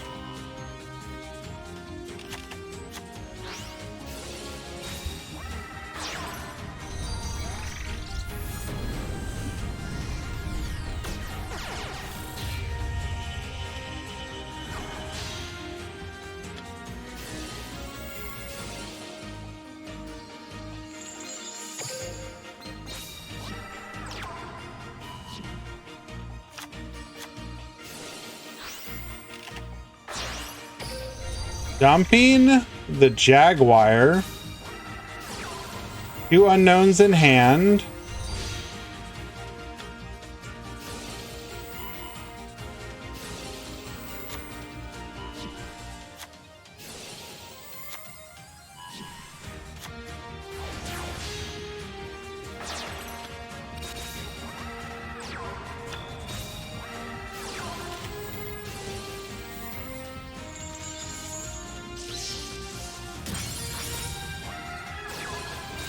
I just can't, dude. What an opening.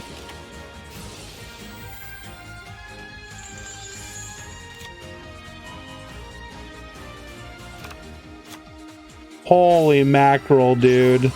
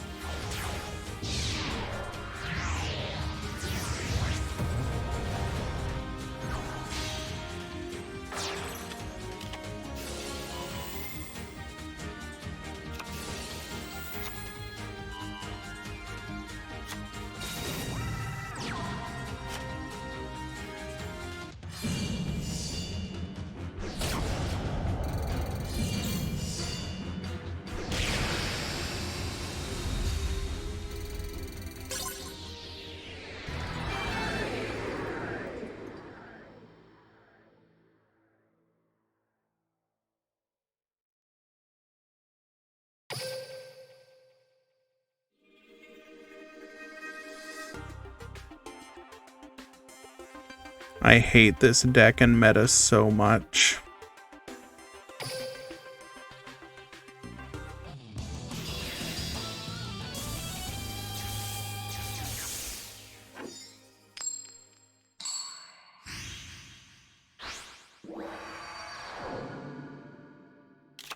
Duel.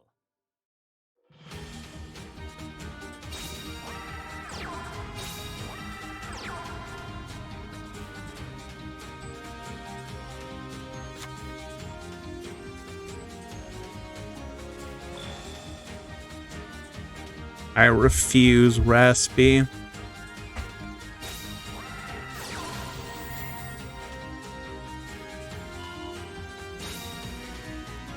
Also, what is your hand, dude, that you play 2 and have 2 in hand still?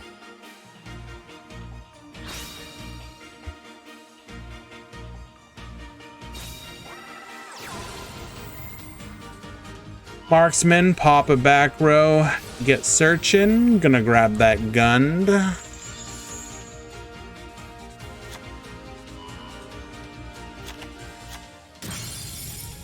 Hitting an M. Oh, Jesus. What is your hand, though?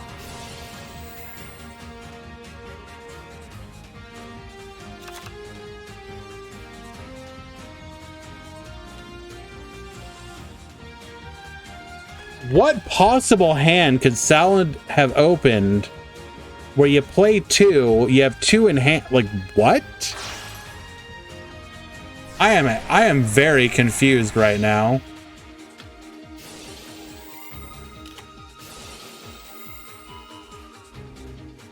Well, we get punished. That tells me we have a Toad. Can we put lethal onto the board through Toad? We should be able to put lethal onto the board.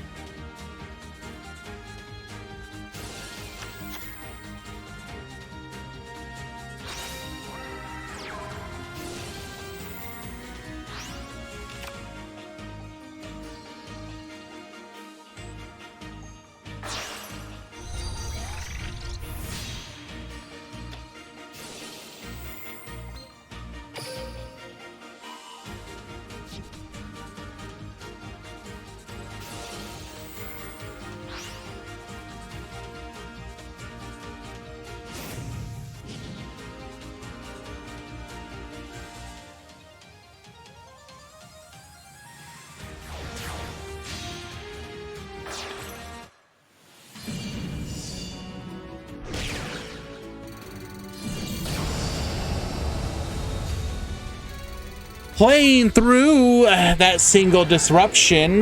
Very good. Well played, Sean. Going on to game number 3.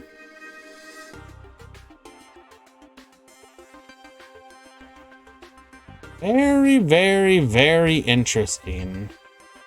This frog build does seem like maybe the way to go just because of the ability to play after the disruption. I do like that a lot, actually.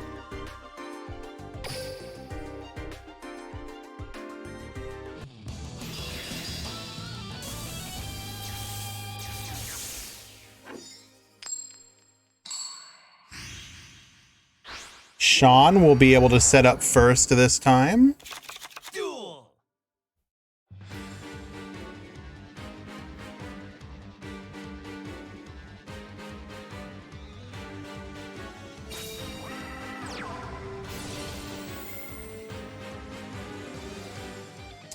This does not bode well, though, unless we have another Sea Serpent in our hand. Dweller Pass is extremely dangerous.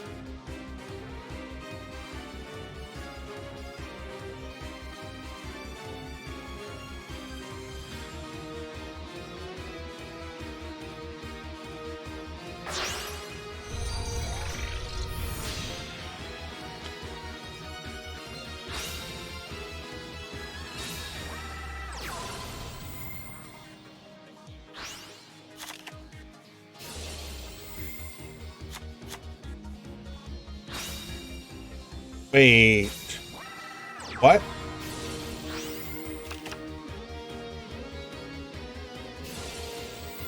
But why?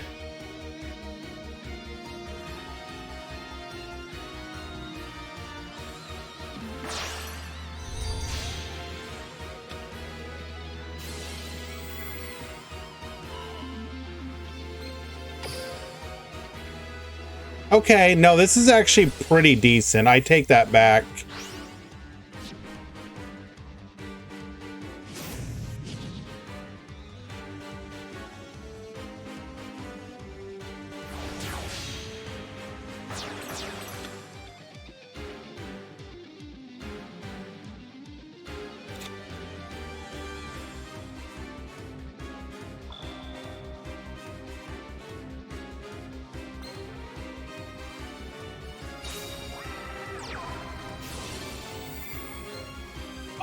The minus 400 from Miss Starboy is actually not insignificant.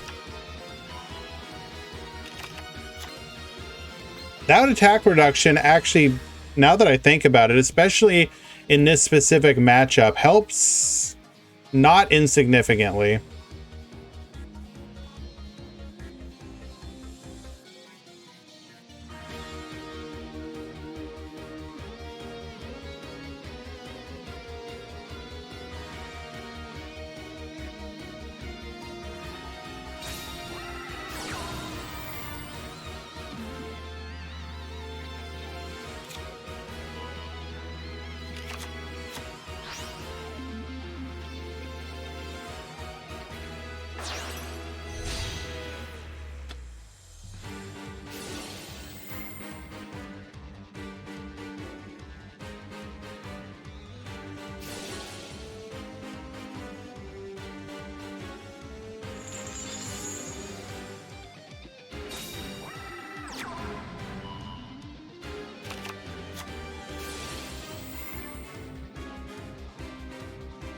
I mean, we don't know if there's no econ or not.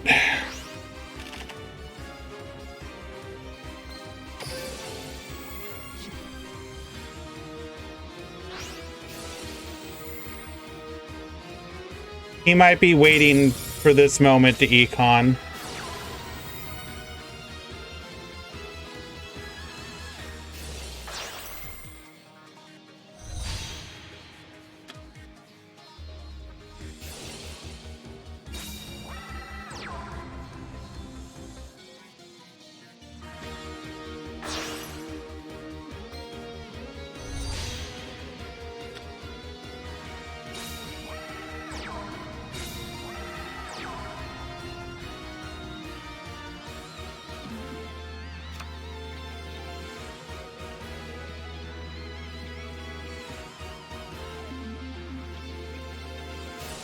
Now it's pretty much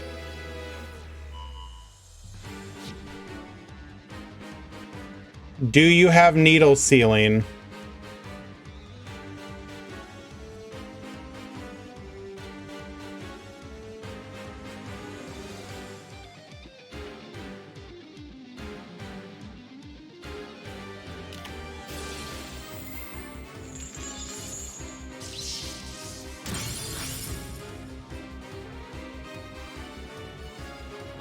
R drew the roar.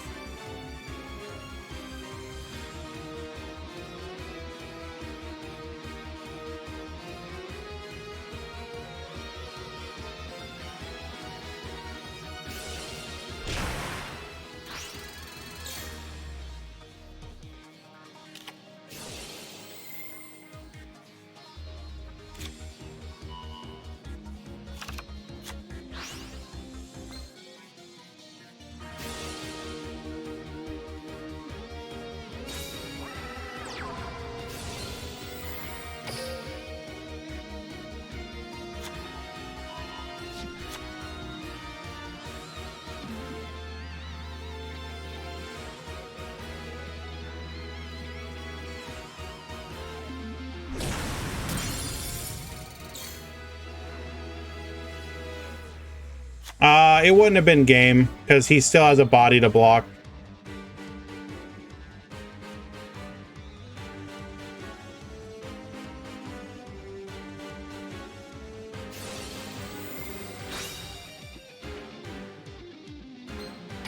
Are we gonna get punished for not preemptively dwellering?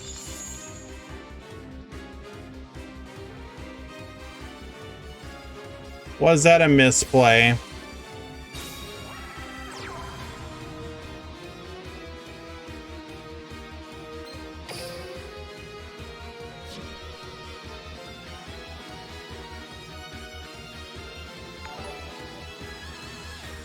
Dead Skull, thank you so much for the follow.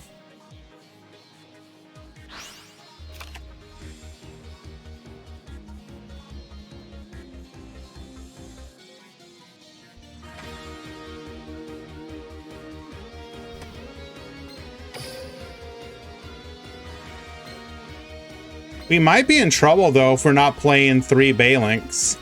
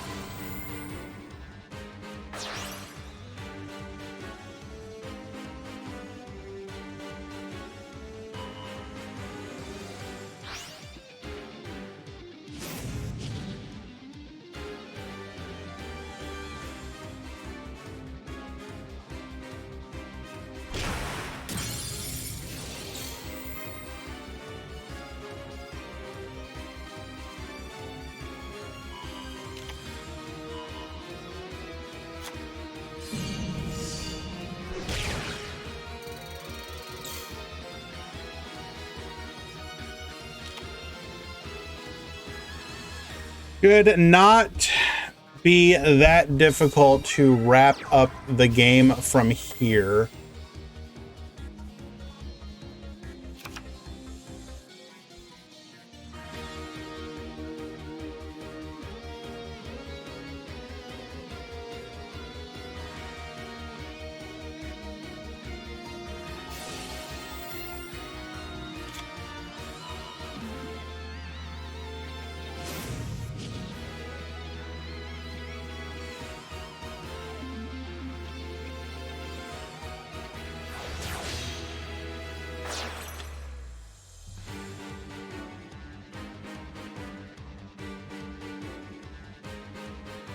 There is still the potential for some misplays here. We will see if...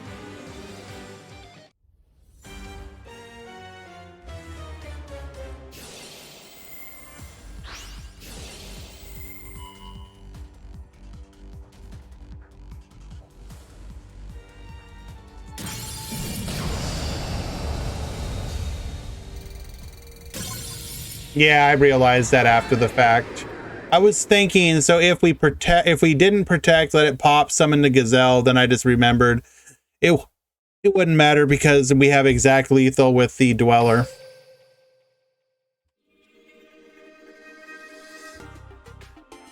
Well played, Sean. Well played, Unknown. Sean bringing Water Exe, or excuse me, can we call it Water Exes? Can we, he can protect the Gazelle, right?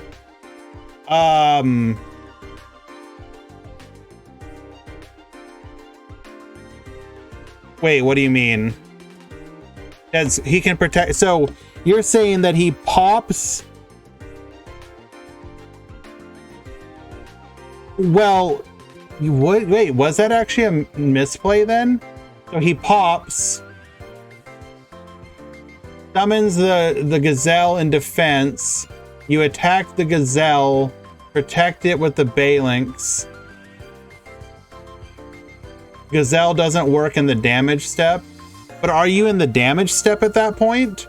Isn't it on attack declaration? Gazelle was added that turn. Oh, Remus is correct.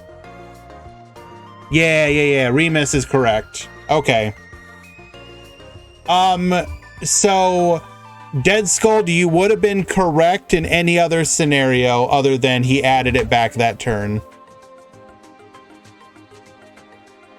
It's not a matter of damage step because Hope Woven is on attack declaration. It's not in damage step.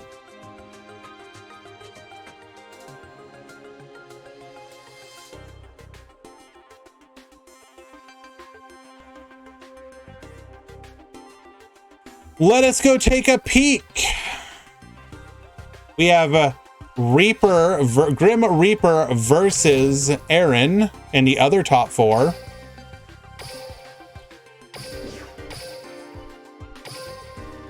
Ooh, it could go either way. We are in game 3. Grim Reaper has been on a bit of a tear lately.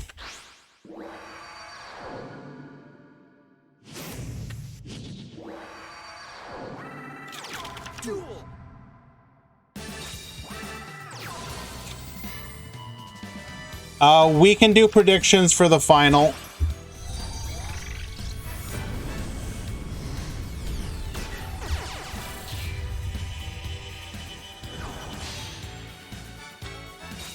I'm sorry, but with hosting it and modding it, I can get a little behind on that stuff. I do apologize and appreciate your guys' understanding.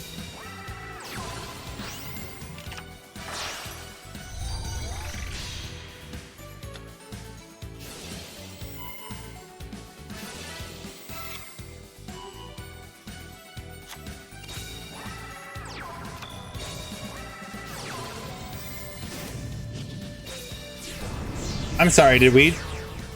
Necro Valley Penned 4?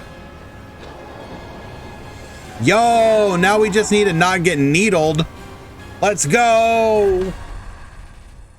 What do you got, Grim?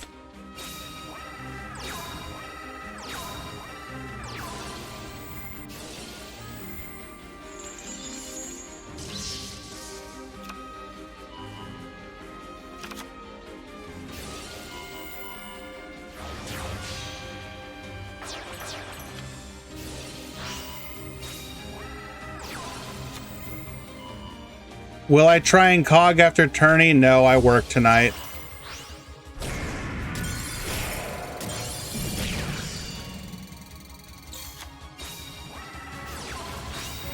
Well, if there was one card that would get you going again, Cynet Mining is certainly one of them. Admir.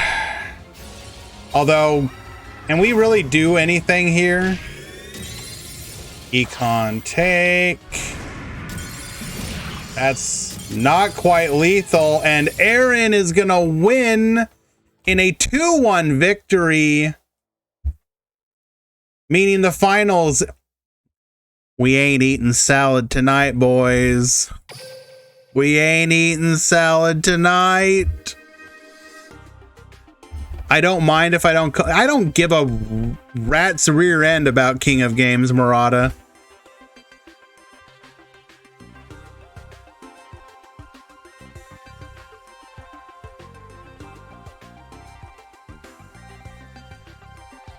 It would have been nice to hit King of Games, I will be honest. But at the same time, like, I was on my King of Game rank up and then got, like, destroyed by Infernity. D-ranked down to Legend 4.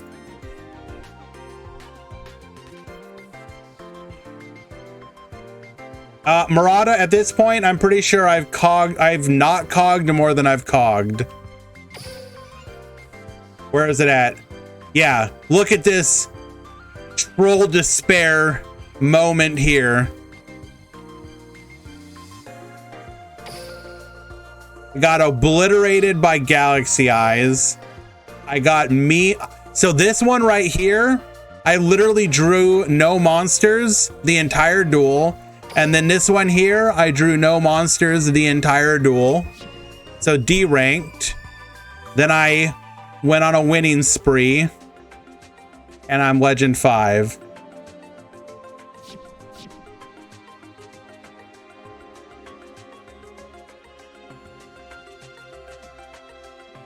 Alrighty.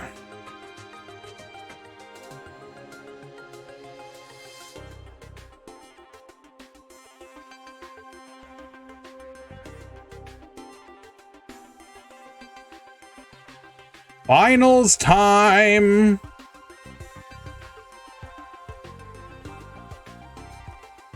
Meta Weekly 251. Every single week, bro. We are in the grand finals. We have Sean Matrai on Water Good Stuff with the Frogs. We got Aaron, comma, on Odd Eyes.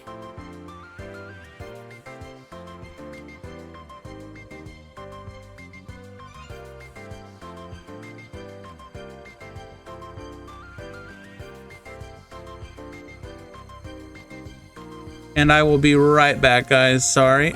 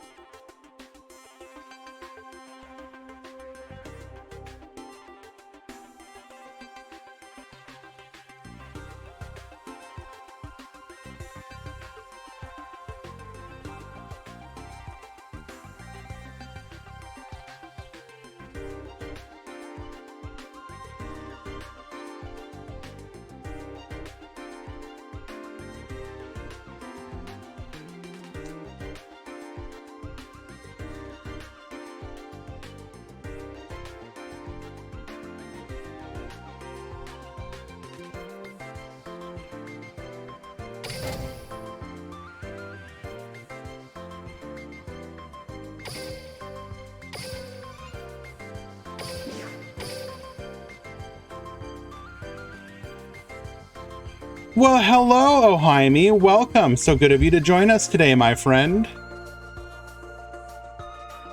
Prediction, yes.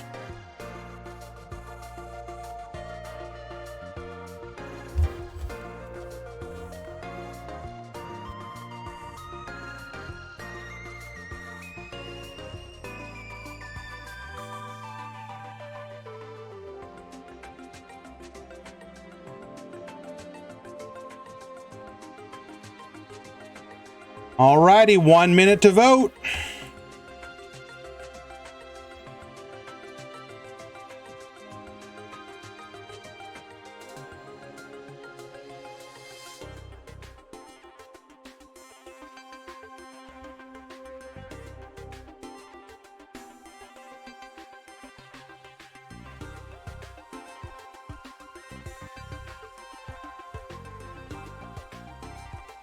Raspy, I would like to know what deck you King of Gamed with.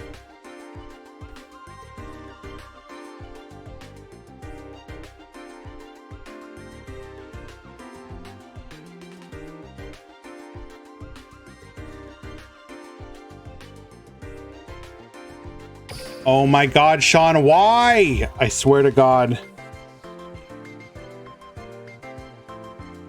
We're gonna have a conversation about making your dual room correctly.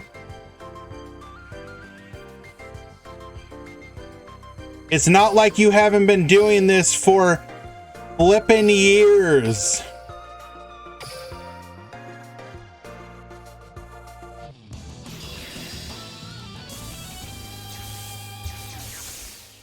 Alrighty.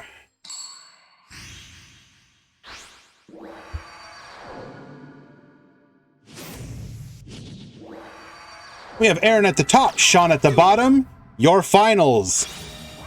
Let's go.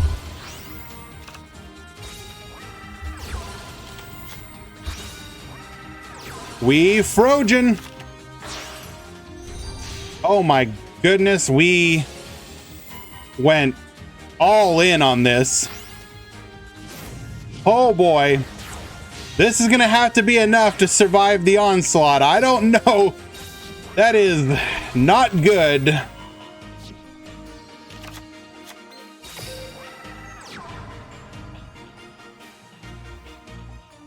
The downside of the Froge.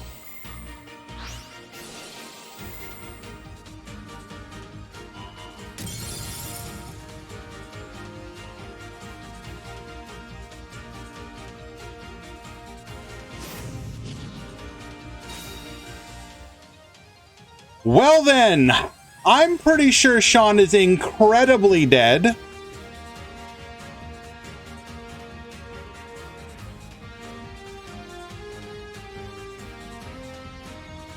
But I would be happy to be proven wrong. And for one, trust. Yeah, his hand is three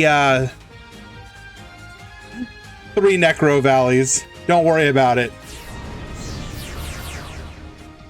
Okay, that might be a problem.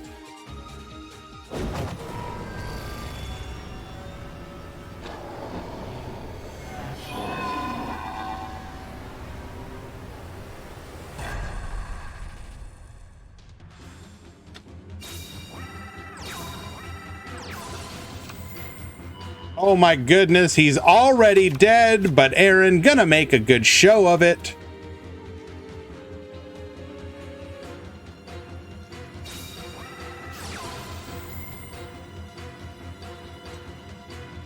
Spiral Flame Strike on top of it. Gonna pop that Dweller.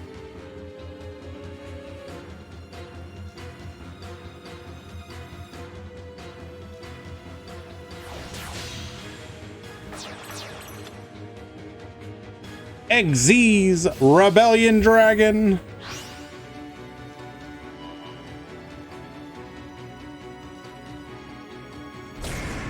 Attack number 1, attack number 2 lethal, and we had a third one in the wings. Aaron wins game number 1.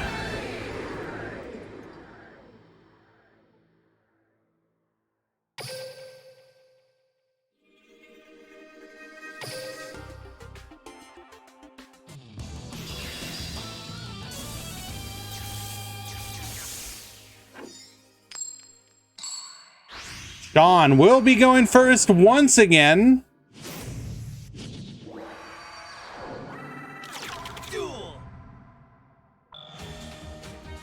Is Sean playing Frogs? Yes, he is playing the Froges. Okay, Sean. Okay, dude. What are you doing, bro? Not like this. The frog is supposed to be the backup option for the deck.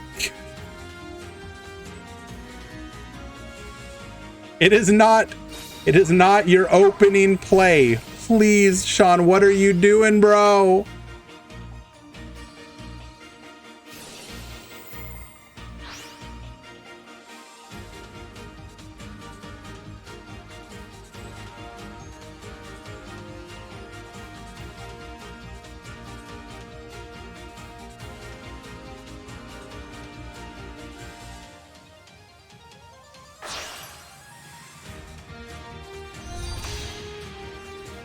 Going into Coral.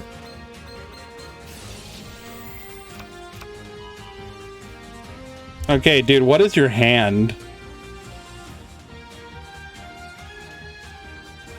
Hasn't normaled yet, Copium.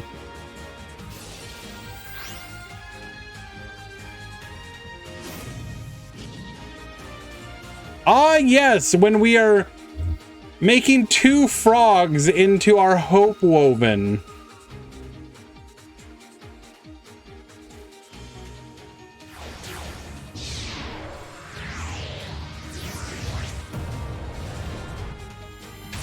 Number 37, Hope Woven Spider Shark.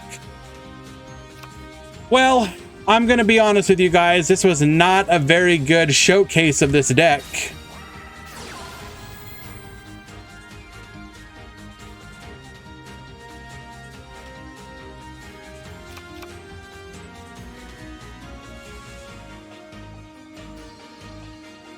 It's okay, it's double Water Sphere Karibo in hand.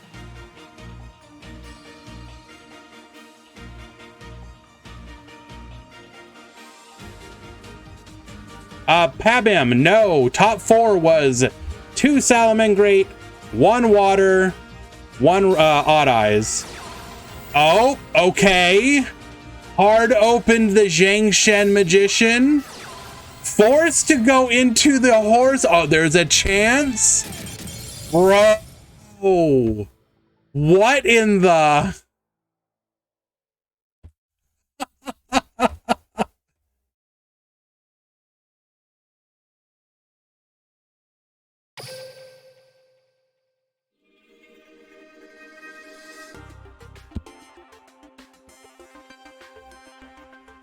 Okay, guys, I did not promise you a good finals. I simply promised you a finals.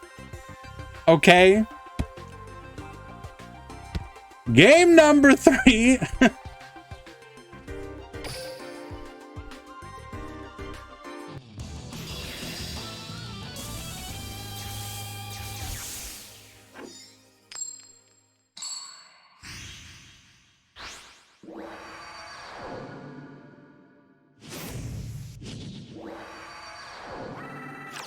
Duel.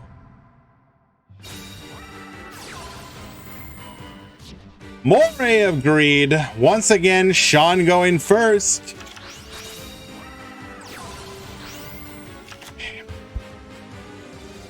Okay. Okay, Sean.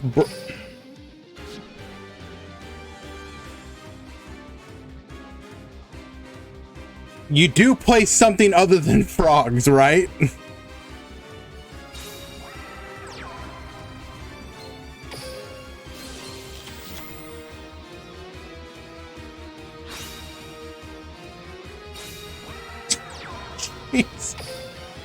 What is this? Hello?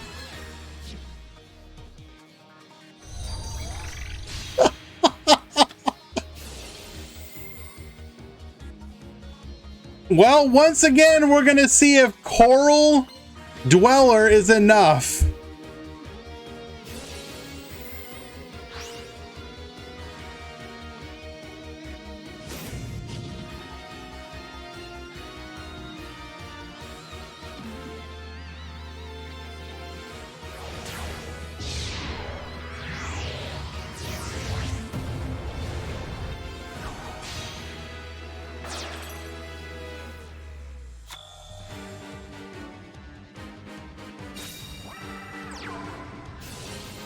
Unfortunately, no such luck at a hard brick once again.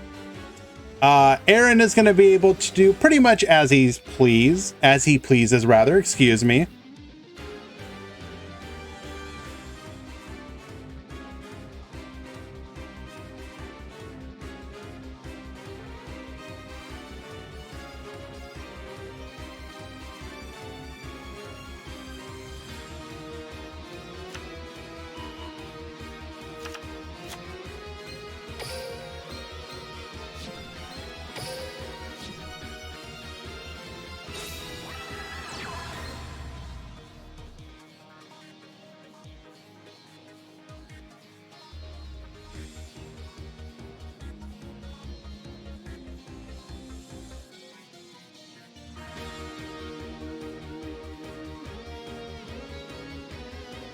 This is pretty much a move for move recreation of game one.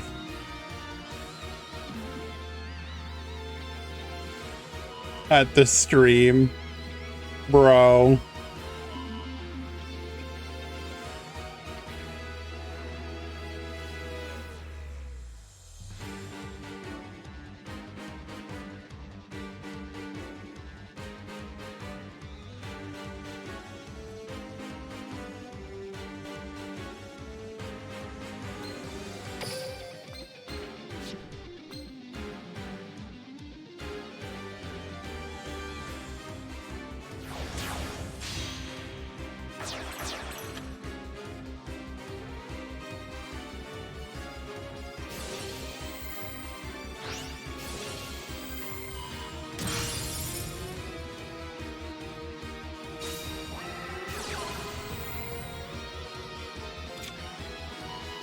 Spiral Flame Strike for the Odd Eyes.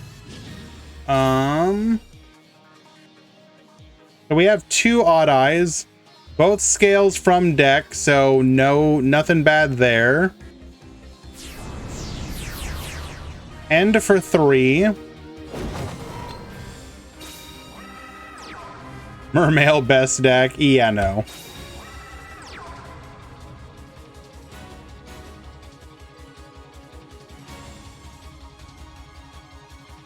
Unfortunately, we already have lethal on board.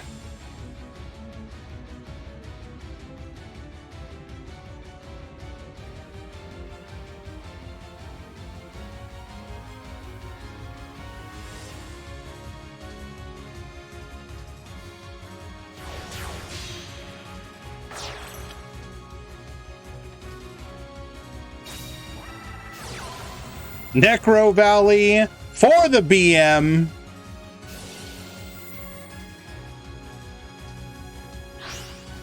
Please don't run out of time.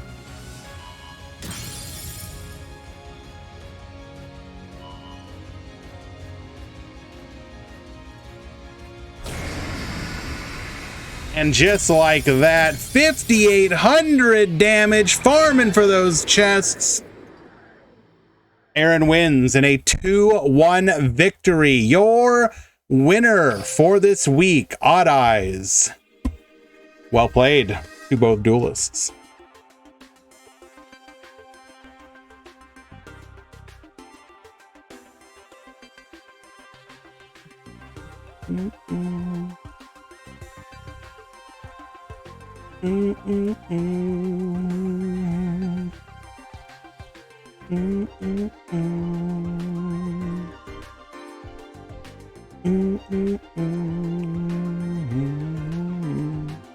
Alrighty. Well then, my friends, let me go ahead and show you the decks, as they are obviously a little bit different than what we're used to seeing, because they are not, in fact, Salamangreat. Are there any other decks I would like to show?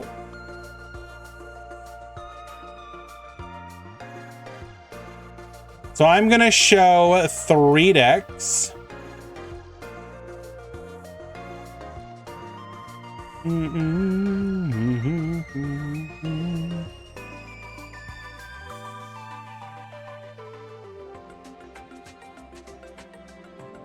Your winner for today, Aaron, playing this version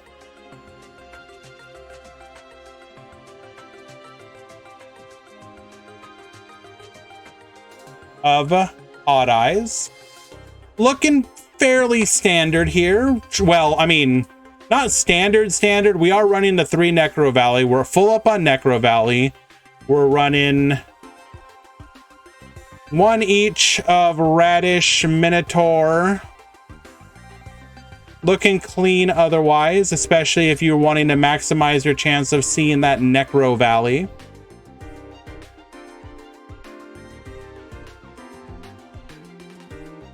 Then Sean, who's apparently playing Frog and not anything else.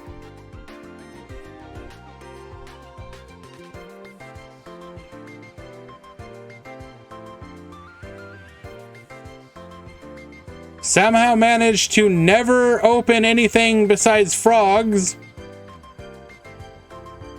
That said, I do find this deck kind of interesting. I don't know if this exact build is the way to go, but the frog engine part of it is pretty cool.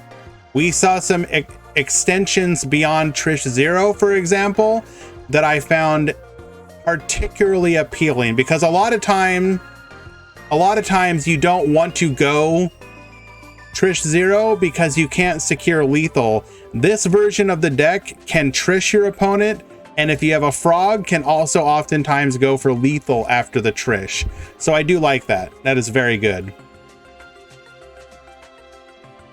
And then Ends was playing the Code Talkers.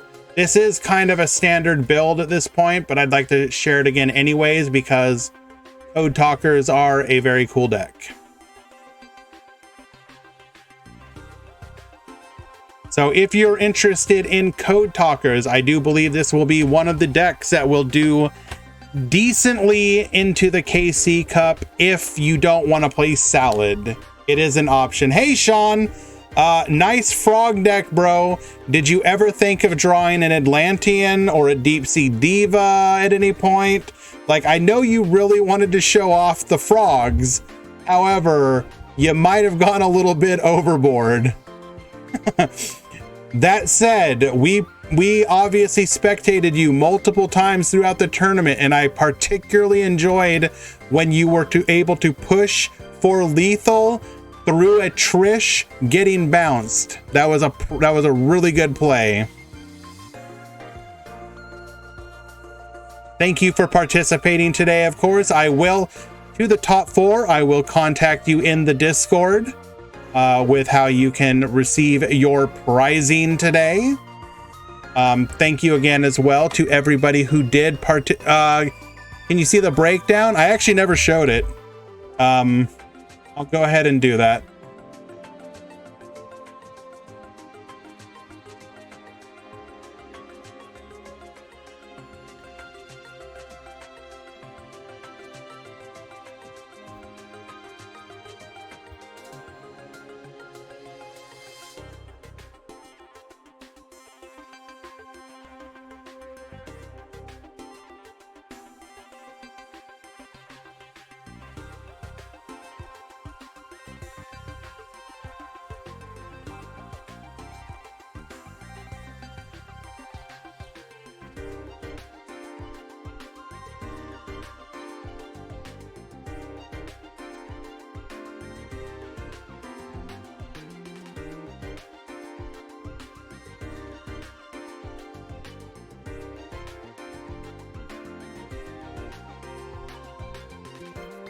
Okay.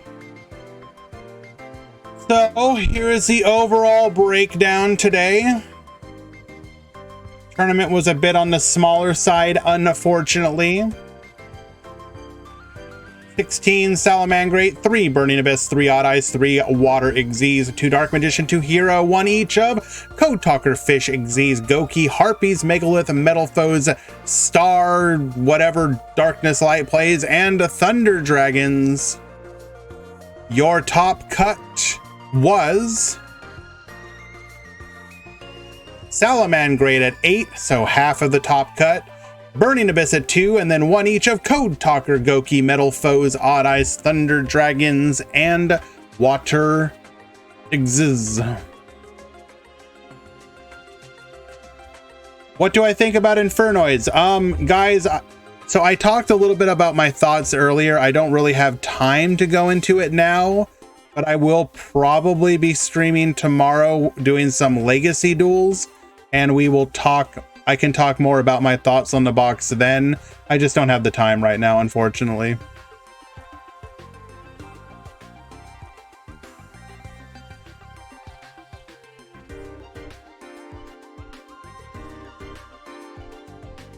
Alrighty, that said, we will find somebody to raid. Well, anytime I see Quantum, I instantly raid.